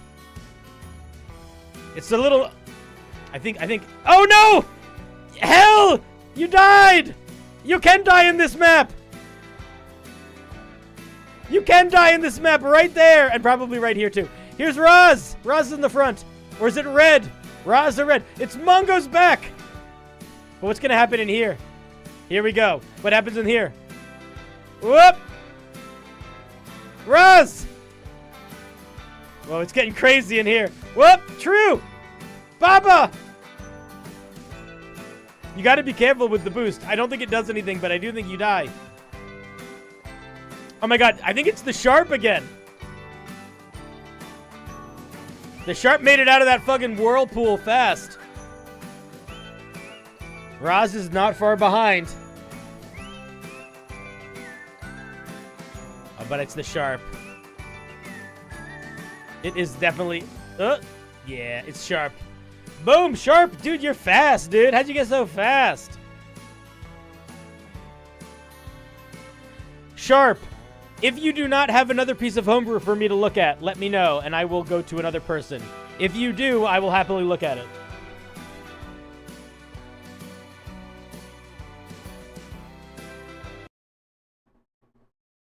Is it just the same thing, but a dog? If it's the same thing, we're just going to do something else.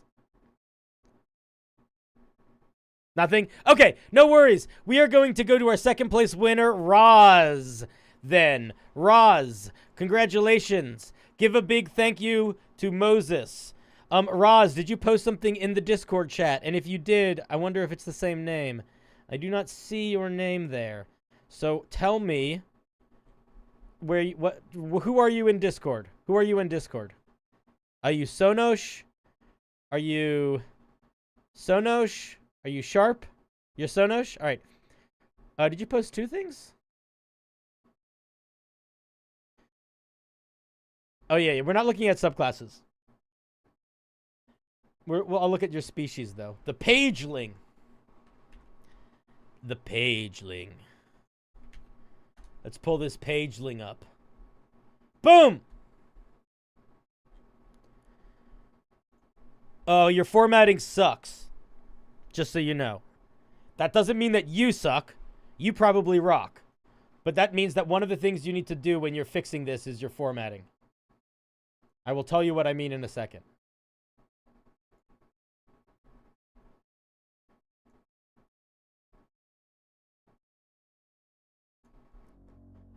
Your formatting sucks because this doesn't look fun to read. This is just a giant page of text. When you're making homebrew, it's too intense. When you're making homebrew, you got to think about it like, that's okay. You don't need to worry about deleting. It's fine. It's fine. It doesn't matter, buddy.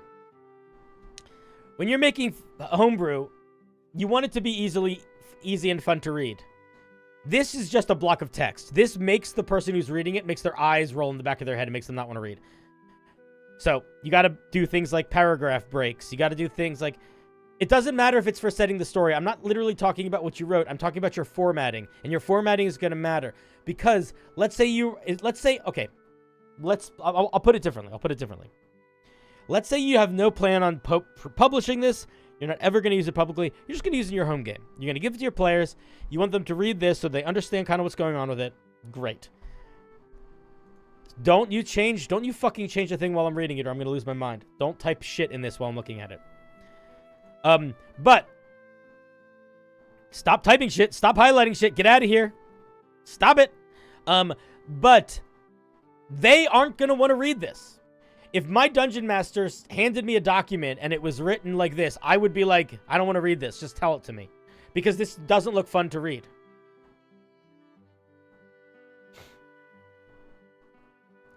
GeoSteller also said it seems like you gotta check out that, you gotta use that spell check, dog. Gotta spell check it up. Alright, let's see what's going on here. Pagelings, books and scrolls. The Pagelings, books and scrolls, paper and ink, gave life by their author as they die by their desk. Okay, let's pause for a second. Roz, I mean this in the most earnest way possible. Answer me in chat. Are you coming at this from English not being your first language? Are you not a native English speaker? To me, this is written like someone who is not a native English speaker. Which, first of all, I want to know. Yep, I could tell. No, dude, I can tell you tried. That's fine. So here's what I'm going to say. You write in English better than most of the people in this chat write in any other language. So don't feel like you're a bad writer and don't apologize. You have nothing to apologize for by being better at writing in English than we are in writing in other languages, okay? We can't do shit. So be proud of yourself. Don't apologize. This is so much better written than I would be able to do in most earthly languages. And I am fluent in most earthly languages. Now, that being said, I'm going to make a suggestion for you here. I don't know if you're in my Discord, but if you are not in my Discord, I would consider joining the Discord. I would consider posting some of your homebrew in the peer review sections. People could probably help you find it. And then when you post your homebrew, literally say, hey guys, English is not my first language. Can anybody help me reformat this so it sounds right? And I guarantee you there are going to be people in my chat that will help you write all of these sentences in a way that they are written in proper grammatical English. They might not do it word for word, but you're going to get some response. Just make it very clear that you need help getting it from what you're writing to more normal colloquial English. Because you're writing D&D mechanics. It's so much harder writing D&D mechanics in other languages and other things too, because you're dealing with a bunch of fantasy nonsense words and also weird very specific game mechanics expressed through language. So do not feel ashamed about it being a little choppy in the wordiness. It's going to be hard. Okay. That being said, the idea is I get the idea across. I think what you're trying to say here is that basically pagelings are books and scrolls and paper that were given life by some magical means. That's the vibe that I'm getting. They get it through love and passion and stories. Okay, so there's like magic in the world. So through a variety of circumstances, you can make a piece of paper become a thing. And that's what this is. I'm not going to read all of the flavor text. If there's something specific that I am not understanding and you are like, you missed it, just tell me about it here. Because genuinely, I think what's going to be better for you here is, I think you got two things to think about. One, structurally, you're probably writing this fine in your native tongue. And the real thing that's going to happen here with this, I think, for you in translating it to English, is just trying to get in, learning the more grammatical differences between how you write and how English is writing, and getting the organization of the words in the right order. Now, I'm going to just briefly say what I think you're doing, and I think it looks good. Remember, when we're making flavor text for Homebrew, we are just trying to make the player want to play it and give them a little bit of insight into what they're like and what their history is and maybe what their culture is. And that's kind of it. So you don't need to do a lot more than that, and looks like you are doing that, which is solid.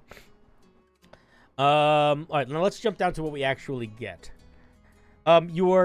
So this thing of getting different racial bonuses, this is a fine thing to include. I think it could be very fun, but you should know that in 99% of D&D now, doesn't matter what species you pick, the Dungeon Master just lets you decide. So I might cut this out. In fact, no, I take it back. I think you should cut it out, because these are not just affecting ability score increases. They're doing other stuff too. And you don't want a feature that is doing that. Don't mix a feature that outside of a feat or a magic item, and even a magic item I don't really think is a good idea. You shouldn't have a feature that changes your stats and does something else. Like there's no way to balance these. Like for example, horror is just terrible. This is the worst one by far. Getting ability score increases is so good. And then the other thing is the spell attack one is so good that it's silly.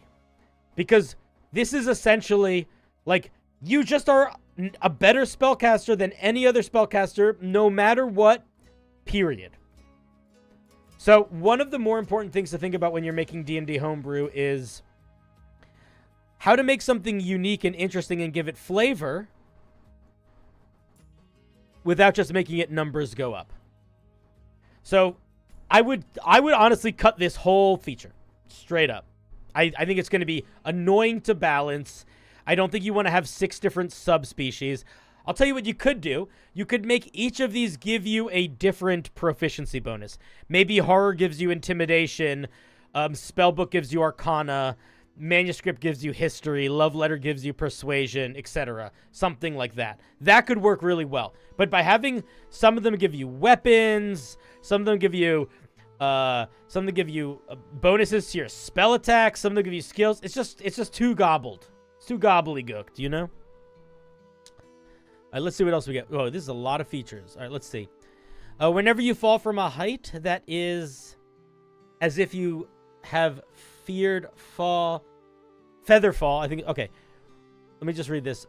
Whenever you fall from a height that is as if you had feather fall cast on you unless you are wearing heavy armor. Okay, so I think what you're saying is you automatically basically have the feather fall spell on you permanently. So I think what you would say is I think you could just say you don't take fall damage unless you are wearing heavy armor, in which case you take half damage while falling. That's how I would word that. I don't think you need the flavor of feather fall because it's just about you not taking damage when you fall. Or you could say you fall at a slow rate. Whenever you would fall, you only fall 60 feet per round. You take no fall damage, and unless you are wearing heavy armor, in which case maybe you fall faster and you take half damage, something like that. That's pretty strong to have feather fall on all the time. It's not game breaking strong, but it's a powerful feature. Paper body. You can disassemble your body to take on the appearance of a stacked pile of paper, giving you advantage on stealth checks as long as you are not moving. You can also move through cracks as small as 1 inch as long as you are not organic. As long as you are not organic. What? When would you be organic? You are able to be healed through the mending cantrip. Okay, so this also kind of doesn't work from a balance perspective. So the idea here's a good way to think about this from a balance perspective. If this feature was just the first part, if it was literally just you can change not just this. If it was just you can change your body to look like a stacked pile of paper, that would be enough. That's very strong. The fact that you can disguise yourself as an inanimate object is insanely powerful. There's so many ways that you could use that. And like, that's really powerful. So that alone is really powerful. Getting advantage on stealth checks makes it even more powerful. So now you took something really powerful and made it really, really powerful. Now we can also move through tiny spaces. That was even more powerful. So even with just these things, you're essentially getting 3 features, and they're all really strong. But here is where you completely break the game. This is infinite healing. This means you can infinitely heal. So you might notice that in D&D, there are no cantrips that heal. The reason for that is every single feature in D&D requires you to use a resource to heal. Why are you inorganic and can't heal?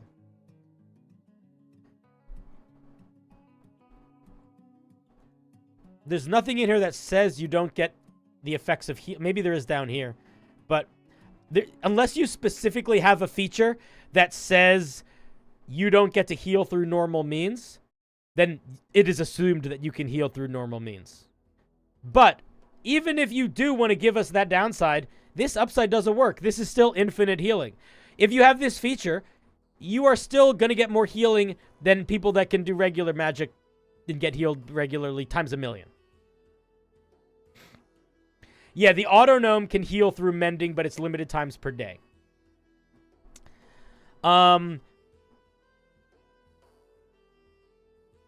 Also, these are too destructive. So, actually, I'm going to stop. I think this is the question that you have to ask yourself. Because I'm going to keep giving feedback.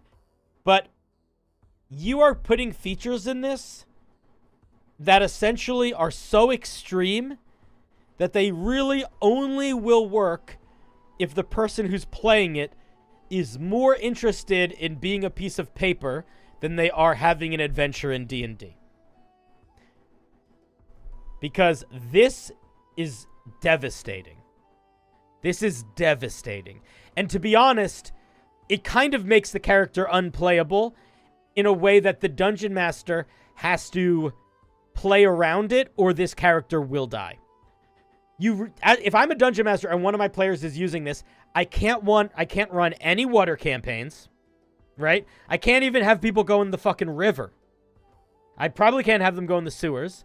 Certainly can't have them go in the ocean or a lake or anything underwater. And then beyond that, if I want to use fire, which is the most common elemental damage in D&D, I'm going to just kill you. It can't rain. I'm not allowed to make it rain. So whenever think about it like this, sort of the same feedback that I had for the last one. Whenever you're building a core feature, an identity that you cannot change in a character, don't give it a downside. Don't give them downsides. Or if you're going to do a downside, it can't be this dramatic. This just doesn't work. Damaged pages. If you take fire or water damage, make a con save. I'm just going to say no. Literally the same thing I said before. This is not a feature. This is just a downside. I don't need to read it. I can just tell you to cut it. If you're missing pages, destroyed by fire, you can spend 10 minutes. This feature you can also cut because the only feature this exists is to make up for this feature. So you are essentially, these two, this is nothing. Because it's like, here is a downside that you have to deal with. Here is an upside to solve it. This is not a fun gameplay loop. This is just an annoying thing you have to take care of. So these features cancel each other out, so this is a nothing burger. Written knowledge. You can absorb information from any text. If you can't read the language, if the text is in code, you're unable to understand the information. You can copy information you absorb this way into any language you understand. You absorb spell scrolls and gain a number of uses of them equal to your proficiency bonus. That is too strong.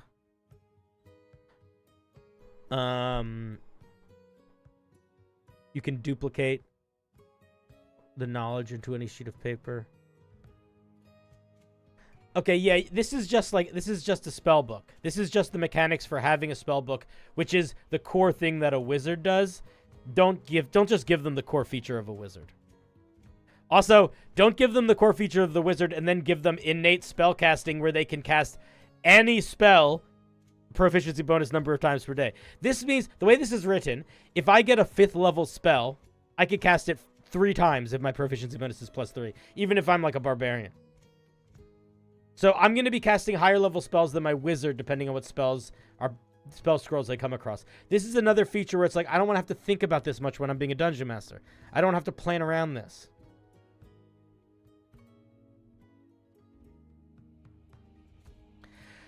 I think, yeah, I agree. I think the idea that you can copy and reproduce words on paper or images on paper, I think that's awesome. And I think you keep that for sure. But I think you cut any of the spell stuff. This is an interesting idea, but I think that what's happening here is you aren't paying enough attention to sort of the baseline of how D&D species work, unfortunately. When we make Homebrew, there is this strong desire to break the mold, to build something that is new, that has never been done before, to change the game, etc. This is doing way too much of that, to the point where it sort of is not a playable thing. Every single feature is either overpowered or incredibly bad for you, or you're picking between a bunch of things, but they're not well balanced, so there's obvious choices and then there's unobvious choices. I don't think it's too powerful to get more uses out of the spell scroll. That's what I'm saying. Like, you don't have any innate spellcasting in this class. So, like, how would it work? So let's say I absorb the spell Fireball. I can now cast Fireball proficiency bonus times per day. Let's say I think that's too strong. So I absorb Fireball. Okay, cool. What do I do with that? I'm a barbarian. How do I cast it? What's the saving throw? Well, it's a dex save, and normally it would be, they would be based off my intelligence if I was a wizard, but it would also be against my charisma if I was a sorcerer, and it would be against my wisdom if I was a light cleric. What is it here? It's nothing. What if you absorb the wish spell? Exactly. Yeah, it's just too powerful. It's just way too powerful. So I think while it is noble and admirable to break the mold and to try to do things that haven't been done before, you need to really, really, really take a long look at all of the species that exist right now and be honest with yourself about how complicated they are and how powerful they are. And then also look for patterns. Look for patterns. Because you're going to see a couple things and you're like, well, this is sort of like mine. But the sort of is the key. There's a lot of species that get innate spellcasting. But you know what? All of them get in the exact same way. They get a cantrip. And they get a one-time use first level spell. And then this is how almost all of them work. They get a cantrip. And then at level 3, they get a one-time use they get a one-time use first level spell. And then at 5th level, they get a one-time use second level spell. That is how 9 out of 10 of them work. So you got to just pay attention to like the rhythm, or just notice how like literally no D&D species has a downside. Things like that. Good night, Geostellar. So I think that what is going to help you the most here is grounding yourself a little bit in how building a species is normally done, so that you can figure out how to make this very evocative idea, very exciting idea work in a way that isn't so gonna fall apart, you know? Yeah, Baba brings... Yeah, exactly, Baba. You don't need to follow the rules, but you need to understand them before you break them. And this, I think, is struggling with that a little bit. I think that the idea of you being like a paper person that can fold up and can absorb text and stuff is really cool. I think I would lean into that, and I would lean away from the spellbook stuff and the magic stuff. Very fun idea, very cool concept. And in the same way that, like, when a player decides to be a Warforged, they don't take extra damage from lightning, and they don't rust if they're in the water, I would not make you take extra damage from fire or fall apart in the water. You're not made of paper. You're made of magic paper. Paper isn't alive and can't transform and swing a sword and cast spells and whatever you're going to do with your class. This is not normal paper. You don't need to treat it like normal paper. In fact, I think by the book, whenever you're dealing with anything elemental, D&D, like, rules as written, everything elemental is actually, quote-unquote, magical. So, like, you can cast a fireball underwater and it works. Because it's not actually regular fire and it's not actually regular water. Or it's regular water, maybe. Or you can cast lightning bolt or shocking grasp in the water and it doesn't just electrify everyone around you. So even though the flavor of this might be you are paper, you don't need to literally make it paper. You know what I mean? Resistance to bludgeoning damage could work really well, actually. But I wouldn't give you vulnerability to piercing or slashing. Just give them that. I think that'd be fine. That could totally be a class feature or a species feature. Any creature? Yeah. True. Dice. True. There is a little interaction there. Might be. But you know what I mean. You're picking up what I'm putting down. You're wiggling what I'm squiggling. All right. Thank you very much for sharing, Roz. Do you have any final thoughts, questions, aspirations? Bludgeoning is a damage type in D&D. So in D&D, the physical damage types that are not elemental are bludgeoning, which is like hitting something with a flat, heavy thing. Piercing, which is like stabbing something with a pointy thing. And slashing, which is like hitting something with a long blade, like a sword. Shing! You don't need to... Yeah, listen. Don't... Here's what I would say. Don't feel like you need to rewrite this whole thing. I would say work on it. But also allow yourself to look at what you like about it right now and figure out how you can turn some of those negatives into more positive, and then also look at the things that already exist to help balance some of those features. And if you just cut all the spellcasting bullshit out, you barely have to think about the balancing stuff. Because the spellcasting stuff was where it got really wonky, I thought. All right, cool, dude. Thank you very much for sharing. Are you from Spain or Mexico? ¿Dónde está? ¿Dónde? Wait, now, is ¿dónde está for people or is ¿dónde está for play? I'm so dumb. I don't speak Spanish very well. Anyway, thank you. I don't know why I assumed you were a Spanish speaker. You might not be. Thank you. Oh, you're Malaysian. I have no idea why I thought Spanish. But I think that the printing is still cool. Yes. I think the idea of you copying and like that, not only do I think that's cool, I think that's very cool. Like cool enough that you're like, you should be proud that it's a cool idea that you made. And then I also think it's like, I don't think you should build the whole class around it, but I think that is going in the right direction of like, this is a cool thing that would make sense for a magical piece of paper to do. You know what I mean? Alan, hello! Welcome. Oh my goodness. Anyway, thank you very much for sharing, buddy. That was really fun. I like a good piece of paper. And now, we return to the races. Folks, if you're just getting here, okay, wait till I'm ready. Wait till I'm ready, or you're gonna miss your window. Folks, if you would like to send in some D&D homebrew today, we are looking at magic items, we are looking at spells, we are looking at feats, and we are looking at species. The things we are not looking at are monsters, subclasses, and classes. If you have a piece you would like to submit, the way that we do it is you go over to my Twitch channel in the Discord. Or not in the Discord, in the chat. Should we try this one? Let's try this one. We haven't done this one yet. And then when I tell you in 5, right now, you go and hit !play in the Twitch chat. So if you want to submit something, hop on over to Twitch for a minute and hit !play. And you will join the race. And if you win the race, we will look at your homebrew. Oh my god, look at that! Alright, nobody should die in this one, hopefully. We'll see. If you want to send in some homebrew, now's your moment. I'll give everybody a couple seconds to do it. To get her done.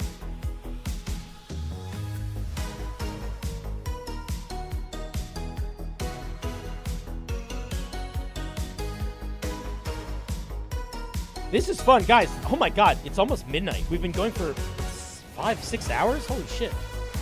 Time flies.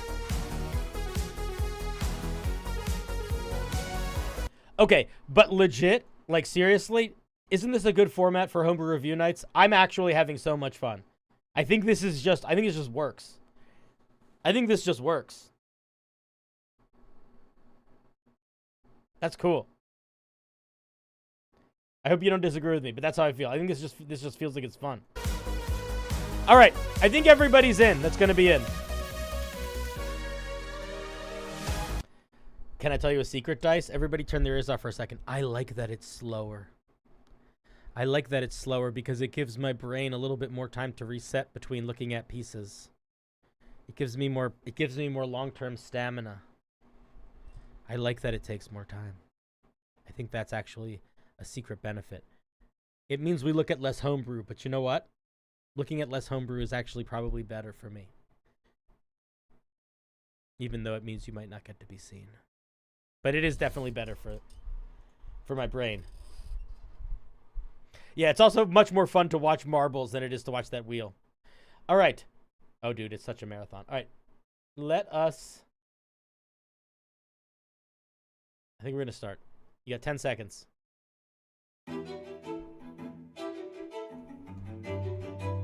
Wait, I think I started the song too soon. Gotta start it over. There we go! Wait, where did you guys go? What the I missed the beginning.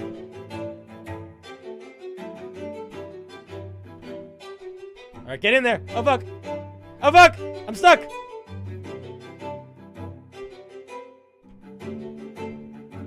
Here they go! Oh my goodness. The stairs.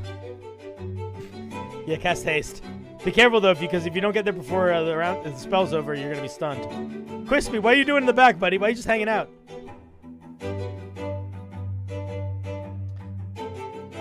Here we go. Dice. Taking the lead. Oh, but Super Rider's just behind. Oh, Super Rider's catching up. Who's it gonna be? All right, things get dicey here, guys. We got some plinko-y stuff. Things now it's gonna get a little dicey. It's gonna get a little dicey. Let's see what happens with the plink. Oh, people be bouncing. People be bouncing. People be bouncing. Here comes dice again, though. Winner, winner, chicken dinner.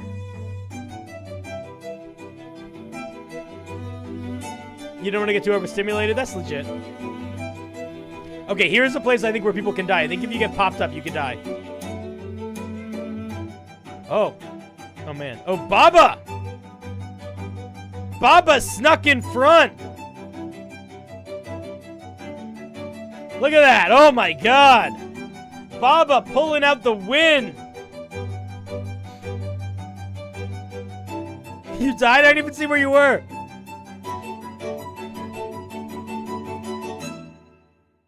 Oh, sorry, buddy.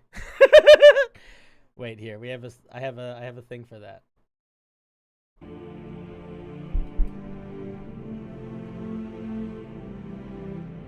Oh. Sadness. Loathsome sadness. A shadow on the realm. Just kidding. It's okay. We'll all survive. Ba-bee, ba-dee, ba-ba-doo, ba-ba-ba-dee, ba-ba-dee, ba-ba-doo, ba-ba-da-ba-da-bee-bow. Hey, na-na-na-na-na-na-na, ice cream sandwich boy. He's the man who likes to dance, and he always has a toy.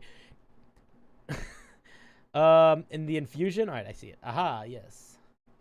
Dankeschön. Ooh, I love a short homebrew. You know why I love a short homebrew? Also from you, Baba. I haven't even read it yet, but sometimes you figure out how to make something short. Very weird. And I like a short weird.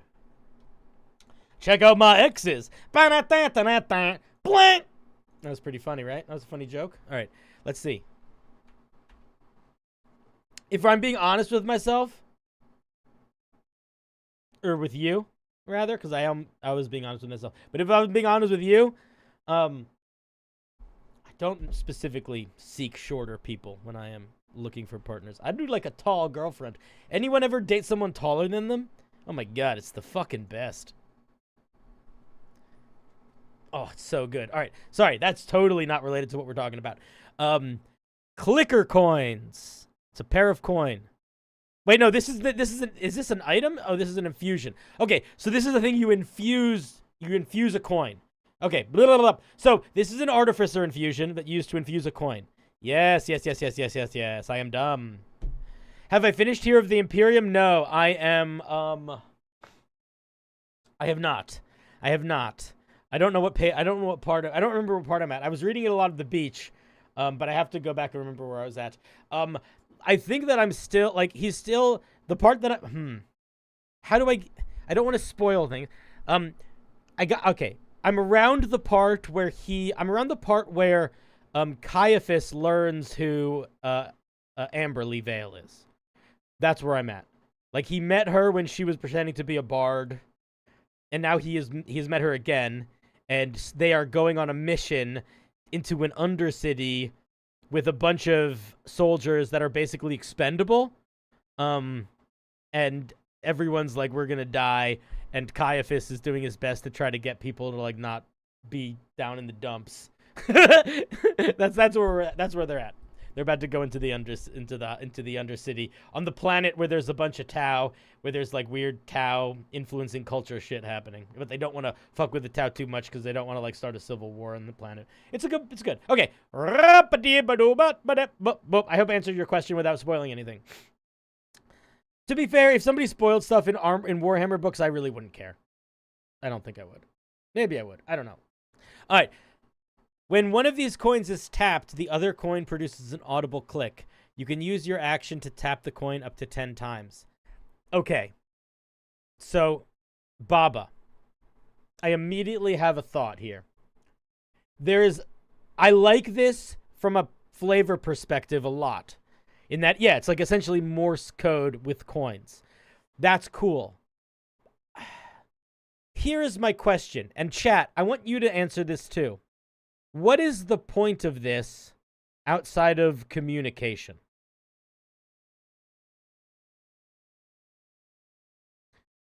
Because if the point of this is that you can use it in clever ways to communicate simple ideas or talk in Morse code, then why not just make it say a word? Or why not just make it a thing where you can communicate a little bit? Could also be used as a distraction. That is true, but I think if you want this to work as a distraction, there is a lot of game mechanics that are missing here. Straight up. So, what is something that happens in D&D? Every single thing that makes a sound loud enough for it to qualify as a distraction tells you the range of how far away things can hear it. This needs that, for example.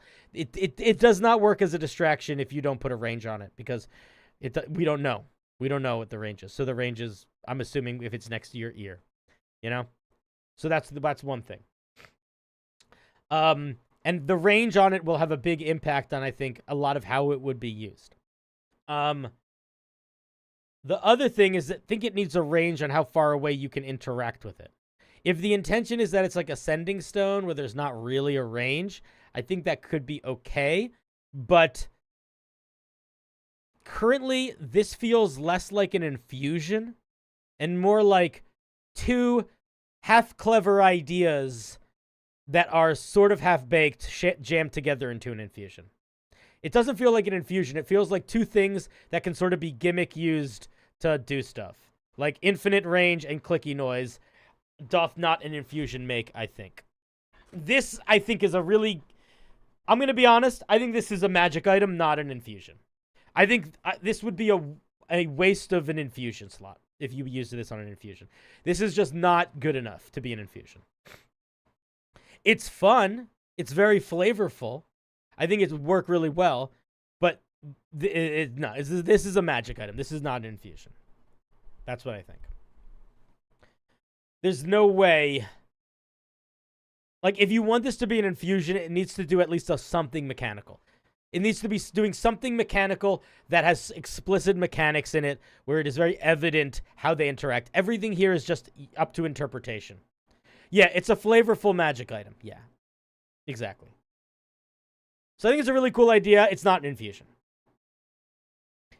And you're like, I mean, if you want it to be an infusion, that's okay. But I think what you need to think about it from the headspace of is, this is an infusion that anybody that has any amount of trying to power game, even if it's just like, I want my character to be good, won't take this. The only people that are going to take this infusion are people that willingly want to handicap their characters for the story, or are obsessed with trying to do cheeky, tricksy stuff, and they're going to try to figure out ways to be annoying with this, and that honestly might just not be fun for the Dungeon Master to deal with.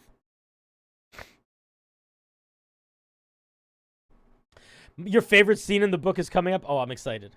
So I think fun idea. I think if you change this to say common magic item, and then you put a range limit on this, and you express how far away the sound can be, I think it works well. And if you want it to be more powerful, make it an uncommon item, make it limitless range, I think it's fine that way. Those are my thoughts. I don't really have much more. Do you have oops, where's my button? Do you have questions, follow-ups? I really like what it's doing. I just think you put it in the wrong packaging, because it is really cool. It is really fun. Like, as soon as people started sharing different ideas of what they could do with it, I was like, oh yeah, this makes sense. I get it now. I get it. But because initially I was just like, if this is basically just like Morse code, then let's just make it communication. But I see the open-ended potential. I just think that we need a little bit of mechanical slice on it. Folks, I love you so much. I really do. You are the apple of my eye, the tomatoes of my bathtub, the wiggles of my piggles. But I am tired, and we have come to the end of the night. So, before we end, I will say just a couple updates. I am going to be streaming tomorrow night, but it is not going to be anything D&D related, and it is not going to be till a little later. I don't think I'm going to be start until like 10 p.m. EST, so it'll be better for people in other countries, probably. But I am going to be playing Peak for the very first time with a couple other streamers. So I think it will be very fun. So it is going to be very silly late night stream. If you cannot make the late night stream, it will be up as a VOD on YouTube, and maybe I'll turn it into a video if it feels like it's worth it. But tomorrow night, 10 p.m. EST is when I will be doing something. And then we have one more Homebrew review stream this week. And the last Homebrew review stream this week is going to be Thursday. I have 3 slots still open if you want to commission a subclass review. Other than that, we are going to be doing similar to this. We're going to be playing marbles, looking at Homebrew. I love when you guys distract me with nonsense or whatever. And we're just going to be, doing our thing. And it should be good. And yeah, that's about it. Does that sound good to everybody? Sound reasonable? This was fun. I hope you guys had a good stream. Thank you guys for being here. We're all growing, we're all learning, we're all imperfect, and we're all a bunch of dinguses, and we're all in it together,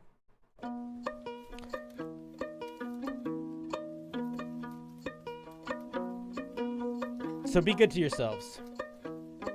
And each other. And have a good night.